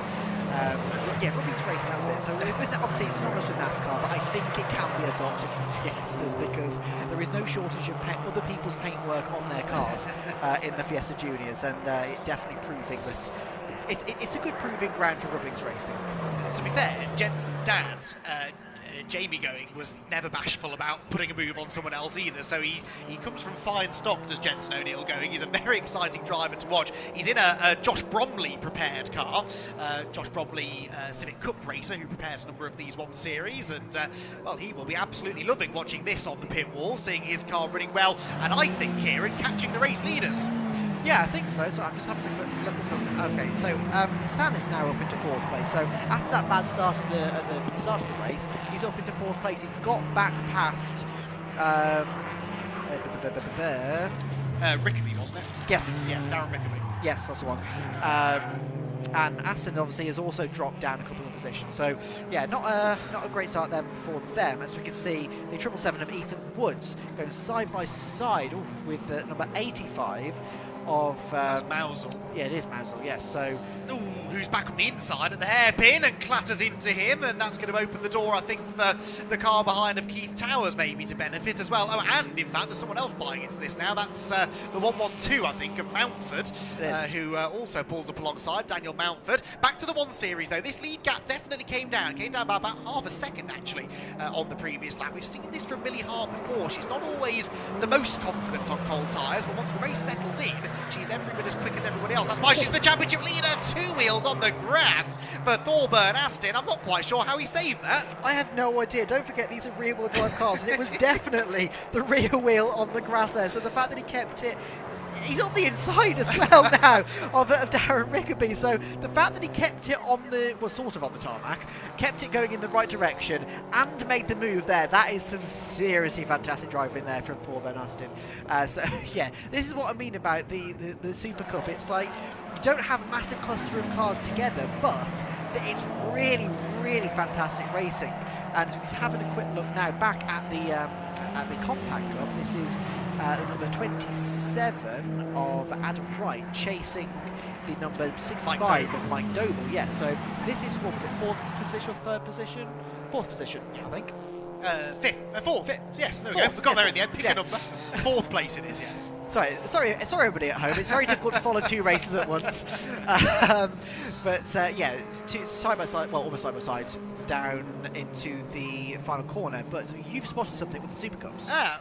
Well, yes, there's about to be a change for third, but that's not what I thought was going to happen. Jensen O'Neill going was all over Millie Hart going down the back straight, and then suddenly seemed to lose pace and loses third place maybe temporarily to Aidan Hassan. No, Hassan will go through. I don't know whether it was a missed gear for Jensen or something more sinister, but I was teeing up to say Jensen O'Neill going is about to go on the attack against Millie Hart, and that really didn't happen. The car seems okay now, so maybe it was just a bad gear change for Jensen, who's making his debut appearance in these cars, so could be forgiven maybe for the odd little moment like that.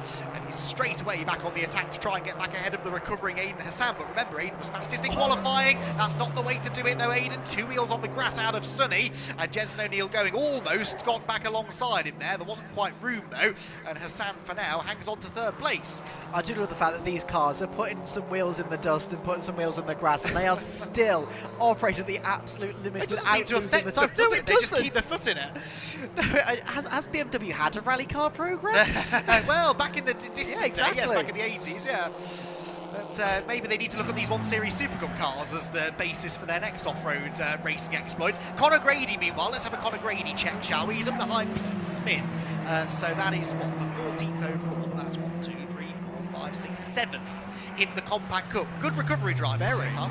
Very, very good recovery, yeah, absolutely. And like you were saying before, you know, some of these overtakes, it almost looks like he's on easy mode. Yes. Like he just there's a gap, I'm in it, I'm past them. And coming through the complex, he's actually found a bit of a challenge now. Round the outside, though, up the inside of the number 31 of Peter Smith. And now he's got a good gap ahead of him to try and close up on is that Mike Doble, sorry. So let's have a look at them across the line to see what that gap is. So Noble has just gone across the line. So now Grady goes over it as well, and the gap is 7.7 seconds. That is quite a chunk of time to try and close up. So we've still got 4 minutes left of this race. So he may close it up, he may not. So let's see. Grady's personal best lap though is 140.8.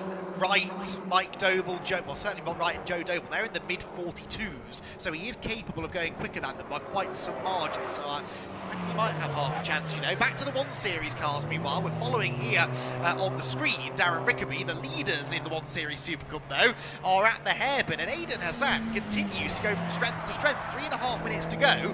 Could he still win this race? He's right on the tail now of Millie Hart, that's for second position. They're going down across the start-finish line. On screen we see the battle still going on between Adam Wright and Mike Doble, back for fourth, I think we established, didn't we, in the Compact Cup. They're turning their way through, Sunny in and Sunny out once more, but into the final few minutes there is a battle starting to bubble away in the Compact, in the 1 Series. Here we go, the inside, no, not quite. Aidan Hassan couldn't quite leave her aside Millie Hart at Hawthorne, but there could well be a challenge down into Tower. Yeah, absolutely. We've seen just off camera how close they were going through Hawthorne, through turn 1, through Hawthorne as well. Now, coming down towards Tower, you can see Millie obviously not that worried about an attack from Hassan. So Hassan's actually backed off a little bit, so maybe he's braking a little bit. We have seen him go off the track a couple of times, so yeah, Millie was very confident that he wasn't going to make a move. As we go into the Jim Clark S's once again, the gap between herself and Simon Waterfall has grown a little bit, but not by a massive amount. But yeah, obviously with the fact that now she had, well actually she's just pulled a massive gap ahead of Aidan Hassan now. So there's a bit of a lock up there on the exit for Simon Waterfalls. That's an interesting place to have a bit of an issue. That car does smoke though, remember, quite a lot. We learnt this at Silverstone, it caught me out as well. It's nothing to worry about, I'm reliably informed. Right, okay. Well, anyway, they're coming up on a bit of traffic now, so this could prove a bit of an issue, as it's number 22 of Aaron Tippler. It is, yes. So he's trying his best to get out of the way, but could this potentially get in the way for Millie Hart? And they have to go round the outside. Aiden Hassan is now right back on the back of Millie Hart. But also, look who's there once again. It's our favourite junior driver of Jensen O'Neill going. So down towards turn 1. I don't think he's actually managed to move just yet. He's pulled right the way in front of Aaron Tippler. Coming through Hawthorne now, yeah, they've just settled down a little bit. A minute and a half left to go. Simon Waterfall car obviously just smoking once again. Down towards Tower. So at the moment, they seem to be pretty stable, but look how close they are now. So this is second, third and fourth. Simon Waterfall, he's gone, he's up the road, he's out of this now essentially. It is a 3-horse fight for that second place, and at the moment up the inside goes Jensen O'Neill going into almost third place. No, Hassan actually keeps it round the outside on the exit there, and now they're side by side going down towards Jim Clark-Esses, and I think Hassan has just managed to pull ahead of Jensen O'Neill going, so they still stay in third and fourth places respectively. Indeed, that was from a long way back, wasn't it, that lunge from Jensen O'Neill going, as the smoky Simon Waterfall car continues to smoke and get further away from Millie Hart. 1.5 seconds was the margin at the start of the lap. Touch and go as to whether this will be the final lap. I think they might just squeeze one more out of it if time allows. As through the final sequence of corners, Waterfall's really been tripped up by a back marker, but Millie Hart, perhaps in excitement, outbraked herself as well. So there was no net gain there, really, as Tim Seaford did his best to get out of the way of the race leader, and now here comes Hassan up the inside of Millie Hart. There's a compact cup car in the way. Which way do they go? Oh, Hassan keeps his foot in it and has the overlap. Now watch the third car, or fourth car I suppose, in line. Jensen O'Neill going, he could really benefit from that. They managed to slip to the inside of Tim Seaford's car down into Clervaux corner, but what is going to happen when we arrive at Clervaux? Dive up the inside from Thorburn Aston against the lapped car. What about the cars ahead? It is still the same order. Millie Hart, I can tell you, except she drifts wide at Hawthorne. Here comes Hassan to the inside into the chicane. Does Millie Hart give way? She does. She takes to the escape road, and that might allow Jensen O'Neill going to get a run as well. Well, Millie Hart has rejoined in front of them. It's always been a touchy subject, that, whether you should be allowed to take the shortcut and retain the position or not. For now, she does retain the position with about half a lap of racing to go. We have, by the way, Kieran, lost a Doble on the run down the back straight. I'm not sure which Doble that is. I'm hoping it's not Joe Doble, because he, remember, is the championship leader in the compacts. I'll try and get an idea on that car if I can. Yeah, I'm not 100% sure, but Joe Doble is falling down the timing order, yes. so I think it might be. But up the inside, Hassan. Oh, no, Millie runs wide into, sorry, it's Sunny out, that is. Yes, I think that is Sunny out.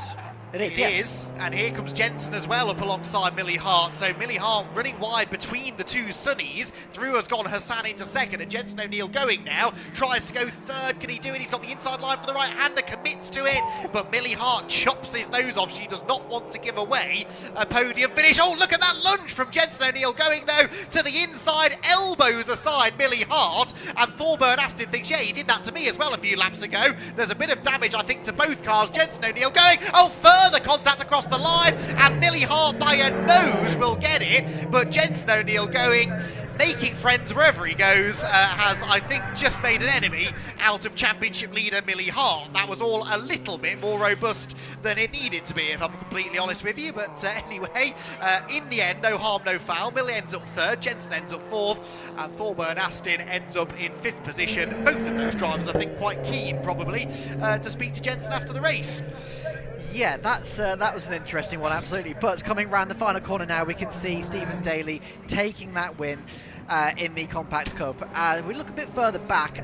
There we go. We just saw Conor Grady just closing up on the back of, I think it was 7th place in the Compacts. So we couldn't quite close that gap in the end, but a monster effort to close even a little bit of it. But the fact that he closed, I mean, the amount he did close. Let's have a quick look. Is he still in 7th overall? Not 7th overall, sorry, 7th in class. Grady, so he's in 12th position. 6th position. Of course, Joe Doble, championship leader, didn't finish, so actually that will notch up as a drop score for Joe. It's his first non-finish. Oh, First non-finish of the year. That is Tim Seaford, I think. Oh, no, it's not. It's 112. Dan Mountford, who can't see where he's going because the bonnet has flown up in front of the windscreen. That will have done quite a bit of damage, I'm sure. And he will limp home fairly slowly, as you would expect. But well, quite a lot of talking points at the end of that one. A brilliant victory for Simon Waterfall. Let's not forget about Simon, who just keeps the pressure on in the championship, takes a few points out of Millie Hart as a result of that race victory. But Millie and Thorburn Aston, I did notice both of them, certainly Millie, pulling up alongside Jensen O'Neill going on that slow down lap, just to let him know exactly what they thought of the antics up at the hairpin. It is a good place to launch an overtake, but you've got to be careful. It can very easily end in a little bit of contact, as I'm afraid was the case for both of those drivers when they found Jensen up the inside. Sadly, we won't get a chance to get Jensen's thoughts on that because he wasn't on the podium, but we should have a chance to chat to Simon Waterfall, Aidan Hassan and Millie Hart, and I reckon we'll also get our top 3 BMW Compact Cup championship contenders as well. So, cars then make their way into the pit lane after a bruising race. We are ticking now towards the end of the day with just one more race to go. It's the second MX-5 Clubman race of the weekend.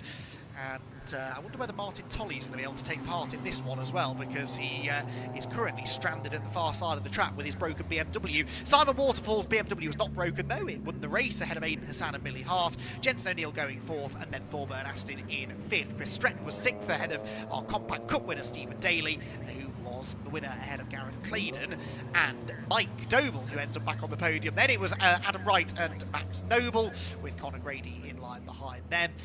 Then Pete Smith ahead of Matt Kendall, Ethan Woods, Keith Towers, Paul Mousel, Dan Mountford, Tim Seaford and Aaron Timpler, with Darren Rickaby in 21st place. Crucially, Joe Doble, non-finisher in that race, his first non-finish of the season. He will count back, therefore, I think 43 points, which he was previously dropping from the first Alton Park race. So he will score 43, which will take his tally, I reckon, doing maths live on air is never a good idea, 469, I think. And then Conor Grady for 6th position will claim probably about 42 points or so. I'll do the maths on that whilst we are hearing from our podium finishers. Kieran Mogg, I can see, is in position down in the middle of the pit lane. We'll wait for the thumbs up, and then hopefully we'll be able to hear from the podium finishers. Kieran is ready. Let's head down to him now. Thank you very much. Yes, I'm down here with the Compact Cup winner. That was... you had to fight for that one a little bit, had to defend a little bit. Obviously, with Conor getting the bad start, that hurt you at all. But I've just been told you had a bit of a neck injury a few weeks ago. So that didn't help things. Yeah, I mean, it certainly doesn't help things, does it? A couple of weeks ago, dived into a pool and landed head first at the bottom. So, a bit like a Coke can, it gets squished like that. That's exactly what happened. So, not ideal, but we seem to be all right in the car. So obviously the natural way to mend that and to recuperate is to race cars, obviously.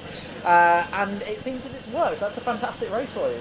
Aye, I mean, all credit to the Master Mix racing team. They put a fantastic car out there, and over the moon that Gareth got the second as well. Obviously you've got another couple of races tomorrow as well, so do you reckon you can repeat that feat? Do you reckon if Conor can get back up you can go against him? I mean, a lot of things come into play, car reliability, everything, and to be honest, the car is relatively untested. This is only its second round, so I mean, car's on a good path, but let's just see what happens. Yeah, absolutely. Well, congratulations on the win. Thank you. Cheers. Thank you very much. Let's move on to our overall winner, Simon Waterfall. That's well, cheers, mate. Once kind of Millie got a bit swamped by the others, you had it a bit your own way. Yeah, a little bit, but then tyres went off, brakes, and well, one of the air vents came out the dash, so I was also having a game of football with myself halfway round every time there was a big braking zone. So yeah, that gave me a bit of respite with the guys getting around Millie. Yeah, great start, you know, and we'll see if we can do it again in the next one. And obviously it was your first ever win last time out at Silverstone, I was just told, and you've just got your second ever win as well, so finally formed late in the season. Yeah, so we actually won all three on the road at Silverstone, but we got a DQ in the second one on a ride height. I really love it here, actually. First time I've raced here since I put it in the barriers at Clapham last year in a Mazda. But yeah, just thanks again to Bromley Motorsport, Levy Business Services, GoPrin and Eaton, because we couldn't be here without them. Yeah, absolutely. Well, congratulations, and do you reckon you can repeat it tomorrow? We'll have another go. Yeah, there's 5 races left, and we'll see what we can do. I'm looking forward to it. Cheers. Thank you. Thank you very much. All right, now that's it for the BMWs today. We've got one more race still to go this evening, and that is the final Mazda race of the day. So, Andy, take it away.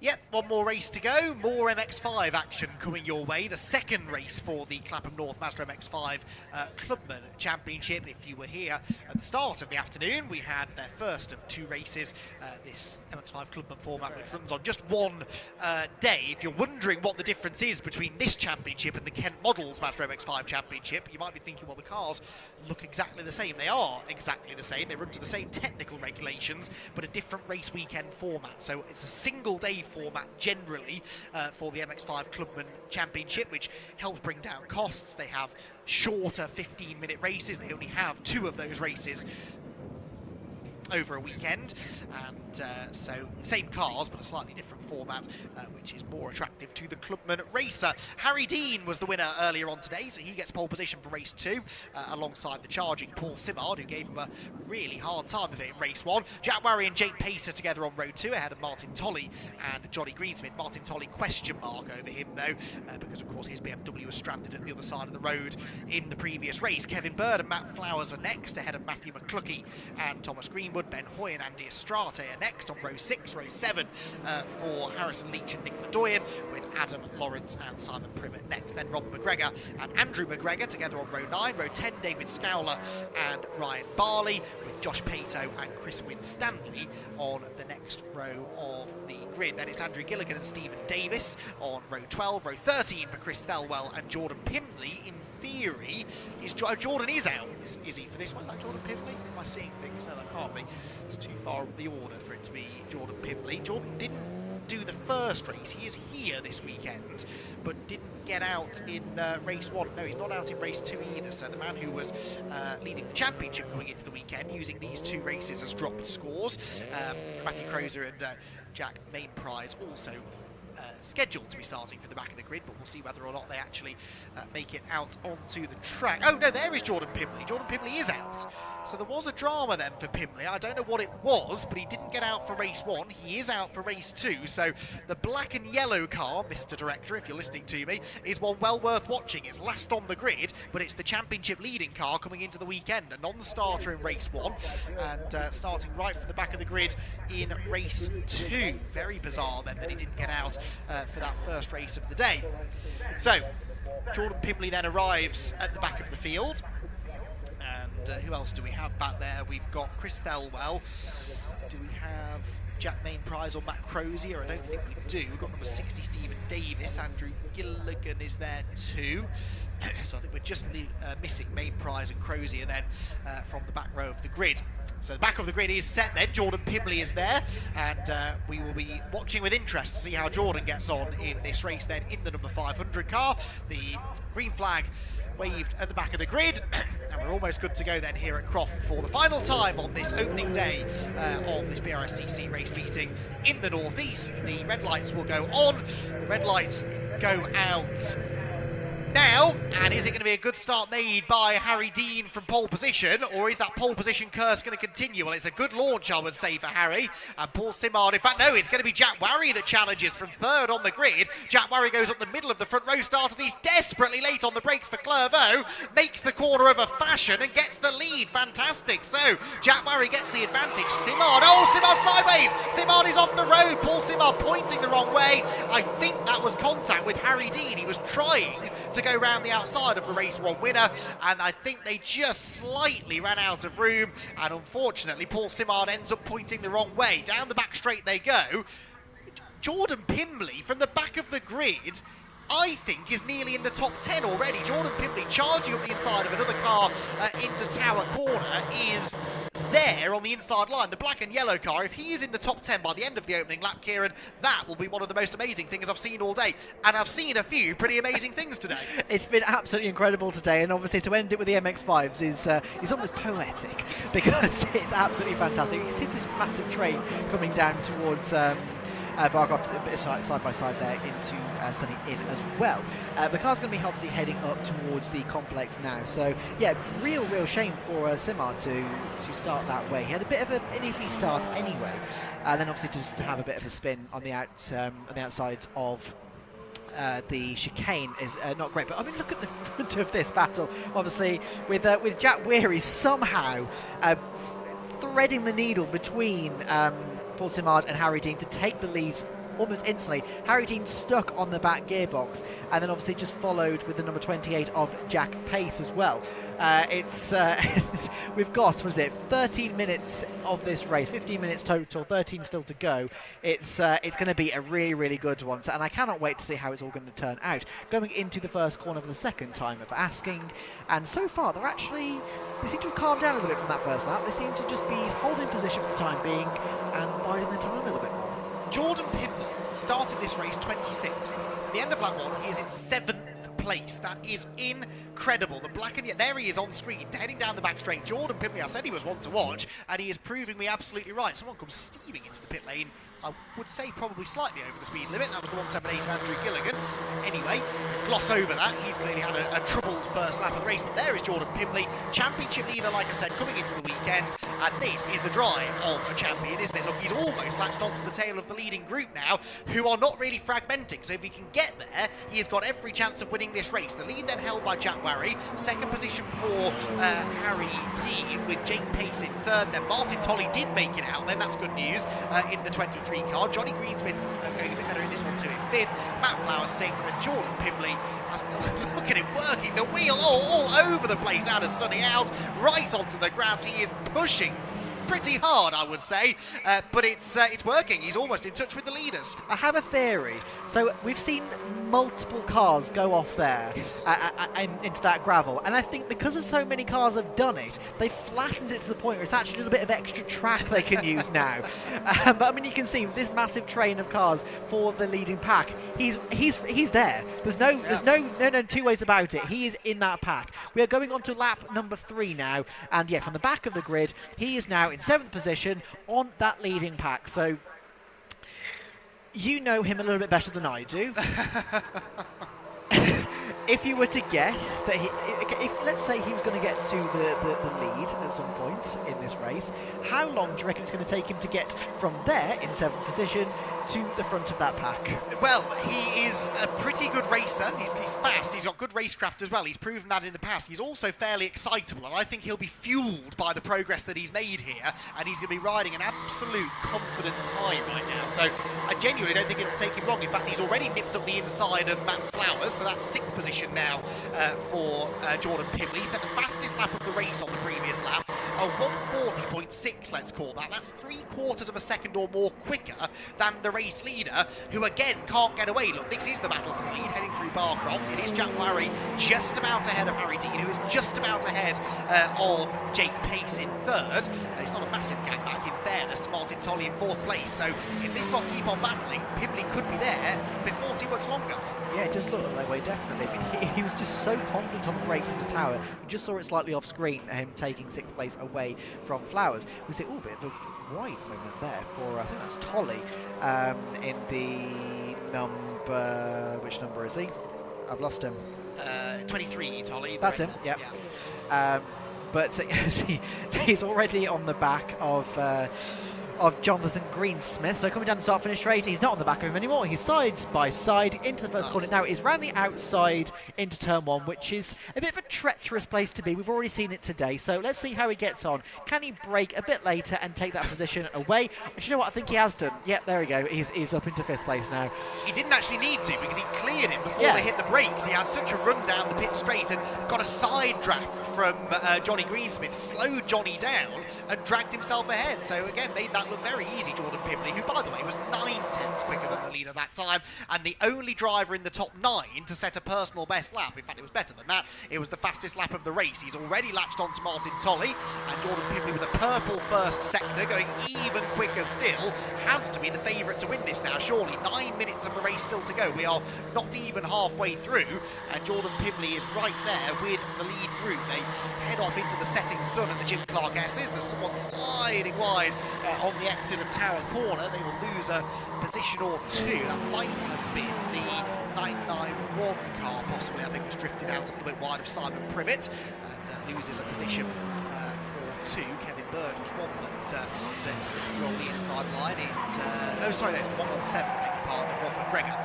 who have been wide. And there, look, Paul Simard. So McGregor's wide again now. Simard nips through. Paul Simard with another position gained as he continues to try and recover. Right, 4th place now for Pimbley, and already on the tail of the leading 3.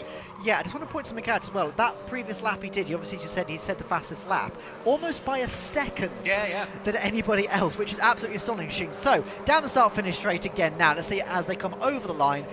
He is up into 4th place as our timer screen now updates. That lap was slightly... No, it was quicker. I was looking at the wrong one. He's just on a 140.2. Now, the next quickest person was it Jake Pace, who just did a 140.9. So he is 7/10 of a second quicker than anybody else around him. So he's going to be catching that leader group. There he is on your screen, going down towards Tower Corner. Now, actually, the leaders are getting very close. They're bump drafting. So you can see there that... Jack Worry and Harry Dean are starting to work together. They can probably see that number 500 approaching at quite an alarming speed behind them. And I wouldn't be surprised if there's been some sort of agreement prior to the race, or maybe some communication in the car just going, have you seen this? We should probably get a move on. Because we can see there, it's a trail of 3, and then Jordan Pimbley as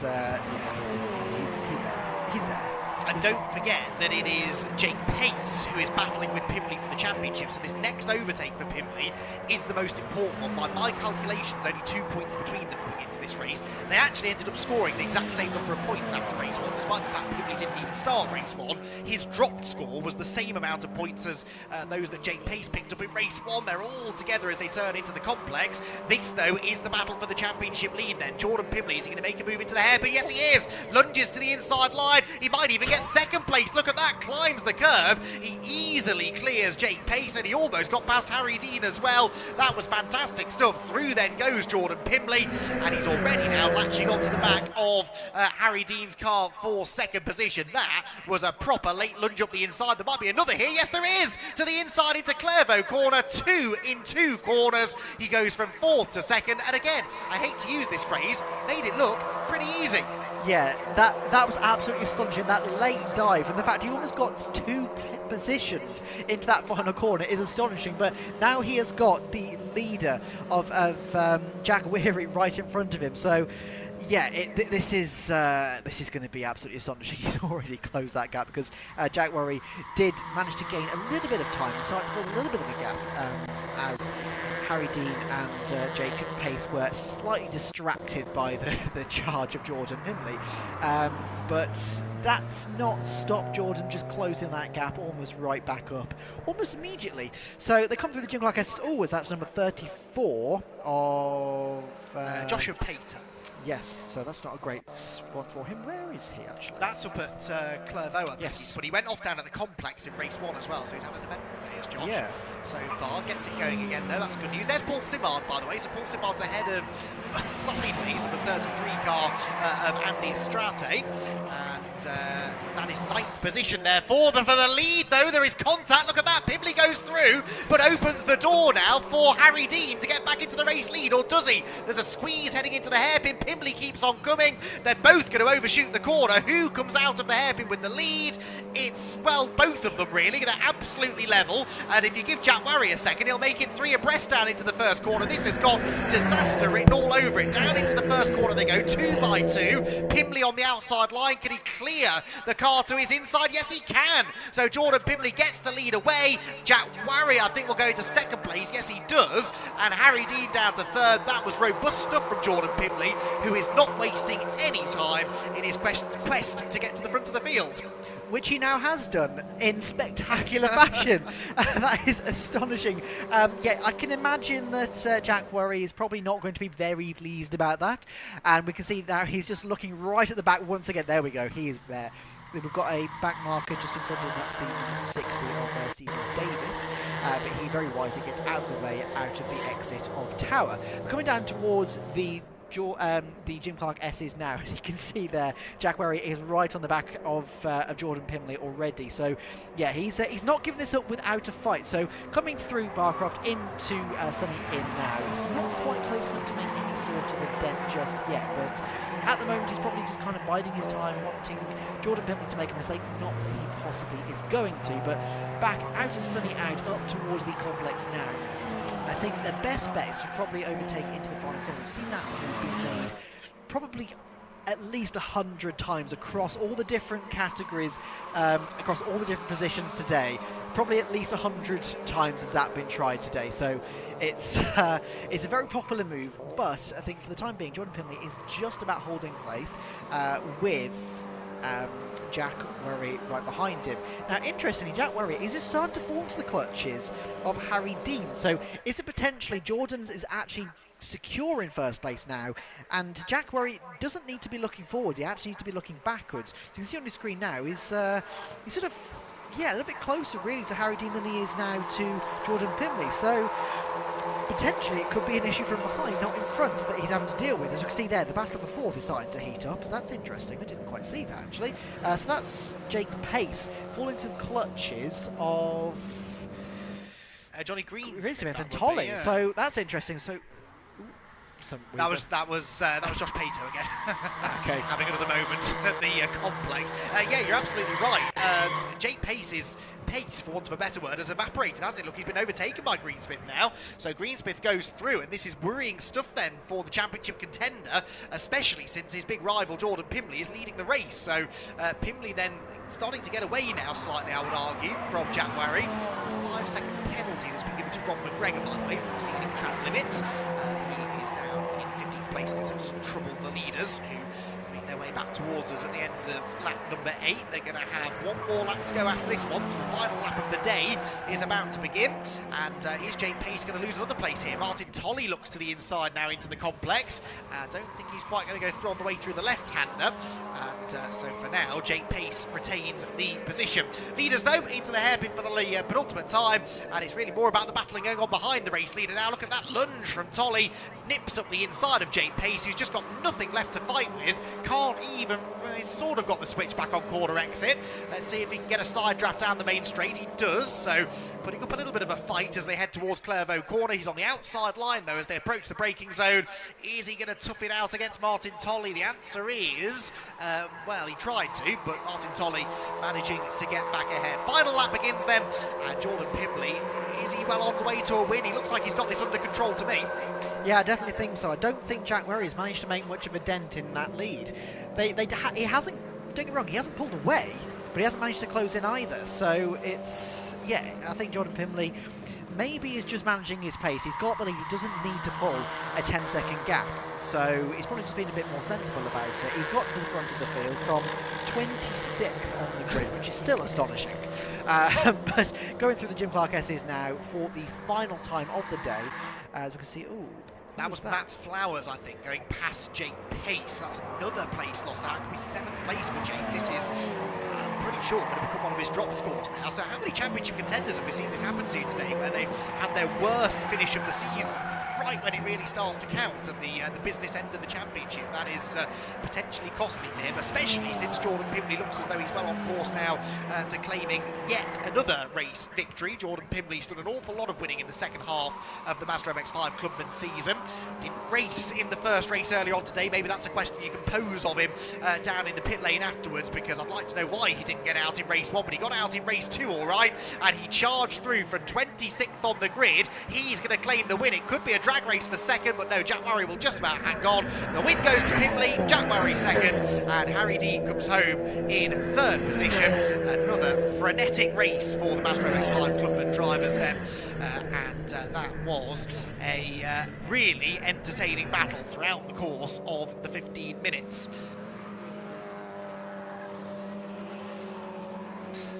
So the cars then head across the line further back. There goes Kevin Bird through, number 59, and a couple of others behind as well. And we also have this penalty-bound Rob McGregor car to come through as well. That will have 5 seconds added to its time. And, that's a shame because he was involved in some of those really entertaining midfield battles. So cars then make their way through. Josh Pato is going to have a cleaner run through the final sequence of corners this time. He's had a baptism of fire. I think what might be his debut in the championship. Certainly not been a regular runner in this category over the years. Josh Pato, the last man to see the checkered flag. And just like that, it all falls quiet over the Croft Circuit. If you are trackside and you are making your way back towards your cars, then hope you have a safe journey home. The racing tomorrow kicks off at 9:30. So our first race is at 9:30. That's our first on-track session as well. So it is an early start, rare early start actually. Croft, I believe, only is allowed 1 or 2 of these early Sunday morning starts. Normally it's a 12 o'clock start on a Sunday, but they've decided to allow the Brscc to have access to one of those days. So we are starting at 9:30 tomorrow morning, and we're racing all the way through till 6 p.m. again. We've got something like 24 races coming your way tomorrow, and we'll have all of the championships that we've seen out today, along with the Nankang Tyre CityCar Cup Championship, which qualified earlier on this afternoon, and we'll get 3 races, a hat-trick of races here tomorrow over the course of the day. So a round of applause is given to the cars, to the drivers, as they make their way around to the pit lane area. Kieran will be on hand to chat to our top 3. For Jordan Pimley, a crucial race win that was, and a very, very well earned one, I have to say. Jordan Pimley will be delighted with that, and he comes in ahead of Jack Worry and Harry Dean, your top 3 finishers. Johnny Greensmith in 4th, by the way, wins the Masters class, so he will be taking a trophy home for that race as well. Might have no, Martin Tolley was the winner of that category in race 1. Tolley 7/10 behind Greensmith that time.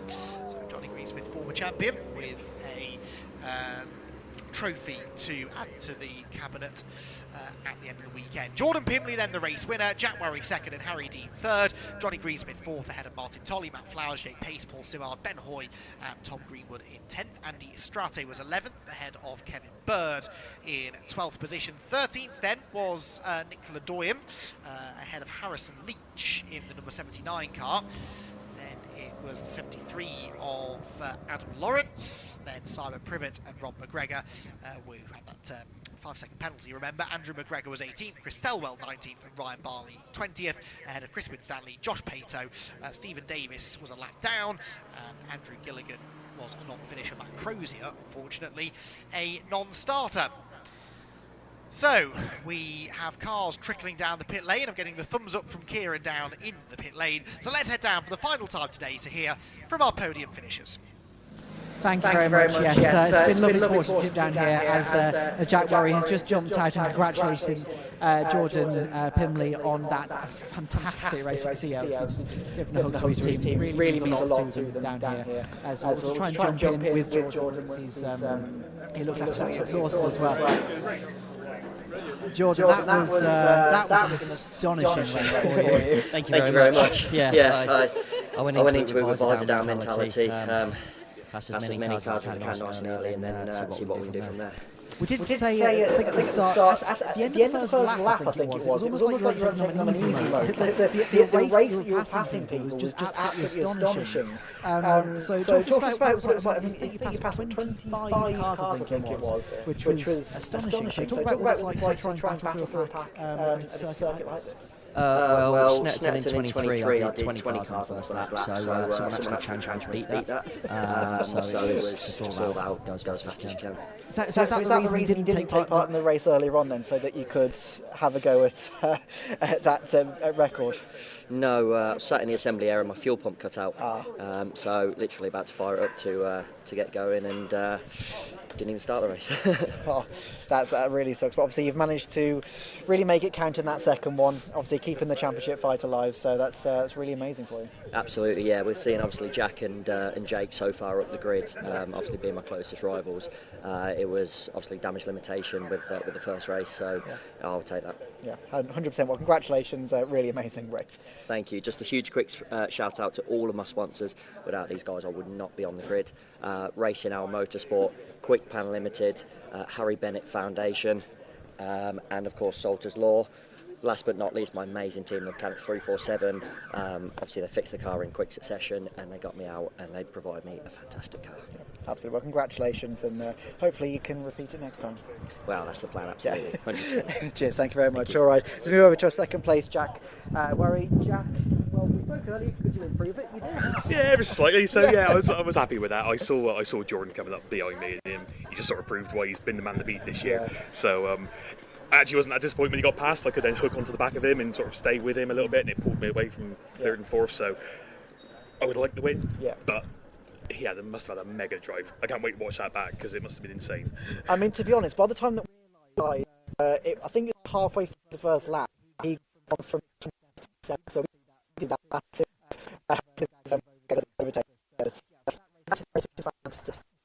potentially next time you can behind.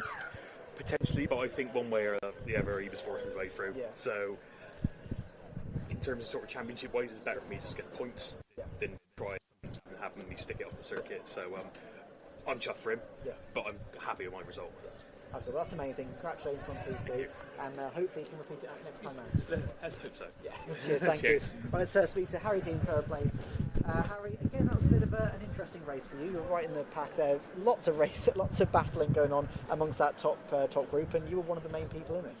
I did say it's going to be a different race, didn't I? So, yeah, I was trying to repay Jack the favour that he did to me in race 1, giving me the bump, if you like. And no, it was a really good race. This Clubman Championship, we fight hard all the way around, lap after lap, and then as the race finishes, the cool-down lap's all about the big thumbs up to everyone. It's real good fun. Yeah, absolutely. And obviously, third place to end the day. Obviously, you've got 2 people in front of you. You don't seem particularly a bit disappointed, obviously, considering the race earlier on. So, nice way to end the day for you? No, I didn't expect to win race 1 at all. I didn't expect to be there. Just being on the podium is a massive bonus for me. I think halfway through the race as well, I hit a tyre stack going onto the back straight as well. So I didn't have my wing mirror on my left-hand side. So when Jordan came past, I didn't know where he was. I was just expecting a hit, but there's no hit there, and it's good, clean, fair racing. I'm not sure if he ever took me on the track or not, but I'm going to leave that one for now. Well, I won't mention it either. Well, congratulations obviously on P3, and hopefully we can see you up here again on the next time out. Yeah, hopefully. See what the budget says, see if we can get any help. Thank you. Absolutely. Congratulations. Cheers. Cheers, thank you. All right, well, that rounds out the day of racing then for here at Croft. Now, one thing it's worth mentioning is obviously that is it's not even half of the racing. We've still got a full day of racing tomorrow.